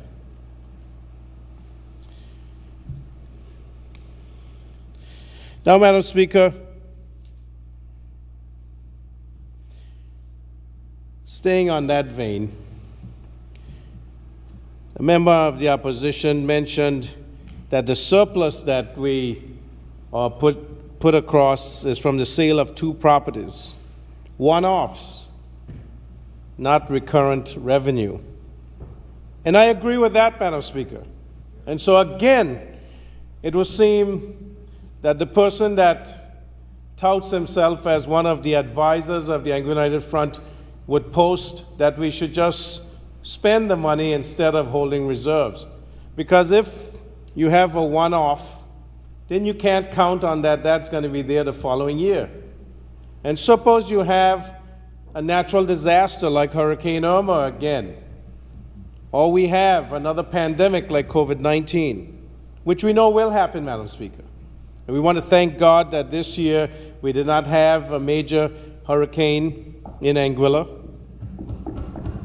But we do know that Hurricane Ian decimated and flooded some of the islands, caused loss of life and severe damage.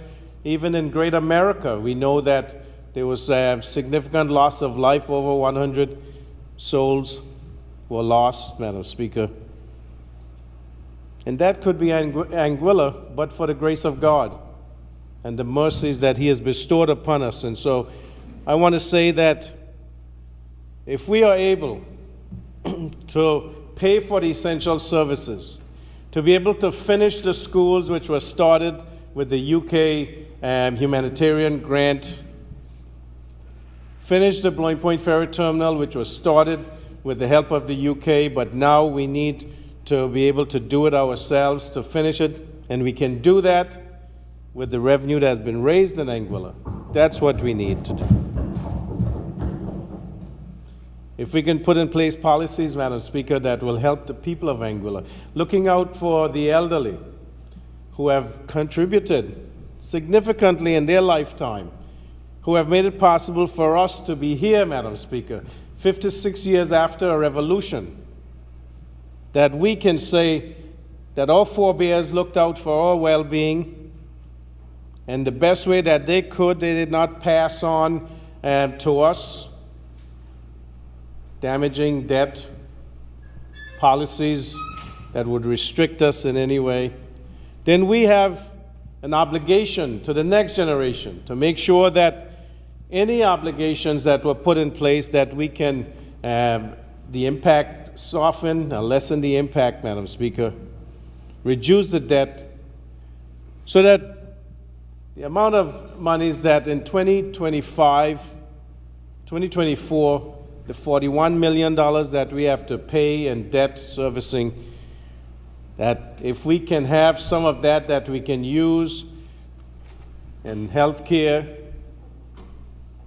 in education, because these are essential services, Madam Speaker. It's not because education is not a revenue-generating situation that we have to ignore it. That's what builds us, builds human capacity, builds our ability to be able to perform and compete in a global community, builds up Anguilla so that once again is the gem of the Caribbean, builds up our ability where we can say that we have our students are some of the best in the world. That's what we need. And so when Anguillians compete on the global stage and the regional stage, you can see when the CXC prints who done best throughout the region, you always can see the Anguillians who are near the top.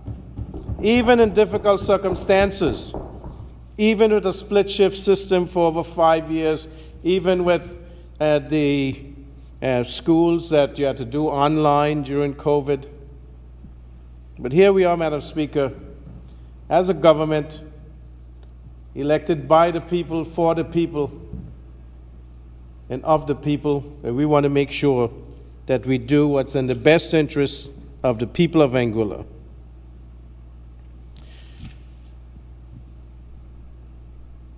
I want to talk a little bit about ANGLEC since it was raised, Madam Speaker. ANGLEC is 100% owned either by the government of Anguilla, bodies owned by the government of Anguilla, such as Social Security and NCBA, and private citizens of Anguilla who own 21%.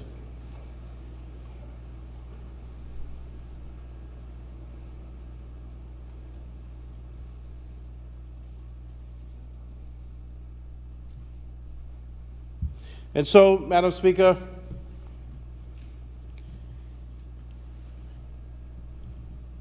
we have always said that Anglic is a vital asset to the country. We have said that publicly. We have written about it. And when the former administration wanted to sell the 40% shares owned by the government of Anguilla, we were opposed to that, Madam Speaker. And we continue to be opposed to that because our feeling is that there's no way that you can have, you make $24 million to cover debt, the asset is gone, it's not controlled by the people of Anguilla, but the money that you made from it is also gone because it went to pay debt. That didn't seem to be a good decision, Madam Speaker, and we will always oppose bad decisions. We feel that given the volatility in fossil fuel, the increased cost of fuel, and then that was exacerbated by the war in Ukraine, these are events that Anguilla has no control over, Madam Speaker. But we have a lot of sun. God has been good to us with sun and wind and relatively flat land. Perfect confluence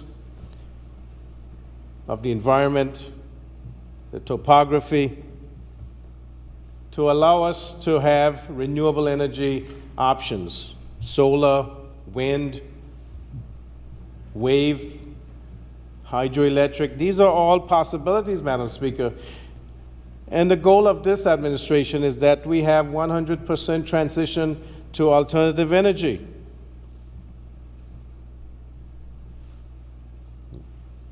Okay. And so the government went ahead and made its statement that we would like to see Anguilla transform to a transition to 100% renewable energy. We feel that this would decrease the cost of electricity, which in turn then decreases the cost of living, Madam Speaker, because as we know, the businesses complain that it's the increased cost of electricity that causes the food prices to be higher in the store. We know that the fastest way to have a transition to renewable energy is to have an investor or developer come in and do it, and then sell that electricity that's generated, whether it's solar, wind, a combination, and to sell it to Anglic through a power purchase agreement, a PPA. And then that price, Madam Speaker, per kilowatt hour, when Castalia did the study back in 2011, they were suggesting about a 15 cents per kilowatt hour. That was almost 10 years ago, Madam Speaker, or just over 10 years ago, when the cost of solar panels was much higher than it is right now. The efficiency of solar panels was less than it is right now. And so it is possible, if you extrapolate, that the cost per kilowatt hour could be even less right now. We don't know for sure. What needs to be done is that study, and I don't know if the study that the member mentioned earlier from WPG, if that was taken into consideration. But I know that there are several companies that have looked at the direction of the sun, the angle of trajectory that you would need to place the solar panels, the wind speed, at what height the turbines should be at. They have looked at the locations. They have reached out to Anglic to get information, and I know that some of those companies have gotten information from Anglic regarding, the technical aspects that would be required, and have made certain projections. I know companies that have met with Anglic in the boardroom and gone over what they term as what they have as their proposal. Some have also been sent by email that I've been privy to, that I know Anglic has seen. And so getting back to what I said, we feel that the fastest way, and I think that that is the way that Anguillians would benefit the fastest, if within 12 to 18 months you can have 100% transition to renewable energy.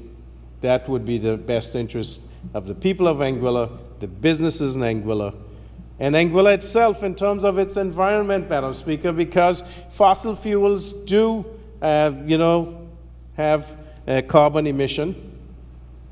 And even though we are small and we're flat and the wind may blow away those carbon emissions, it still has an impact on us. And that may contribute to contamination and on the land and also in our oceans.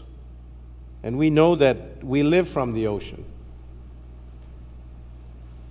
especially people from Island Harbor who fish. And we boast that we have the best fish in the world, so we need to be able to preserve that, Madam Speaker. But Anglic said that they would like to do it themselves. And we have no problem with Anglic doing themselves if they can afford it, Madam Speaker. But we know that since October of 2021 that Anglic has presented itself through the board or through its CEO to the government of Anguilla asking for financial help. Up to yesterday, Madam Speaker, the Anglic CEO and chairman of the board came to the government of Anguilla. So I mean, these are the things that we know. We have asked for a copy of the financials, the cash flow, the cash positions, which we have not received. We've even tried to help Anglic with reducing the fuel surcharge, Madam Speaker, which we've asked to do, asked for the financials, the calculations of how they determine what the fuel surcharge is, and we have not been given that type of information. Today is the first time I have heard what the calculation is based on, as the member on the opposition side, the single island-wide member, Mr. Jose Vanterpool, said that it's some calculation of 1 cent per 10 cents above 3.74 cents per gallon of diesel. And so it would have been good if we could have gotten those numbers, and then instead of we getting threatened that the fuel surcharge would go from 70 cents to $1.05, or I think $1.02, $1.02, we could have said, okay, based on those calculations, we can see what is doable from government side, because we want to make sure that we help the people of Anguilla. And that's why we felt it was easier, given that we didn't have the calculations and the numbers that we could then present to the UK so that we could justify what we wanted to spend on the fuel surcharge. We said, let's do another $1,000 electricity subsidy to the 6,100 homes in Anguilla, domestic homes. That would help to defray some of the electricity charges. I've heard many persons on the opposite side say, reach out to Anglic, humble ourselves. I don't know what else we can do except grovel and just open up the checkbook and give it to them and say, just do whatever you want, Madam Speaker. That is not prudent management of the public purse. That is not the way that government should work. So, as I said, we don't have any problem with Anglic being able to do it if they can. I have an issue, Madam Speaker, doing it in phases and spreading it out over time, 3 to 5 years. I think that would certainly be a disservice to the people of Anguilla when you have the option of getting it done in one shot. Now there is concerns, if there are engineering concerns, technical concerns about doing it all and where it has to be located, then you can do it several different locations. It could be a distributed service. It doesn't have to be all in one spot. You can have multiple solar farms that are close to substations, Madam Speaker. We have substations in Anguilla, east, middle, and west. I'm not an engineer, but at least I've listened to enough presentations in the Anglic boardroom to know from different companies, Madam Speaker. So the innuendos and suggestions and the implications that I have some involvement with a company or companies that want to do renewable energy and that I'll benefit personally, Madam Speaker, the only way I will benefit is that my cost of electricity will go down where I reside right now. The cost of electricity will go down for businesses, and hopefully the cost of food will go down. And that will benefit me, Madam Speaker. And then hopefully I'll get an electric car or a hybrid, pay the GST on it. We've already removed the duties, Madam Speaker. And I hope that I don't have to report this, Madam Speaker, as, a declaration of interest, because I just would basically be benefiting from whatever everybody else in Anguilla would benefit from. So I hope, Madam Speaker, that you'll be lenient when you see my declaration of interest. But that would be the way I would benefit, Madam Speaker. And I think there's every Anguillian would want to benefit in that way sooner rather than later. And so that is the intent. And I think that when Anglec can come with that type of proposal, we put out the RFP, request for proposals, the different companies then sign up. But if Anglec, as I said, can come up with the funding and they can do it in that type of rapid fashion, then we'll be there with them, Madam Speaker.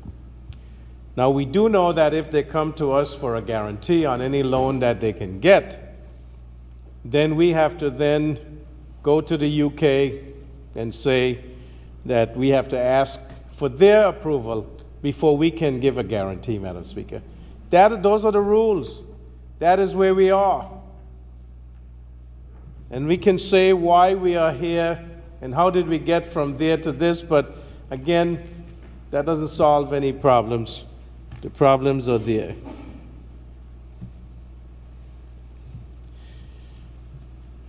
And then there was some concern, Madam Speaker, about the Water Corporation of Anguilla and it coming back into central government and how you'll pay for the distribution network, which is leaking about 80% of the water that is being paid for to 7 Seas to produce is lost back into the ground.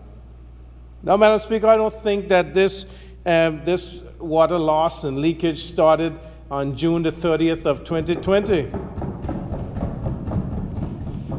And so when the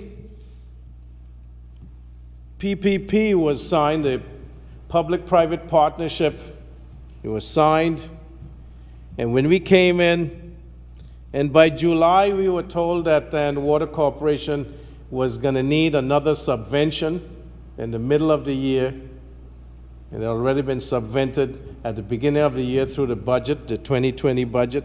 Now it had to be subvented because it was not able to meet its obligations. And we had to make those determinations very early in this administration, Madam Speaker. And we also, Madam Speaker, we were told before the election that there was 24/7 water. And so when you come in expecting that everything is hunky-dory, I don't know if that's a real word, but good, it surprised us when we came in and found that the Water Corporation of Anguilla was in deficit. And I don't know if you know, but when the member, the single island-wide member, Mr. Kenneth Hodge, was reading the provisions from the MOU for financial aid for COVID relief that was signed on 11th of June 2020. One of those provisions said that you had to review the statutory bodies and decrease the arrears and the contingent liability. And so when I hear the posturing on the other side about 18 different fees that were raised, the reason why that had to happen with the Health Authority, with ASPA, with the Water Corporation, all of these was because they had signed the MOU on June 11 of 2020, agreeing with the UK that they would make these decisions, Madam Speaker. And so this was already agreed to by the time we got in. And so it's not like we had a choice then that we could say, okay, we can't raise these fees because this is the situation. Now they'll say, oh, it's in the middle of COVID, you could have negotiated it. We did all the negotiating that we could do. You saw the letter from, or heard the letter from Ben Merrick, which basically said that this was agreed to previously, and therefore you had to go forward with it. And to say that they would not have advanced the GST to the second phase on January 1 of 2021, that, Madam Speaker, is misleading. And there are stronger terms that could be used for that, but I will not impugn the intention of anyone in this honorable House. But I can tell you that to continue to bring that up is misleading, because the commitment was already made. And the date that they had to agree to move it was June 30th. And so, as the letter said, it said that we have to change the wording so that because we understand that the election is coming, and so the politics, you have to be able to explain it. So they put it for the day after the election will be over, assuming that the Anguilla United Front would win the election and be in office to continue what they had agreed to. And that, Madam Speaker, that would be common sense to assume that. And so we're at this point now, Madam Speaker, where people get on the radio and they make all these statements and they prey upon the vulnerability of the people of Anguilla. As the member said, they use these things that will incite the people to say that this administration, which they labeled as inexperienced, as rookies,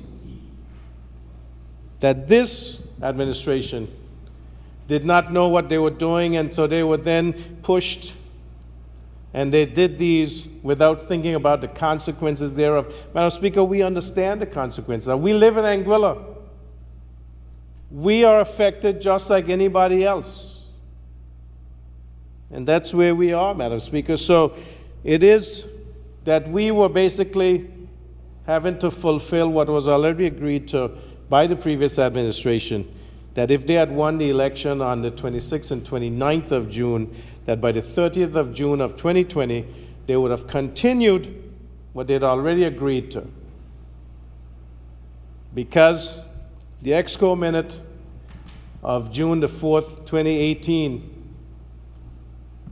when the previous administration agreed to advance the goods and service tax, and when they started the first phase on the 1st of October 2019, agreeing to the next phase on the 1st of January 2021, there was nothing between 4th of June 2018 and the 11th of June 2020 that said that if COVID came, or if there was any force majeure, or if there was anything else, that they would delay the implementation of the second phase, Madam Speaker. And COVID was already here in June 11th of 2020. So the decision that it would go ahead can only be assumed based on that they had signed off on it, they had agreed to the deadline date of June 30th of 2020 to advance it, and that there was no other minute or any policy decision. They already had the draft white paper that was involved. And in the budget the 2019 budget, the Premier and Minister of Finance stated in that budget that regarding the goods and service tax, the first phase would be implemented in October. Well, first he said earlier, but it got implemented the 1st of October of 2019, and then the second and third phases would follow, and the dates were given in that budget speech, Madam Speaker.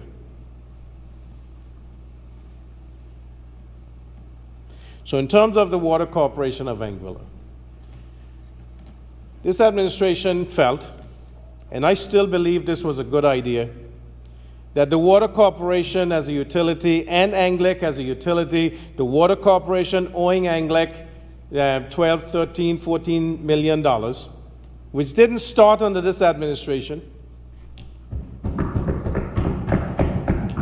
And Madam Speaker, we have searched and tried to find where the previous administration was so adamant that Anglic should be paid by the Water Corporation.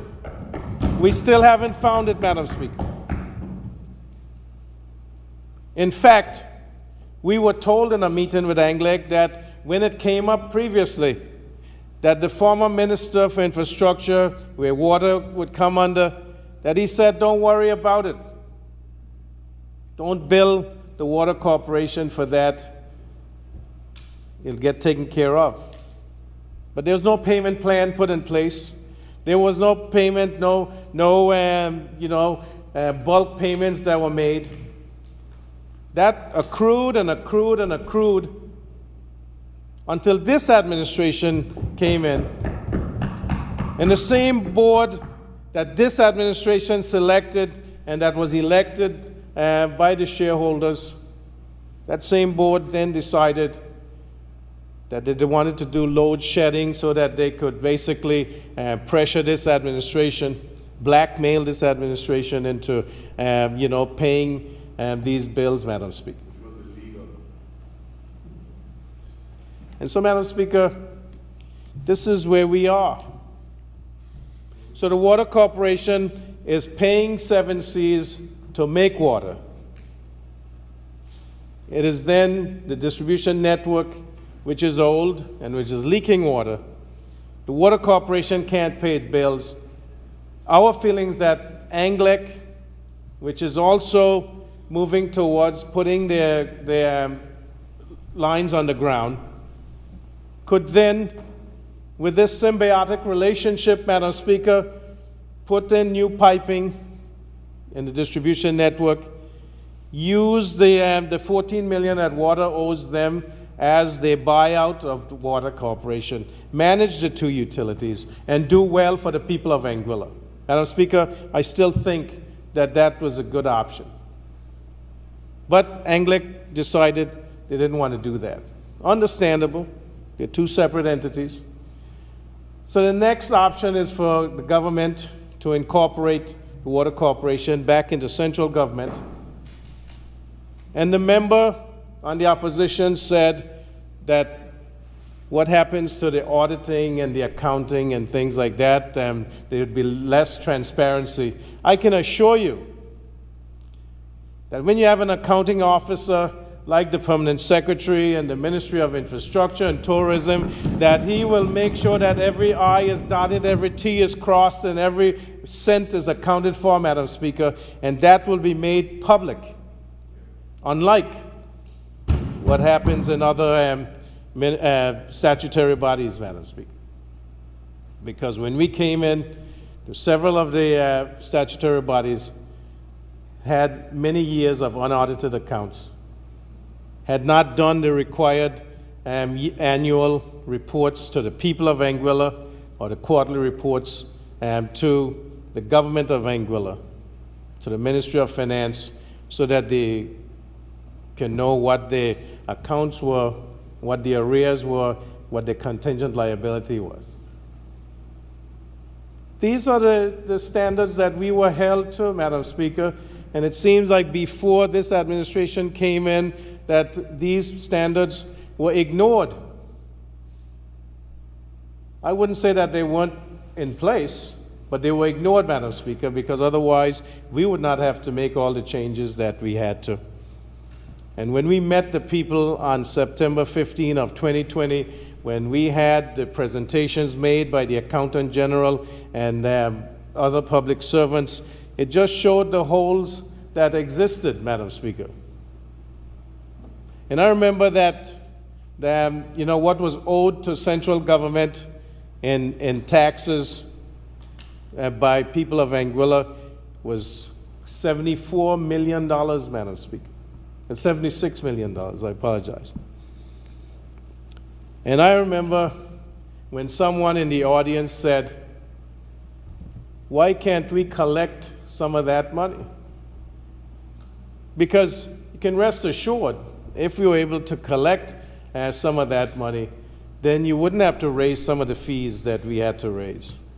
But it's a difficulty, because in the MOU for financial aid for COVID relief, it stated that the permanent secretary in the Ministry of Finance was supposed to come up with a draft collection policy that included the ability to make summons to sue people, Madam Speaker, because that was never put in there where it was enacted. And so these are necessary things that need to be done so that you can collect. And just like, the member for Road South always says, we have laws, but they're not enforced. These are the issues that we have to deal with. So the Water Corporation comes back on the government. The government has now found $5 million that we can put into starting to rebuild the distribution network. We need to go further.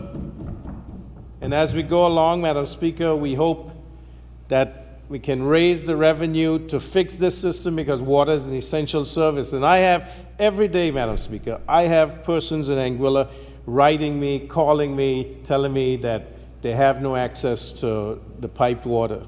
And that bothers me, because, I feel that this is something that is essential. Water is a gift of life. Our bodies are made up of over 80% water, Madam Speaker, and we need to have access to it, and that's something that the Minister and I will continue to work on so that we can make sure that Anguillians have access to water.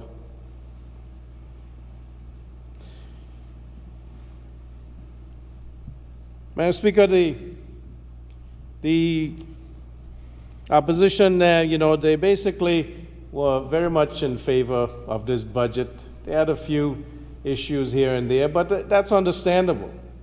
We're not all on the same page, and we all have our pet peeves. But certainly, I think that if they're honest, they will say that this budget is one that should stand and should be agreed to because of the benefits that it provides to the people of Anguilla.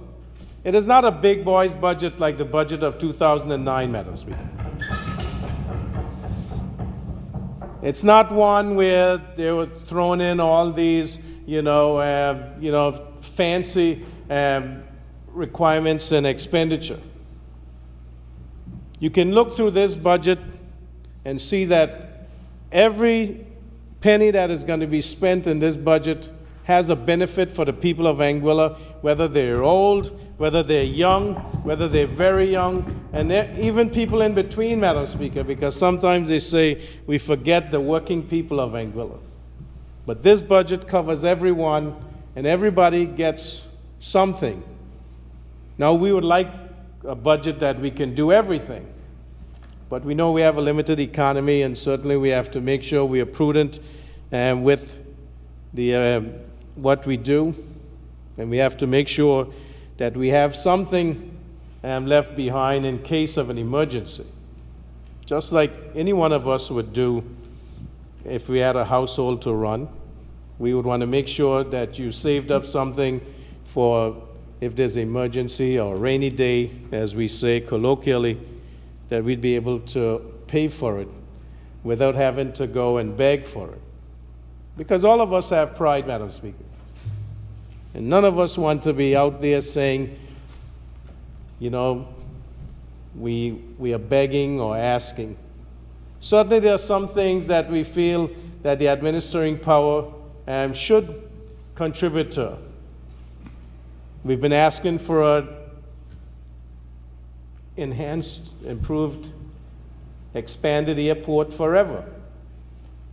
Time I was born, I was hearing that we need an airport, because that was when the father of the nation came back from St. Martin, and one of the things he said that bothered him was that Anguilla did not have an airport. And so I feel that the United Kingdom needs to help us with acquiring an airport, and that has started. So using the Economic Resilience Fund, the £4 million per year for 3 years, and the UK has committed to, first, the enabling works, which just over a week ago, the minister, the member for Road South, was able to do the groundbreaking with the car park that has started already, with the southbound taxiway that on the south side of the current runway, moving the warehouse, customs warehouse, to the south side of the runway. These are all enabling works which will help us to get to then building the new terminal building, and then we want to then go to expanding the airport runway, Madam Speaker, so that we can accommodate larger planes with a larger passenger load, and even cargo loads. Because as we get into the things that the Minister for Sustainability, Innovation and the Environment, food security, we enhance our agriculture and fishing, we will have need for export. And when you want to preserve the crops and preserve your catch and get them moved faster, then flying them is much faster and easier and can give you access to further away markets than we have right now. So these are all interrelated, Madam Speaker. And that's what it is with this administration. We have a coordinated approach. Some people say we never had a manifesto, but we do have a manifesto. It's just one that wasn't all glossy and said 2015 to 2020 and beyond. You don't have to spend all that money, Madam Speaker, on printing those beautiful documents. You can just put it on the internet now and everybody can have access to it. And so we have the 11-point plan, and we have an expanded Anguilla Reimagined plan, and I'm sure many persons, if they're interested, can get it and see what the goal of this administration is. Because it was well thought out, and when you have young minds working with older heads like me and the Minister for Home Affairs, because you know the Minister for Infrastructure and Tourism say he's young at heart, Madam Speaker. So,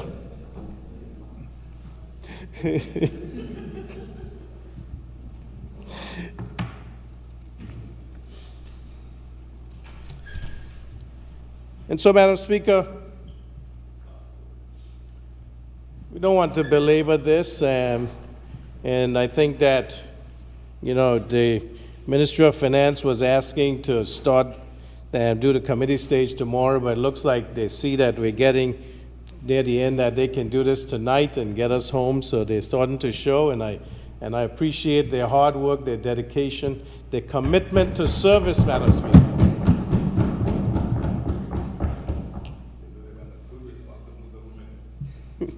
Amen to that.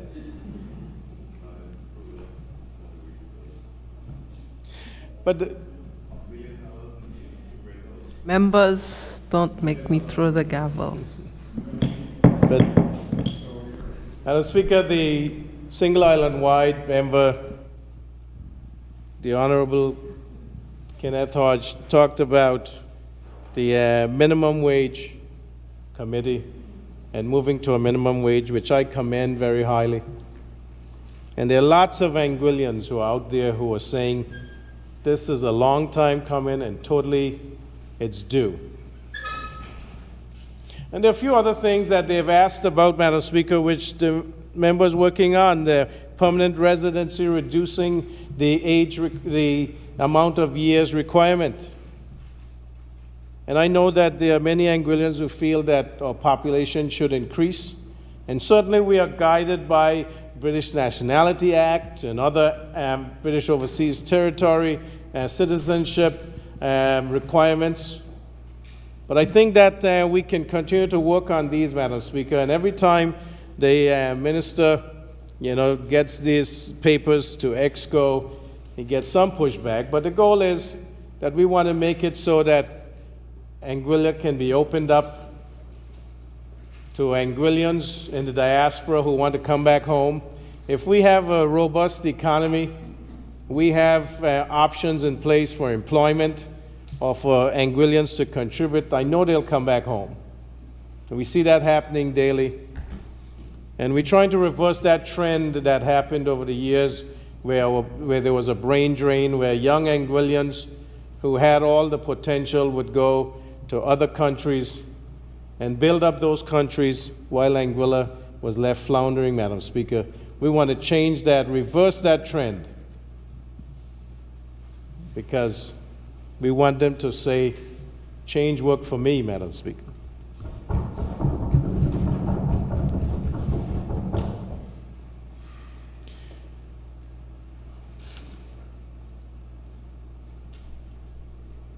And then, Madam Speaker, our elderly persons who for years have said that, they are spending too much on health care. We did a survey, Madam Speaker, back in 2019. And in that survey, we wanted to know what were the major concerns for Anguillians. And Madam Speaker, health care was number one.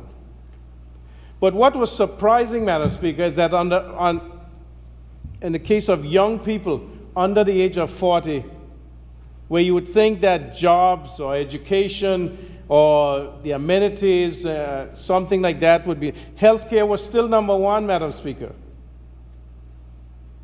And you have to wonder why that is. And we can know, Madam Speaker, that even though the young are not so concerned about their own health, they were worried that their parents and grandparents were paying so much for health care. And so we said, one of the things we want to do is make sure that those who are 70 and older, who are on a fixed income or no income, where they're relying on their children or their grandchildren to support them, that they would have access to health care, that they would not have to try to decide between whether they would buy medication or buy food. And so we pushed this as we got in, Madam Speaker.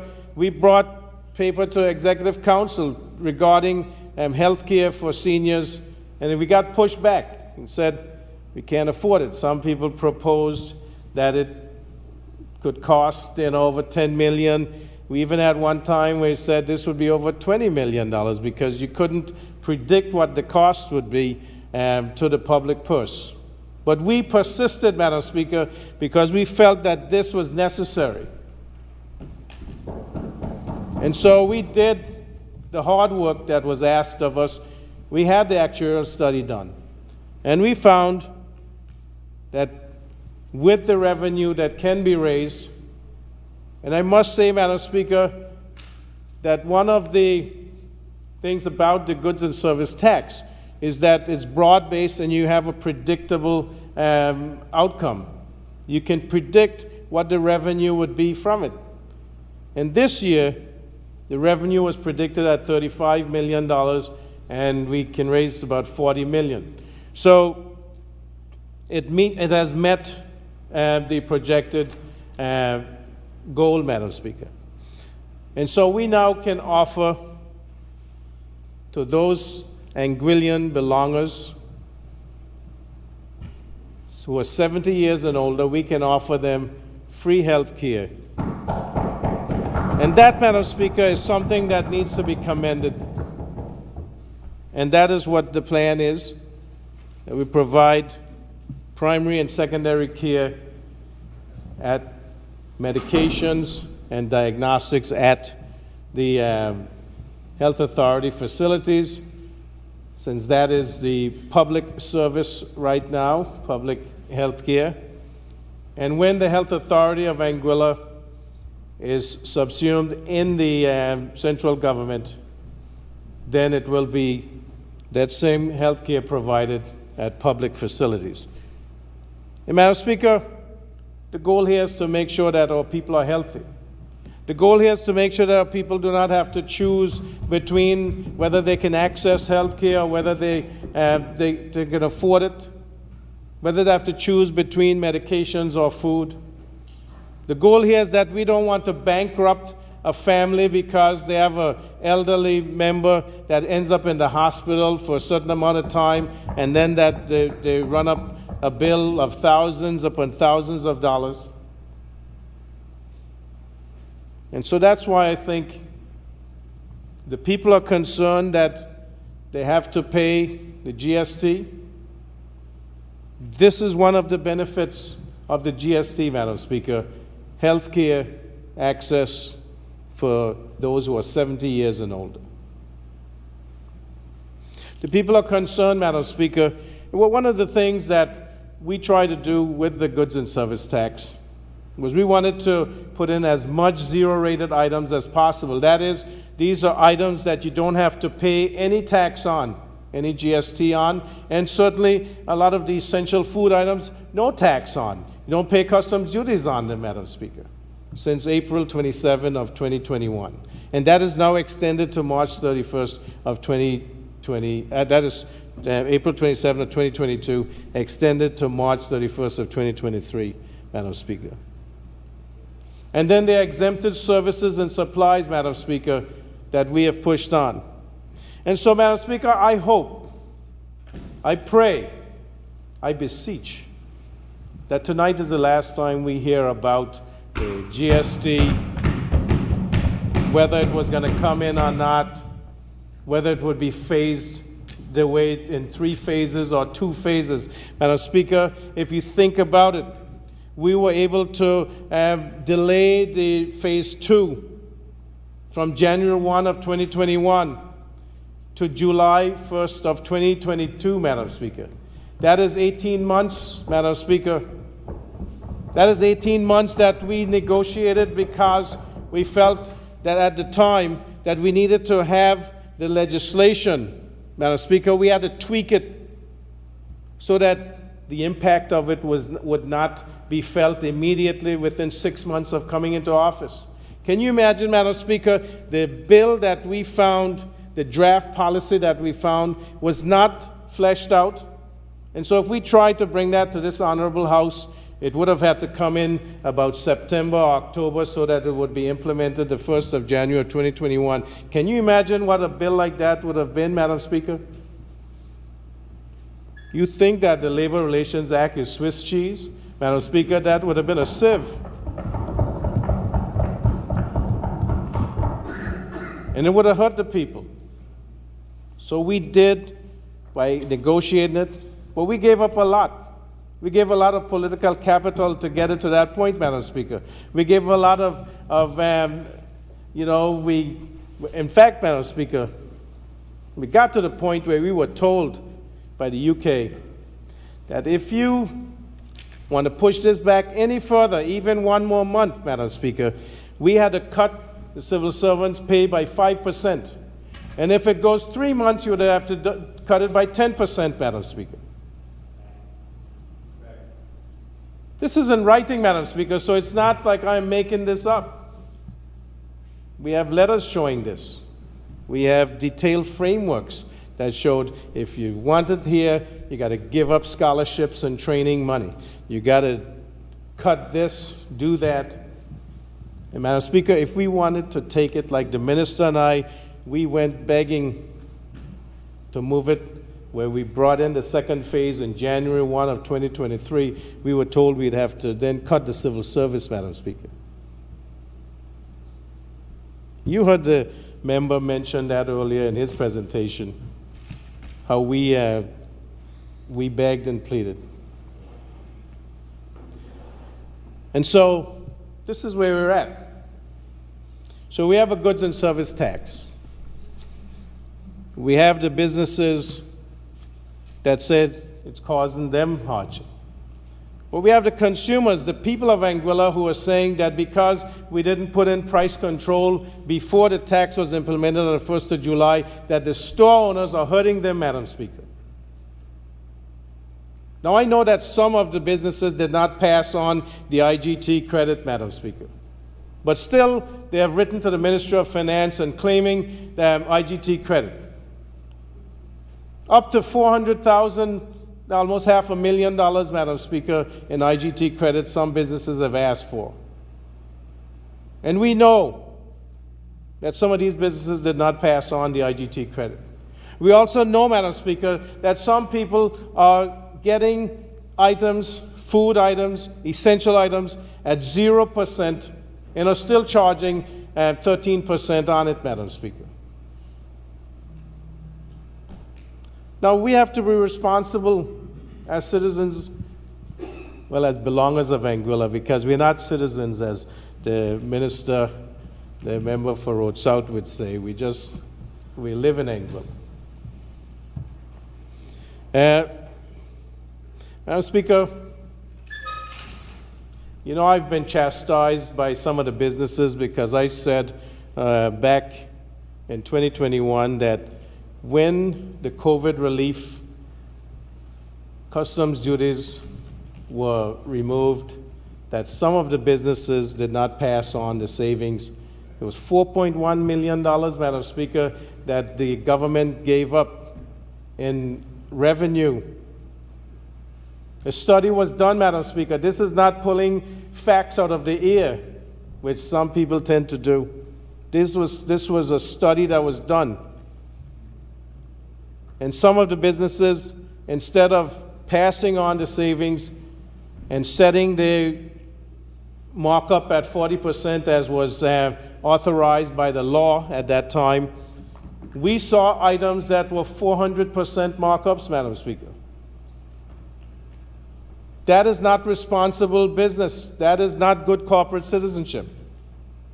And so I would like if people would come to me and say, well, you know, that the businesses have passed on the savings, that they're not charging GST on zero-rated items, that they have made sure that since they're getting back the 13% that they pay at the port, that they're not putting that in their markups, Madam Speaker. I'd love to hear that. It makes my job easier. It makes the work of the Ministry for Economic Development easier, because then we don't have to do price control.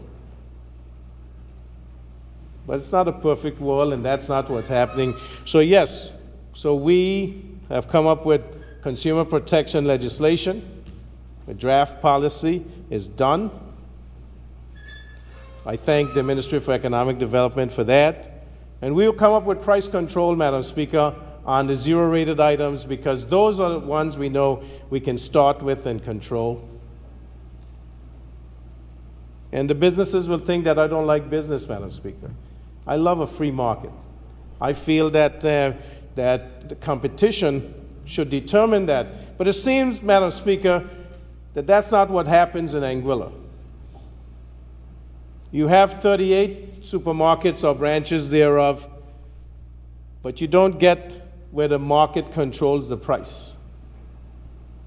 And I feel that it is high time that the businesses are responsible and that they look out for the people that are their customers, as we, the government, look out for the people who are our obligation, Madam Speaker. Because our goal is to ensure the well-being of the people of Anguilla. And so, tonight, we have this Appropriation 2023 Act 2022, Madam Speaker, under the theme, An Anguilla Reimagined. And we have to be able to see beyond the dark clouds that there is an Anguilla that we want to be proud of, Madam Speaker, as our forebears back in the early 1960s and then leading up to 1967. They saw in Anguilla that was possible, Madam Speaker, even before that, Madam Speaker, of forebears, when there was drought and people were dying. When they were told that they should leave this rock and move elsewhere, they said, we'd rather die than to leave Anguilla. They saw the potential of this country. We see the potential of this country. We want our young people to feel that they have ownership in this country, that they're not disenfranchised, that they're not pushed by the wayside, they do not feel left out. We want our elderly to feel that they left us a country that, as this generation has come in, we will continue to improve upon what we found, and so that future generations would continue to say that our forebears, which would mean us, I know the member for Road South would not want to think of himself as old, Madam Speaker, but you know, at some point we will be old, and the younger generation, he shaves his head to hide the gray, Madam Speaker. So, but I do want to say, Madam Speaker, Anguilla reimagined, economically resilient, socially inclusive, fiscally responsible, Madam Speaker. What a theme. And if we can live up to the tenets of that theme, Madam Speaker, we would have had an Anguilla that would be better than it was when we found it and when we were put in this position in June of 2020. So, Madam Speaker, I know the elderly should be happy that health care will be covered. I know that some of the decisions we've made in terms of sporting facilities, in terms of classrooms, in terms of education, these are all decisions and policies that are made thinking about the future of this country, Madam Speaker. And so I want to thank the members that made interventions and who have carefully considered the tenets of this budget. I want to thank those on social media who have made comments, Madam Speaker, because show that they're engaged. They may be negatively engaged, but they're engaged, and that's a start, Madam Speaker. And I think the potential of this administration is so obvious that people are starting to buy in, Madam Speaker, because they're seeing that they have an administration that cares about the people and that will make every effort, no matter what the sacrifices that we have to make sure that the well-being of the people is protected, their lives are improved, and that Anguilla, one of these days, again, we'll all be proud to say Anguilla is number one. It's the gem of the Caribbean, and that we are proud to call this country home. I thank you, Madam Speaker.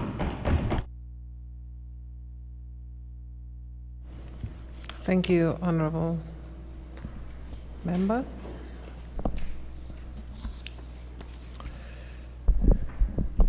It has been moved and seconded that a bill shortly entitled Appropriation 2023 Act 2022 be read a second time. Those in favor say aye. Aye. Those against say no.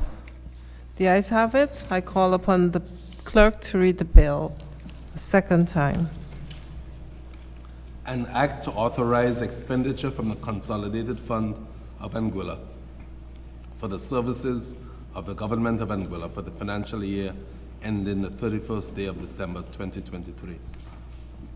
Under Rule 45 of the House of Assembly Rules of Procedure 2021, the bill now stands referred to a committee of the whole Assembly to be considered clause by clause. Assembly in committee.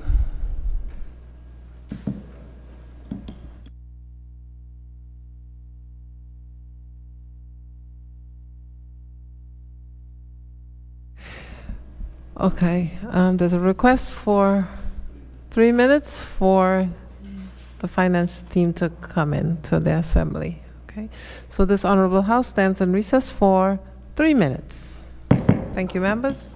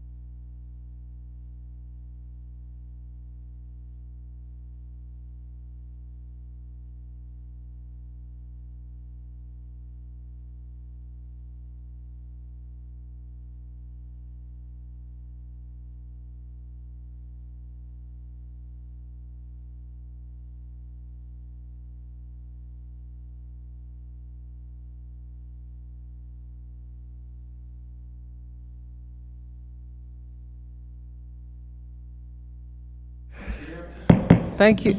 I'm sorry.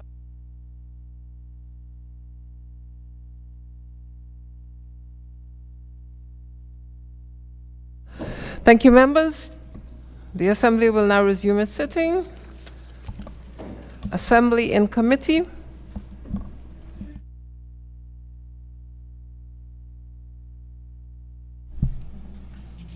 Section 1.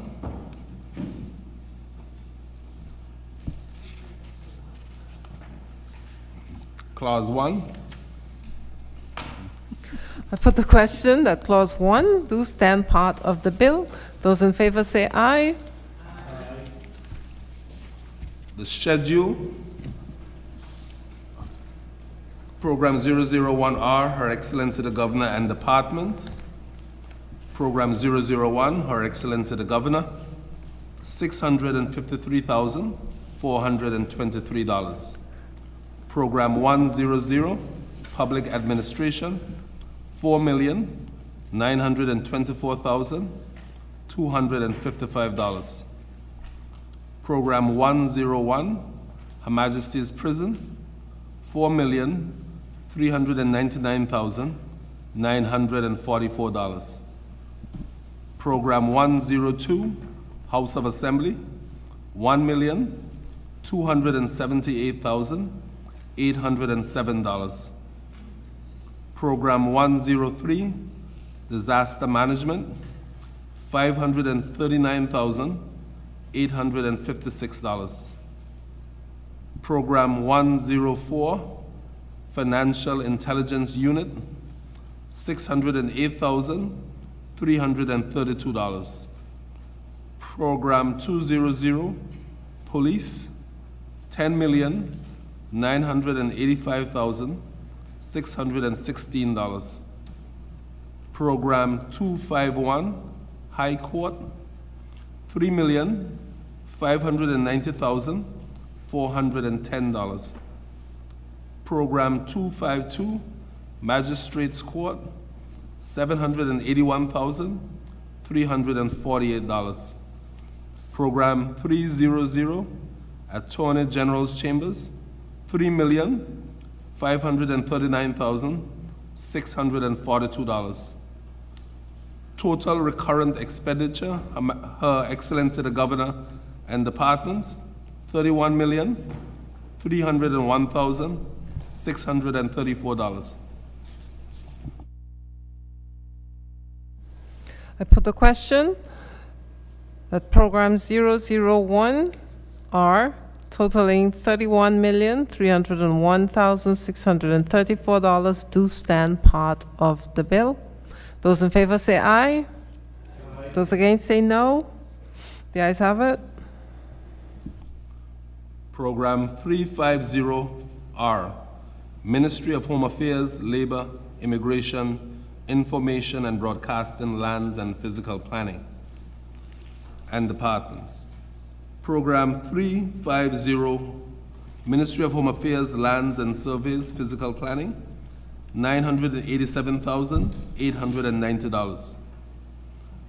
Program 351, Immigration, $3,648,276. Program 352, Information and Broadcasting, $831,340. Program 355, Labor, $763,108.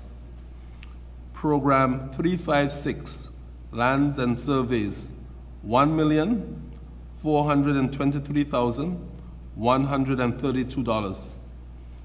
Program 357, Physical Planning, $1,017,546.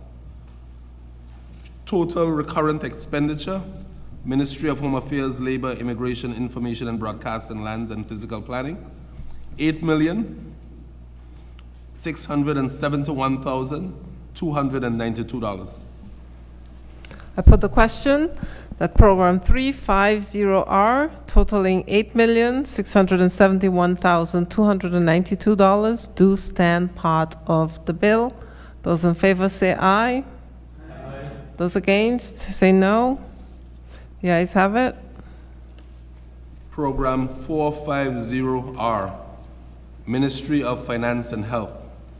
Program 450, Ministry of Finance and Health, $25,412,898.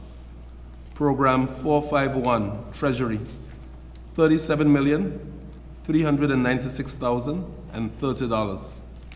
Program 452, Customs Department, $5,675,240. Program 453, Commercial Registry, $1,175,053. Program 454, Post Office, $3,552,094. Program 456, Internal Audit, $570,979. Program 458, Inland Revenue,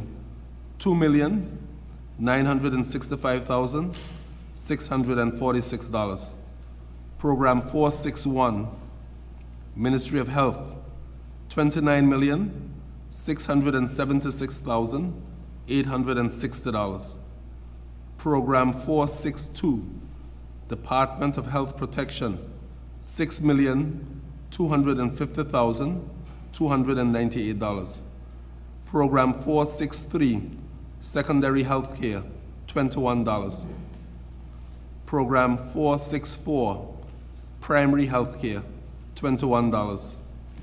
Total recurrent expenditure, Ministry of Finance and Health, $112,679,140.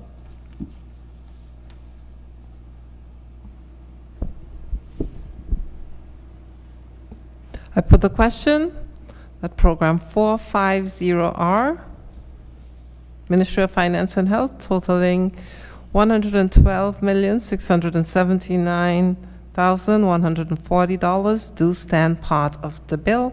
Those in favor, say aye. Aye. Those against, say no. The ayes have it. Program 550R, Ministry of Social Development and Education and Departments. Program 550, Ministry of Social Services, $8,516,775.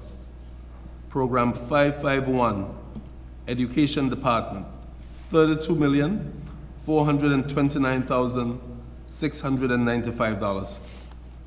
Program 554, Department of Social Development, $6,055,107.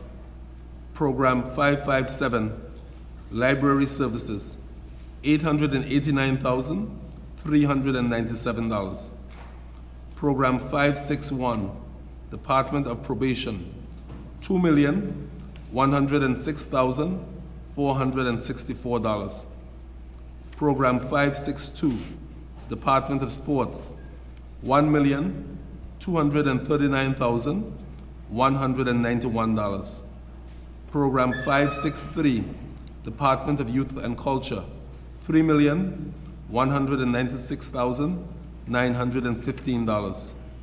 Total recurrent expenditure, Ministry of Social Development and Education, $54,433,545. I put the question that Program 550R, Ministry of Social Development and Education, totaling $54,433,545 do stand part of the bill. Those in favor say aye. Aye. Those against say no. The ayes have it. Program 650R, Ministry of Infrastructure, Communication, Utilities, Housing and Tourism and Departments. Program 650, Ministry of Infrastructure, $17,648,091. Program 652, Infrastructure, Communication and Utilities, $4,864,536. Program 656, Anguilla Fire and Rescue Services, $4,153,152. Program 653, Water Department, $19.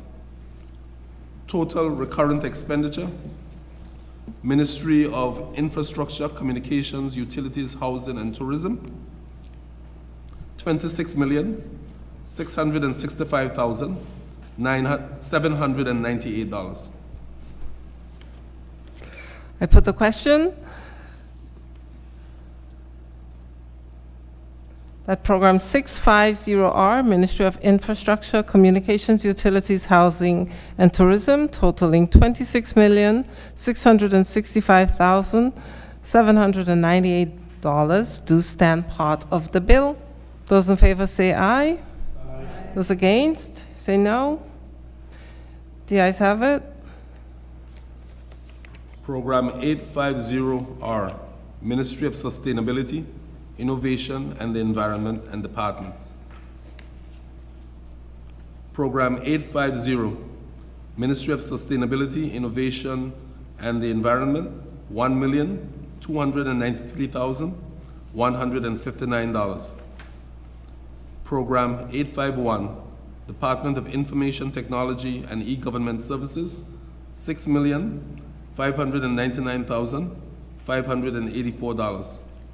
Program 852, Statistics, $908,867.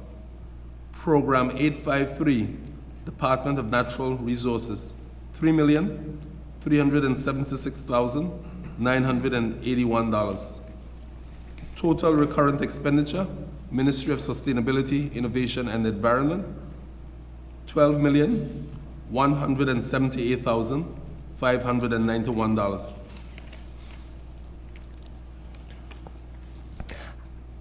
I put the question. Program 850R, Ministry of Sustainability, Innovation and the Environment, totaling $12,178,591 do stand part of the bill. Those in favor say aye. Aye. Those against say no. The ayes have it. Total recurrent expenditure, $245,930,000. I put the question that total recurrent expenditure totaling $245,930,000 do stand part of the bill. Those in favor say aye. Aye. Those against say no. The ayes have it. Details of capital expenditure. Program 450D, Ministry of Finance and Health, $903,700. I put the question that Program 450D, Ministry of Finance and Health, totaling $903,700 do stand part of the bill. Those in favor say aye. Aye. Those against say no. The ayes have it. Program 550D, Ministry of Social Development and Education, $7,491,054. I put the question that Program 550D, Ministry of Social Development and Education, totaling $7,491,054 do stand part of the bill. Those in favor say aye. Aye. Those against say no. The ayes have it. Program 650D, Ministry of Infrastructure, Communications, Utilities, Housing and Tourism, $4,512,439.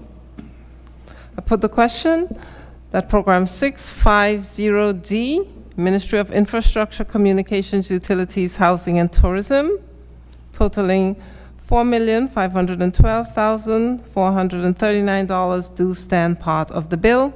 Those in favor say aye. Aye. Those against say no.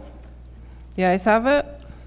Program 850D, Ministry of Sustainability, Innovation and the Environment, $8,526,939.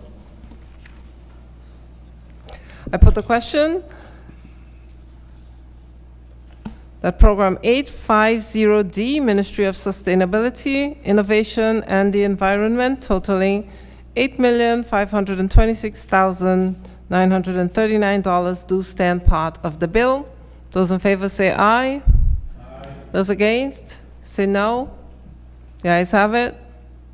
Total capital expenditure, $21,434,132. I put the question that the total capital expenditure totaling $21,434,132 do stand part of the bill. Those in favor say aye. Aye. Those against say no. The ayes have it. Total recurrent and capital expenditures, $267,364,132. I put the question that total recurrent and capital expenditures totaling $267,364,132 do stand part of the bill. Those in favor say aye. Aye. Those against say no. The ayes have it. Clause 2.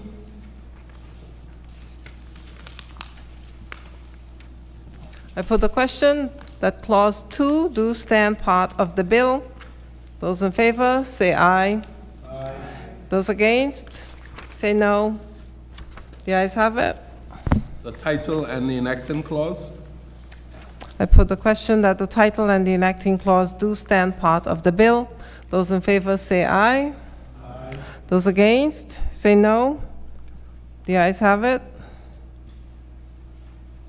Thanks to the members of the Ministry of Finance for your assistance today.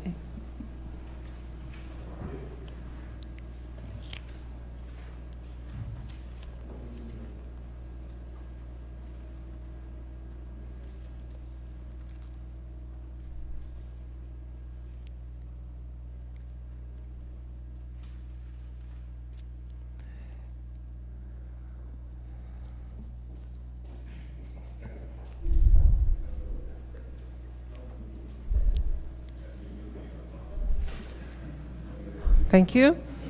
The Assembly will now resume its sitting. The member may report. Thank you, Madam Speaker. Madam Speaker, please allow me to acknowledge the presence of the former Ministerial Assistant, the Ministry of Finance under the Anguilla United Movement Administration, Mr. Patrick Sheriff Hanley, who came in from the UK. His support and guidance has been immeasurable and certainly appreciated. Madam Speaker, I rise to beg Report. to report that the bill shortly entitled A Bill for Appropriation 2023 Act 2022 has passed through committee without amendment and is ready for its third reading. A bill for appropriation 2023 Act 2022, third reading. Thank you, Madam Speaker. Madam Speaker, I beg to move that a bill shortly entitled A Bill for Appropriation 2023 Act 2022 be read a third time and passed. Madam Speaker, I rise to second. It has been moved and seconded that a bill shortly entitled Appropriation 2023 Act 2022 be now read a third time and passed. Those in favor say aye. Aye. Those against say no. The ayes have it. I call upon the clerk to read the bill a third time. An act to authorize expenditure from the Consolidated Fund of Anguilla for the services of the Government of Anguilla for the financial year ending 31st day of December 2023. Bill read a third time and passed. Private members' bills? None. Private bills? None. Other orders of the day?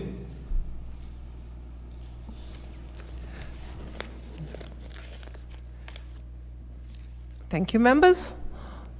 I just wish to extend a Merry Christmas and all the very best for the holiday season to you and your families. May it be a safe Christmas, Christ-filled, of course. I am staunch Christian, you know that, and I am going to give this opportunity to members to convey season greetings to their constituents and, of course, others, families, the members and their families as well.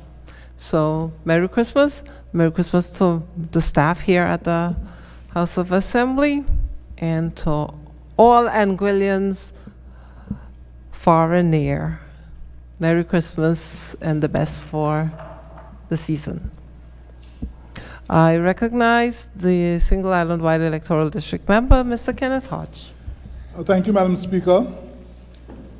I would like to take this opportunity to extend season's greetings to the people of Anguilla and other residents across this fair land and indeed across the wider diaspora.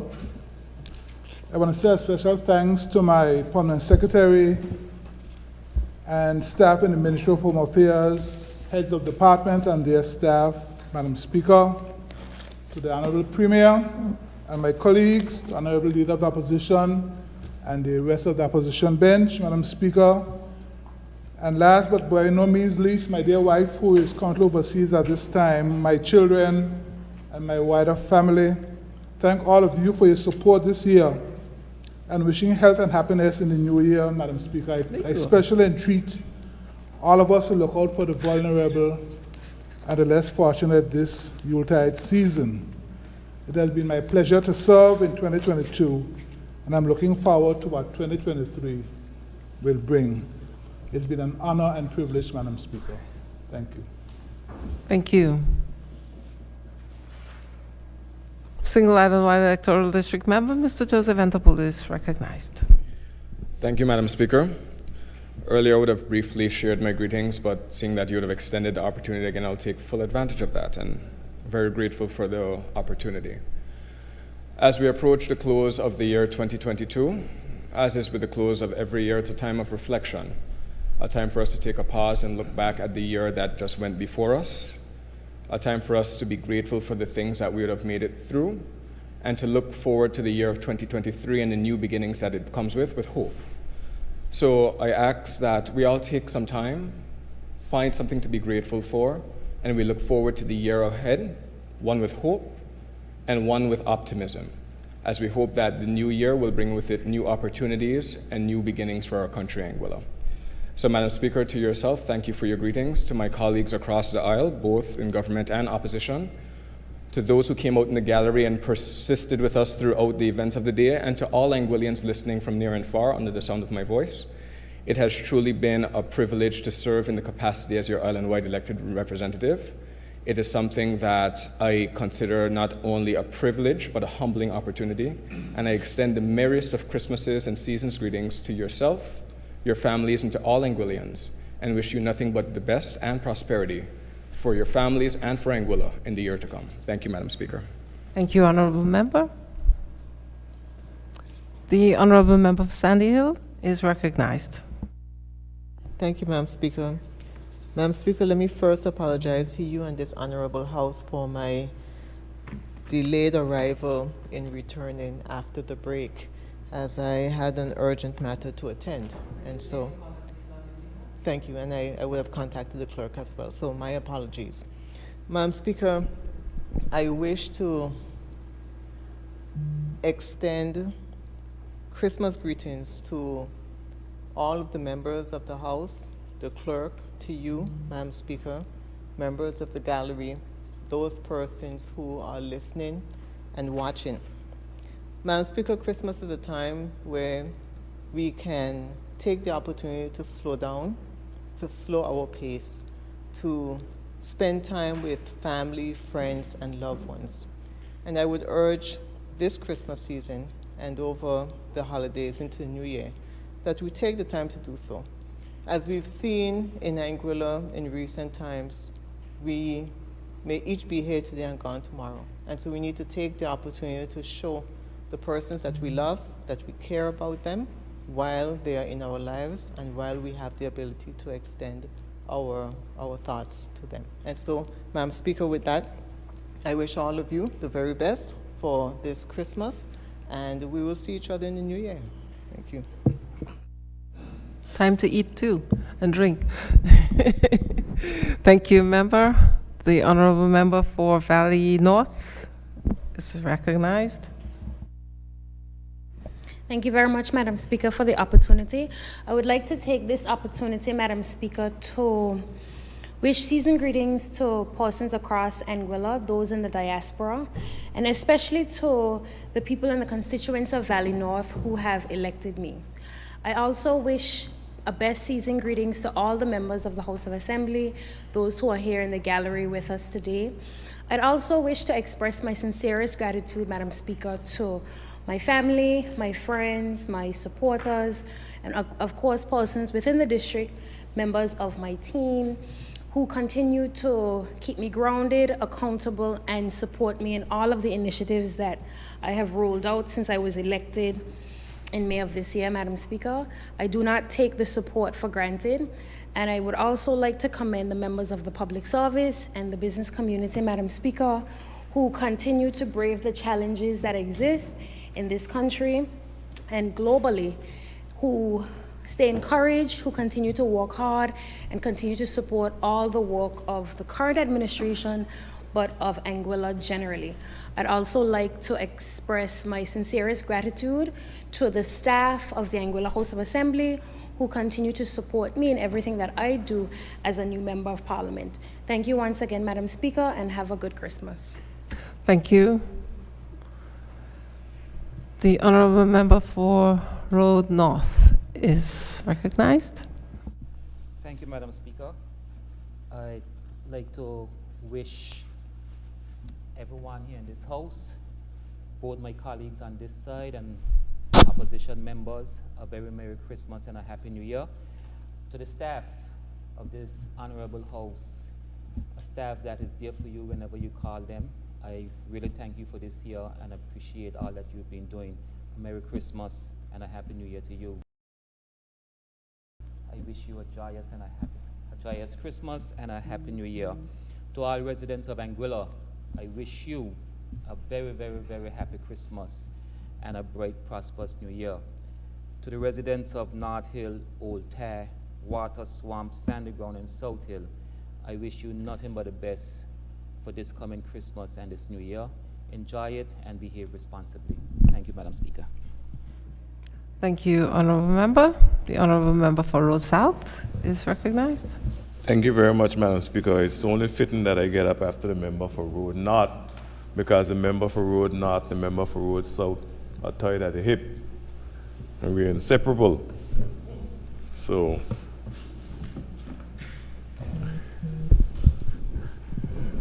thank you very much, Madam Speaker, for affording me the opportunity to extend my gratitude to the people of Road South.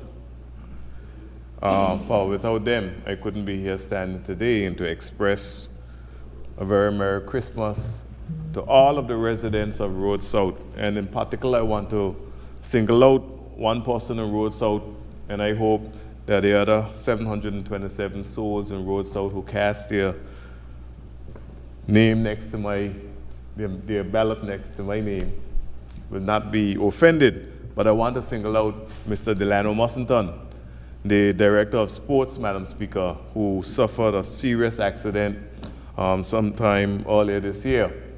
And he's home with his family, and I know his family is extremely grateful for him being home and to be able to celebrate the Christmas period with them. So I just want to single him out and single out his A1 ride or die wife, Miss Kalisha Callie Mussington. This is all that we aspire to as men, Madam Speaker. So I just want to celebrate them, especially in this most difficult time. I wish them a very Merry Christmas and a bright and prosperous New Year with a full recovery, a strong recovery. And I have no doubt that Delano will make a full recovery, because he has the mind, the spirit of a fighter, of a champion, and he will come out on top. I want to express via this medium, and this will be expressed several times after this, my gratitude and a very Merry Christmas to my mother. For without her, I couldn't be here, Madam Speaker. And to my children, especially my sons who are home now wondering why I'm out so late. So I'll be getting home to you very soon. And I want to also express a very Merry Christmas, Madam Speaker, to the staff, the greatest staff in Anguilla Public Service, the staff at Maiku and T, Madam Speaker. I want to express a very Merry Christmas to Mr. Karim Hodge, the best permanent secretary in the public service, Madam Speaker. No offense to the others, Madam Speaker. And I want to express a very Merry Christmas to Ms. Christine Irish, Mr. Kendall Richardson, Mr. Bancroft Batik, Mr. Shane Iskana, Mr. Claudius Gums, Ms. Sharma Fleming. Madam Speaker, I want to express a very Merry Christmas to Mr. Travis Carty and a welcome addition to the ministry.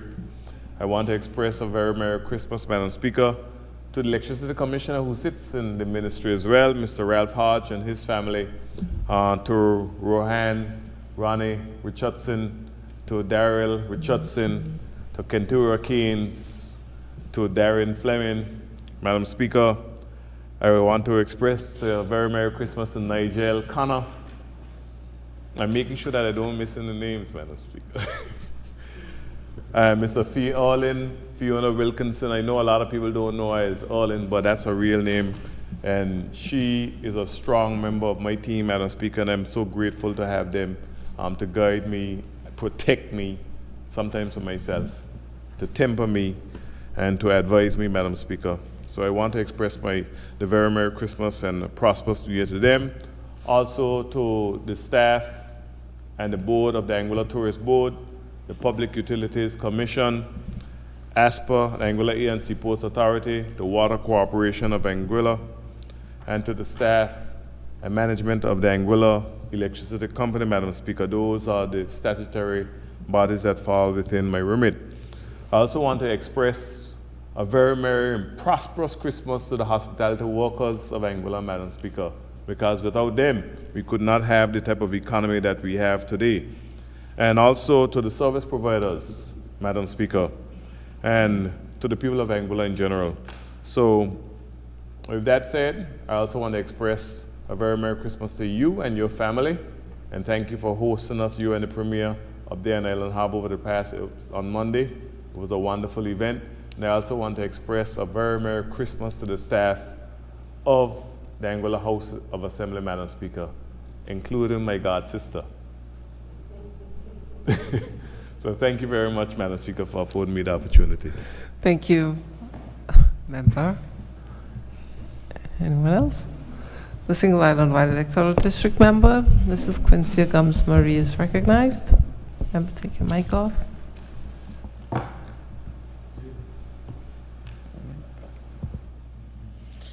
Thank you, Madam Speaker.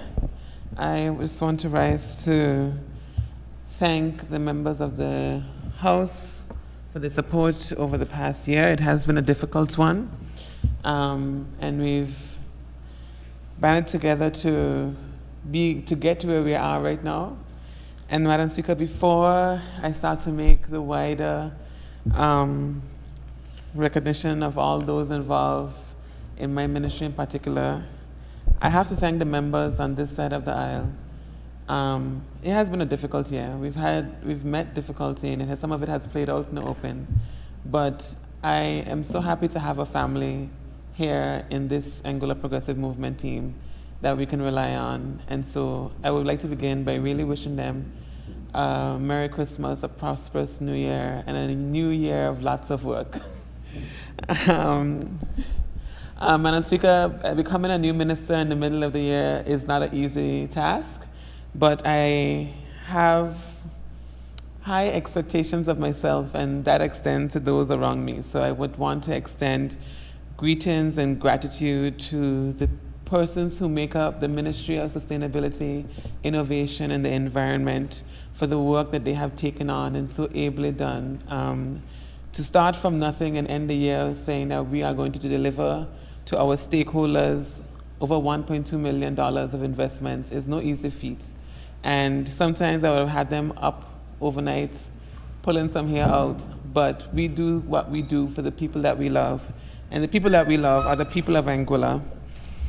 In thanking the public service, I have to thank the Ministry of Finance.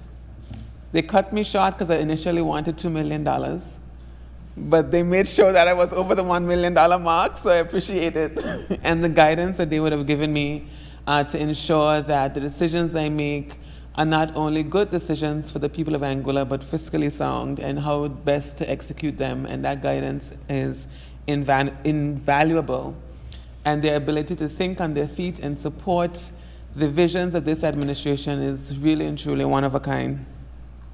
Madam Speaker, I also would like to take this time to extend gratitude to all the persons of Anguilla. As an island-wide member, I don't get to call a specific district home, but as a member of District 2, I do want to point out to the members of District 2 and say a special good evening to them and wish them a Merry Christmas, a prosperous New Year. And I also want to consider families who have experienced loss over this past year. Usually when we have times like this, Christmas, birthdays, the loss is recognized even harder. So I would like to continue to express condolences to them, especially those who are going through their first Christmas and those who have just recently experienced a loss. While the rest of the country is celebrating a time of family, they are making funeral arrangements and making those considerations. And so I just want to hold them up in prayer and my thoughts and wish them a Merry Christmas again and a prosperous New Year. And Madam Speaker, during my time here in this season on the roads, I've seen some drunk driving, and I do want to really impress on our people that this is a time when we see a lot of unsafe practices on the road, and to practice safe driving and have fun, but have fun where you can live to tell the story tomorrow and you don't take away someone's life unduly, and be responsible with the way they celebrate this Christmas season. Madam Speaker, my husband is in the gallery this evening, and I would have gone insane if he wasn't by my side this year. So the most important greeting goes to you. Stop ticketing my constituents. And Ivan, who has really, really supported this administration in getting our message and policies out there and communicating to the general public. Thank you. Merry Christmas, Happy New Year, and also to the staff of the House. One of the mandates of the ministry is to ensure that conversations of the environment are held in the highest place possible, which is this House of Parliament, and their guidance throughout how to do so, what methods and means to do that best, and just general support. Sometimes I just come by Joash and complain. I really appreciate them creating a space where we can feel safe and as new and young politicians navigate these new waters, especially in this difficult time of governance. The people of Anguilla would have made tremendous sacrifice. This year we would have experienced the introduction of new taxation, we would have had global inflation, we would have many things going on, and they have rightfully been concerned. But we stand today a country that can boast progress, a country that can boast stability, and I thank them for entrusting this team and keeping us in prayers, and we will continue to work for them. Thank you. Thank you, Honorable Member. The Honorable Member for for Valley South. Thank you, Madam Speaker. I wasn't going to say much because I know that my constituents are responsible and they're already tucked in bed, so they're not on Facebook right now, and they're not listening via these channels. But nevertheless, if they do end up on the Facebook Live and look through this presentation once again, I do want them to know that I would have wished them Merry Christmas, season greetings, and Happy New Year to my constituents, to the people of District 4, to the members of this House of Assembly and the clerk and the staff of the House of Assembly for supporting us through this year. To the Ministry of Finance, again, thank you. It has been a very difficult year, and you have steadied the ship through very rough storms. So I do want to thank you a lot for the work that you've done. And of course, I must thank my own ministry, the Ministry of Social Development and Education. Through this year, we've seen a lot of tough challenges. We've been the silent victims of the COVID-19 pandemic, and our teachers have been stretched beyond measure, as many other civil servants would have experienced. And we are we're in a position right now, Madam Speaker, to say that we are in a position to allow them and to give them increments next year. This has been something that I think they have deserved for quite some time. It's been 14 years in the waiting. And I have to extend that to my thanks, not just to our teachers, because they make up a component of our education sector, but we also have our custodians, we have our cleaners, we have our principals, we have our special education needs units, we have our sports teachers, those who give up their time to teach the young people of Anguilla, my Department of Sports, who thankfully this year, and thanks to the hard work of the Ministry of Finance, will be able to see more monies being poured into that ministry next year. So I'm really hoping for a very happy new year for the Department of Sports and the Ministry of Education. And for all of us to move forward with the eye on an Anguilla reimagined. I think that my constituents and the people of this country have seen quite a lot over the course of 2022. And I'm praying and I'm hoping for them that while they keep their eyes and heart on the reason for the season, on being grateful for the birth of Jesus Christ for saving us and for keeping us here, I also hope that we take the time to be thankful for weathering very difficult storms and for coming out to the other side of sacrifice. So for that, Madam Speaker, and to the people of District 4, I do want to say thank you and Merry Christmas and Happy New Year. Thank you, Honorable Member. The Single Island Wide Electoral District Member, Mr. Kyle Hodge, is recognized.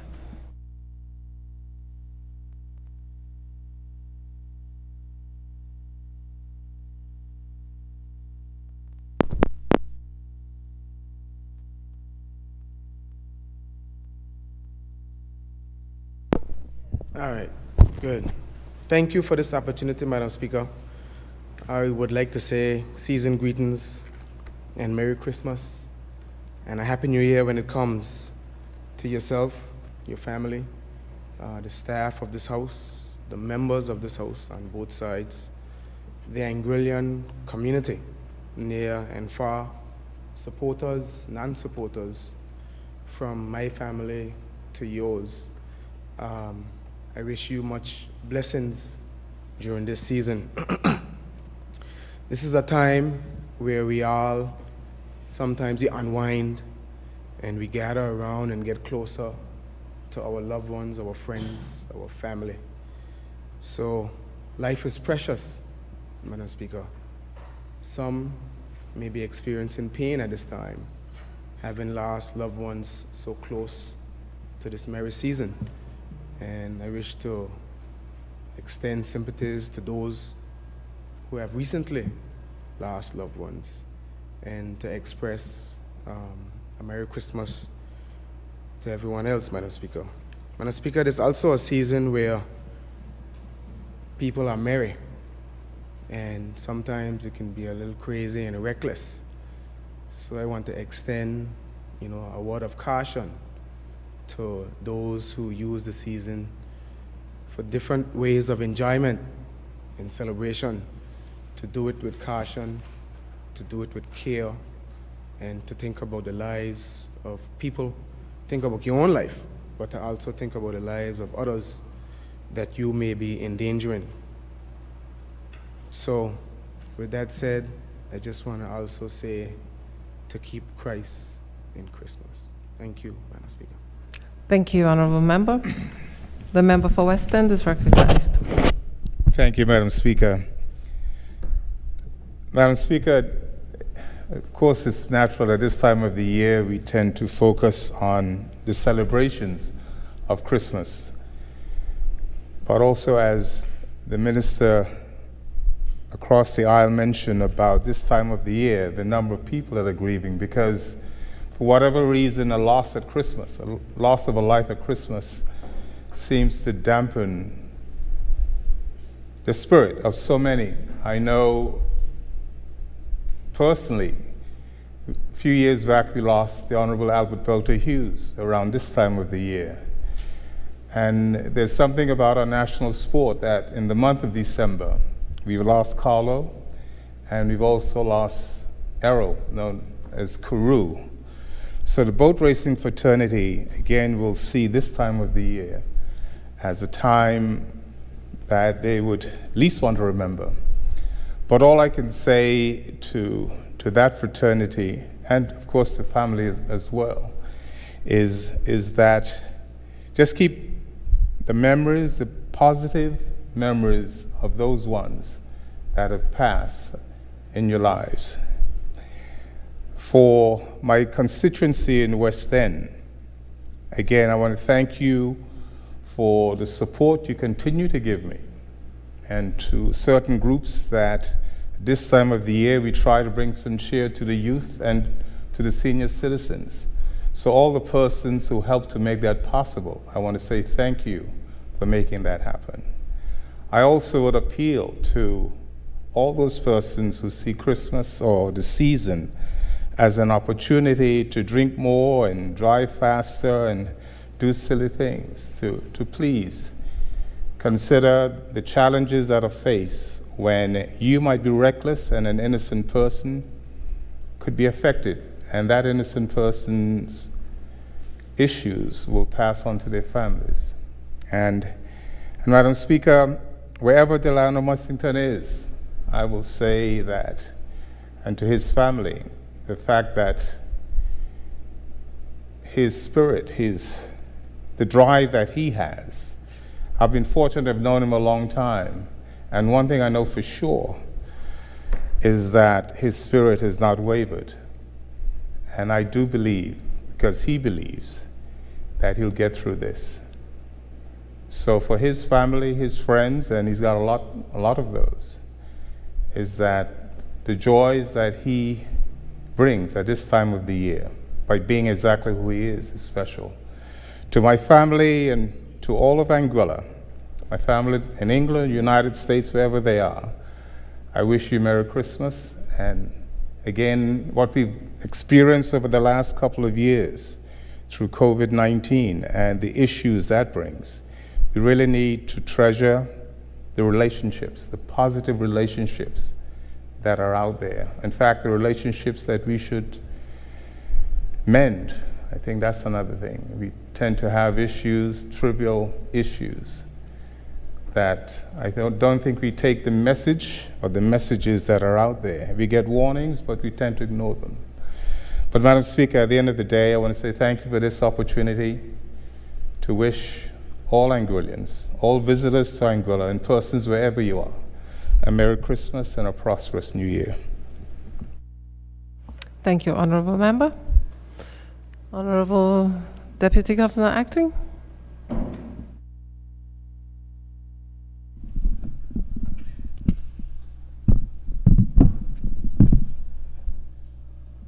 Madam Speaker, good evening, and thank you for the opportunity to allow me to extend a Merry Christmas and best wishes, first of all, to yourself and your family, to all the members of this House.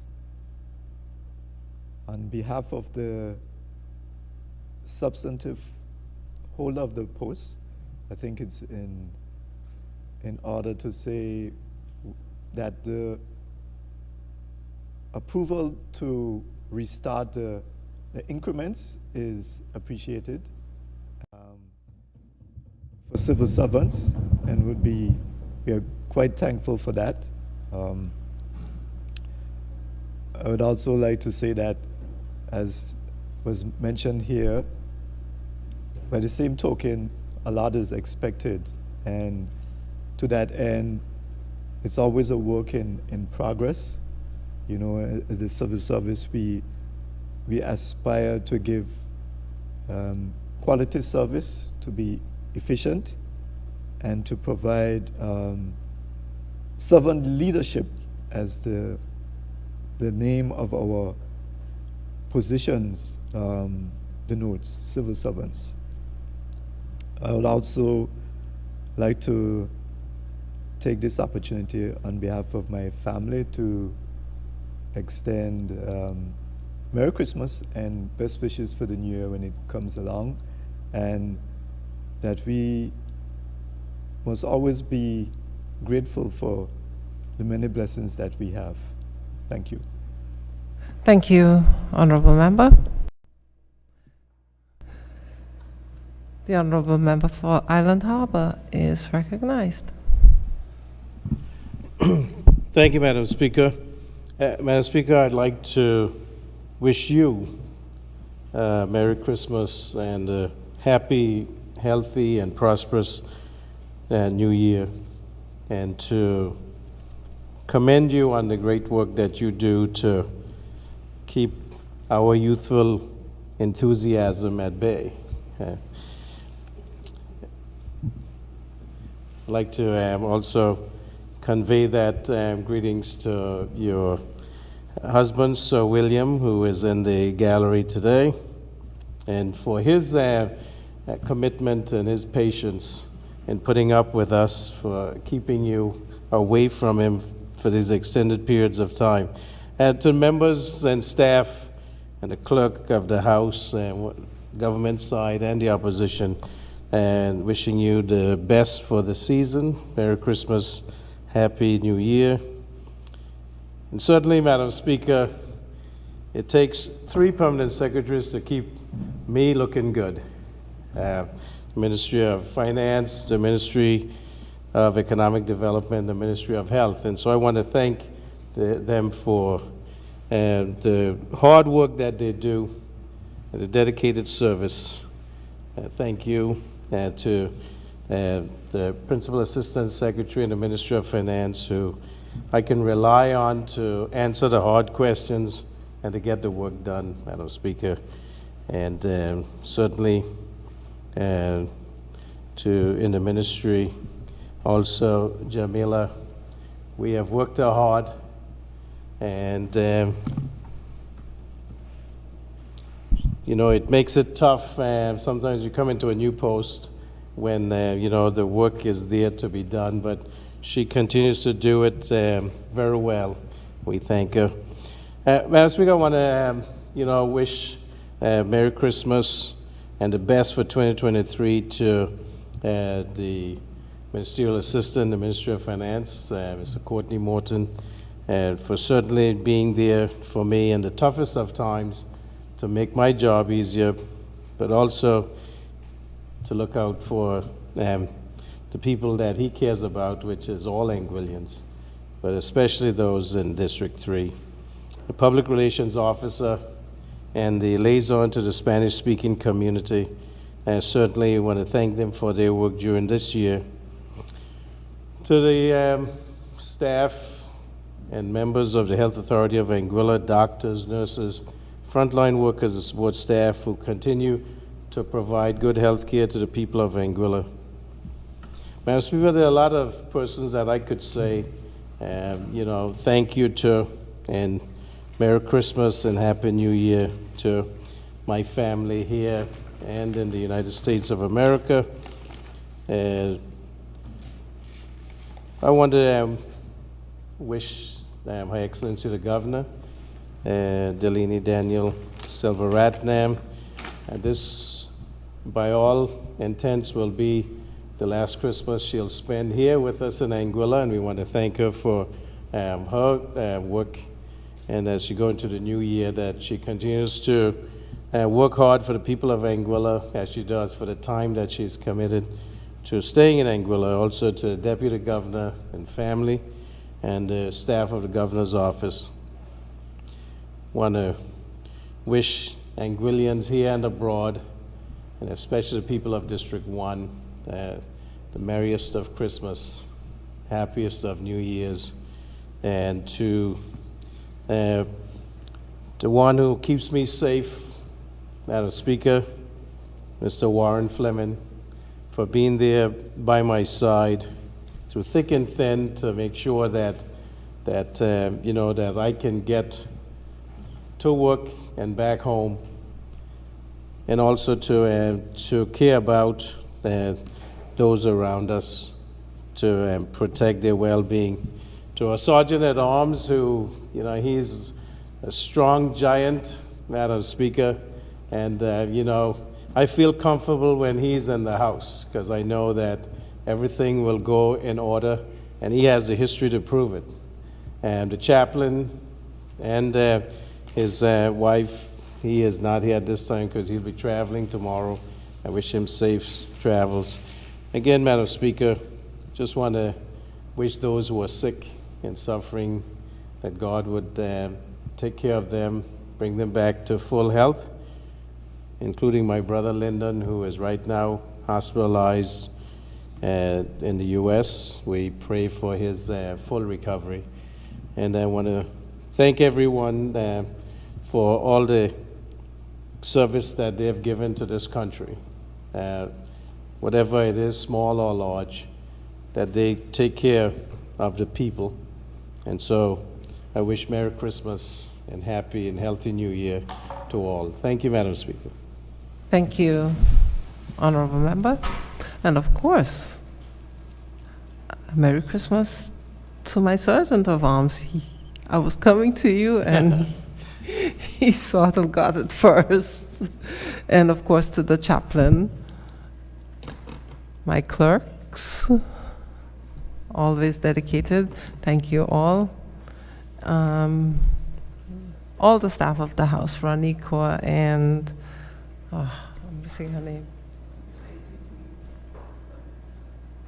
I can't understand you.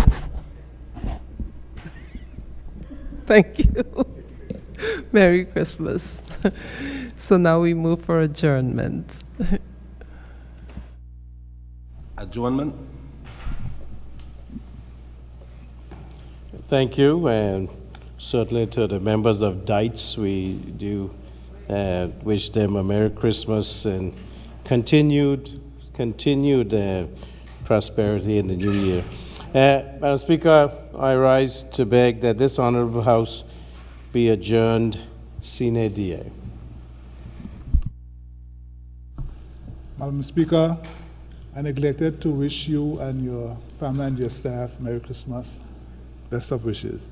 I rise a second. Thank you. And how can I forget my IT? Thank you, Dites. It has been moved and seconded that this honorable House stands adjourned sine die. Those in favor say aye. Those against say no. The ayes have it. This honorable House now stands adjourned sine die. Thank you, members, and Merry Christmas.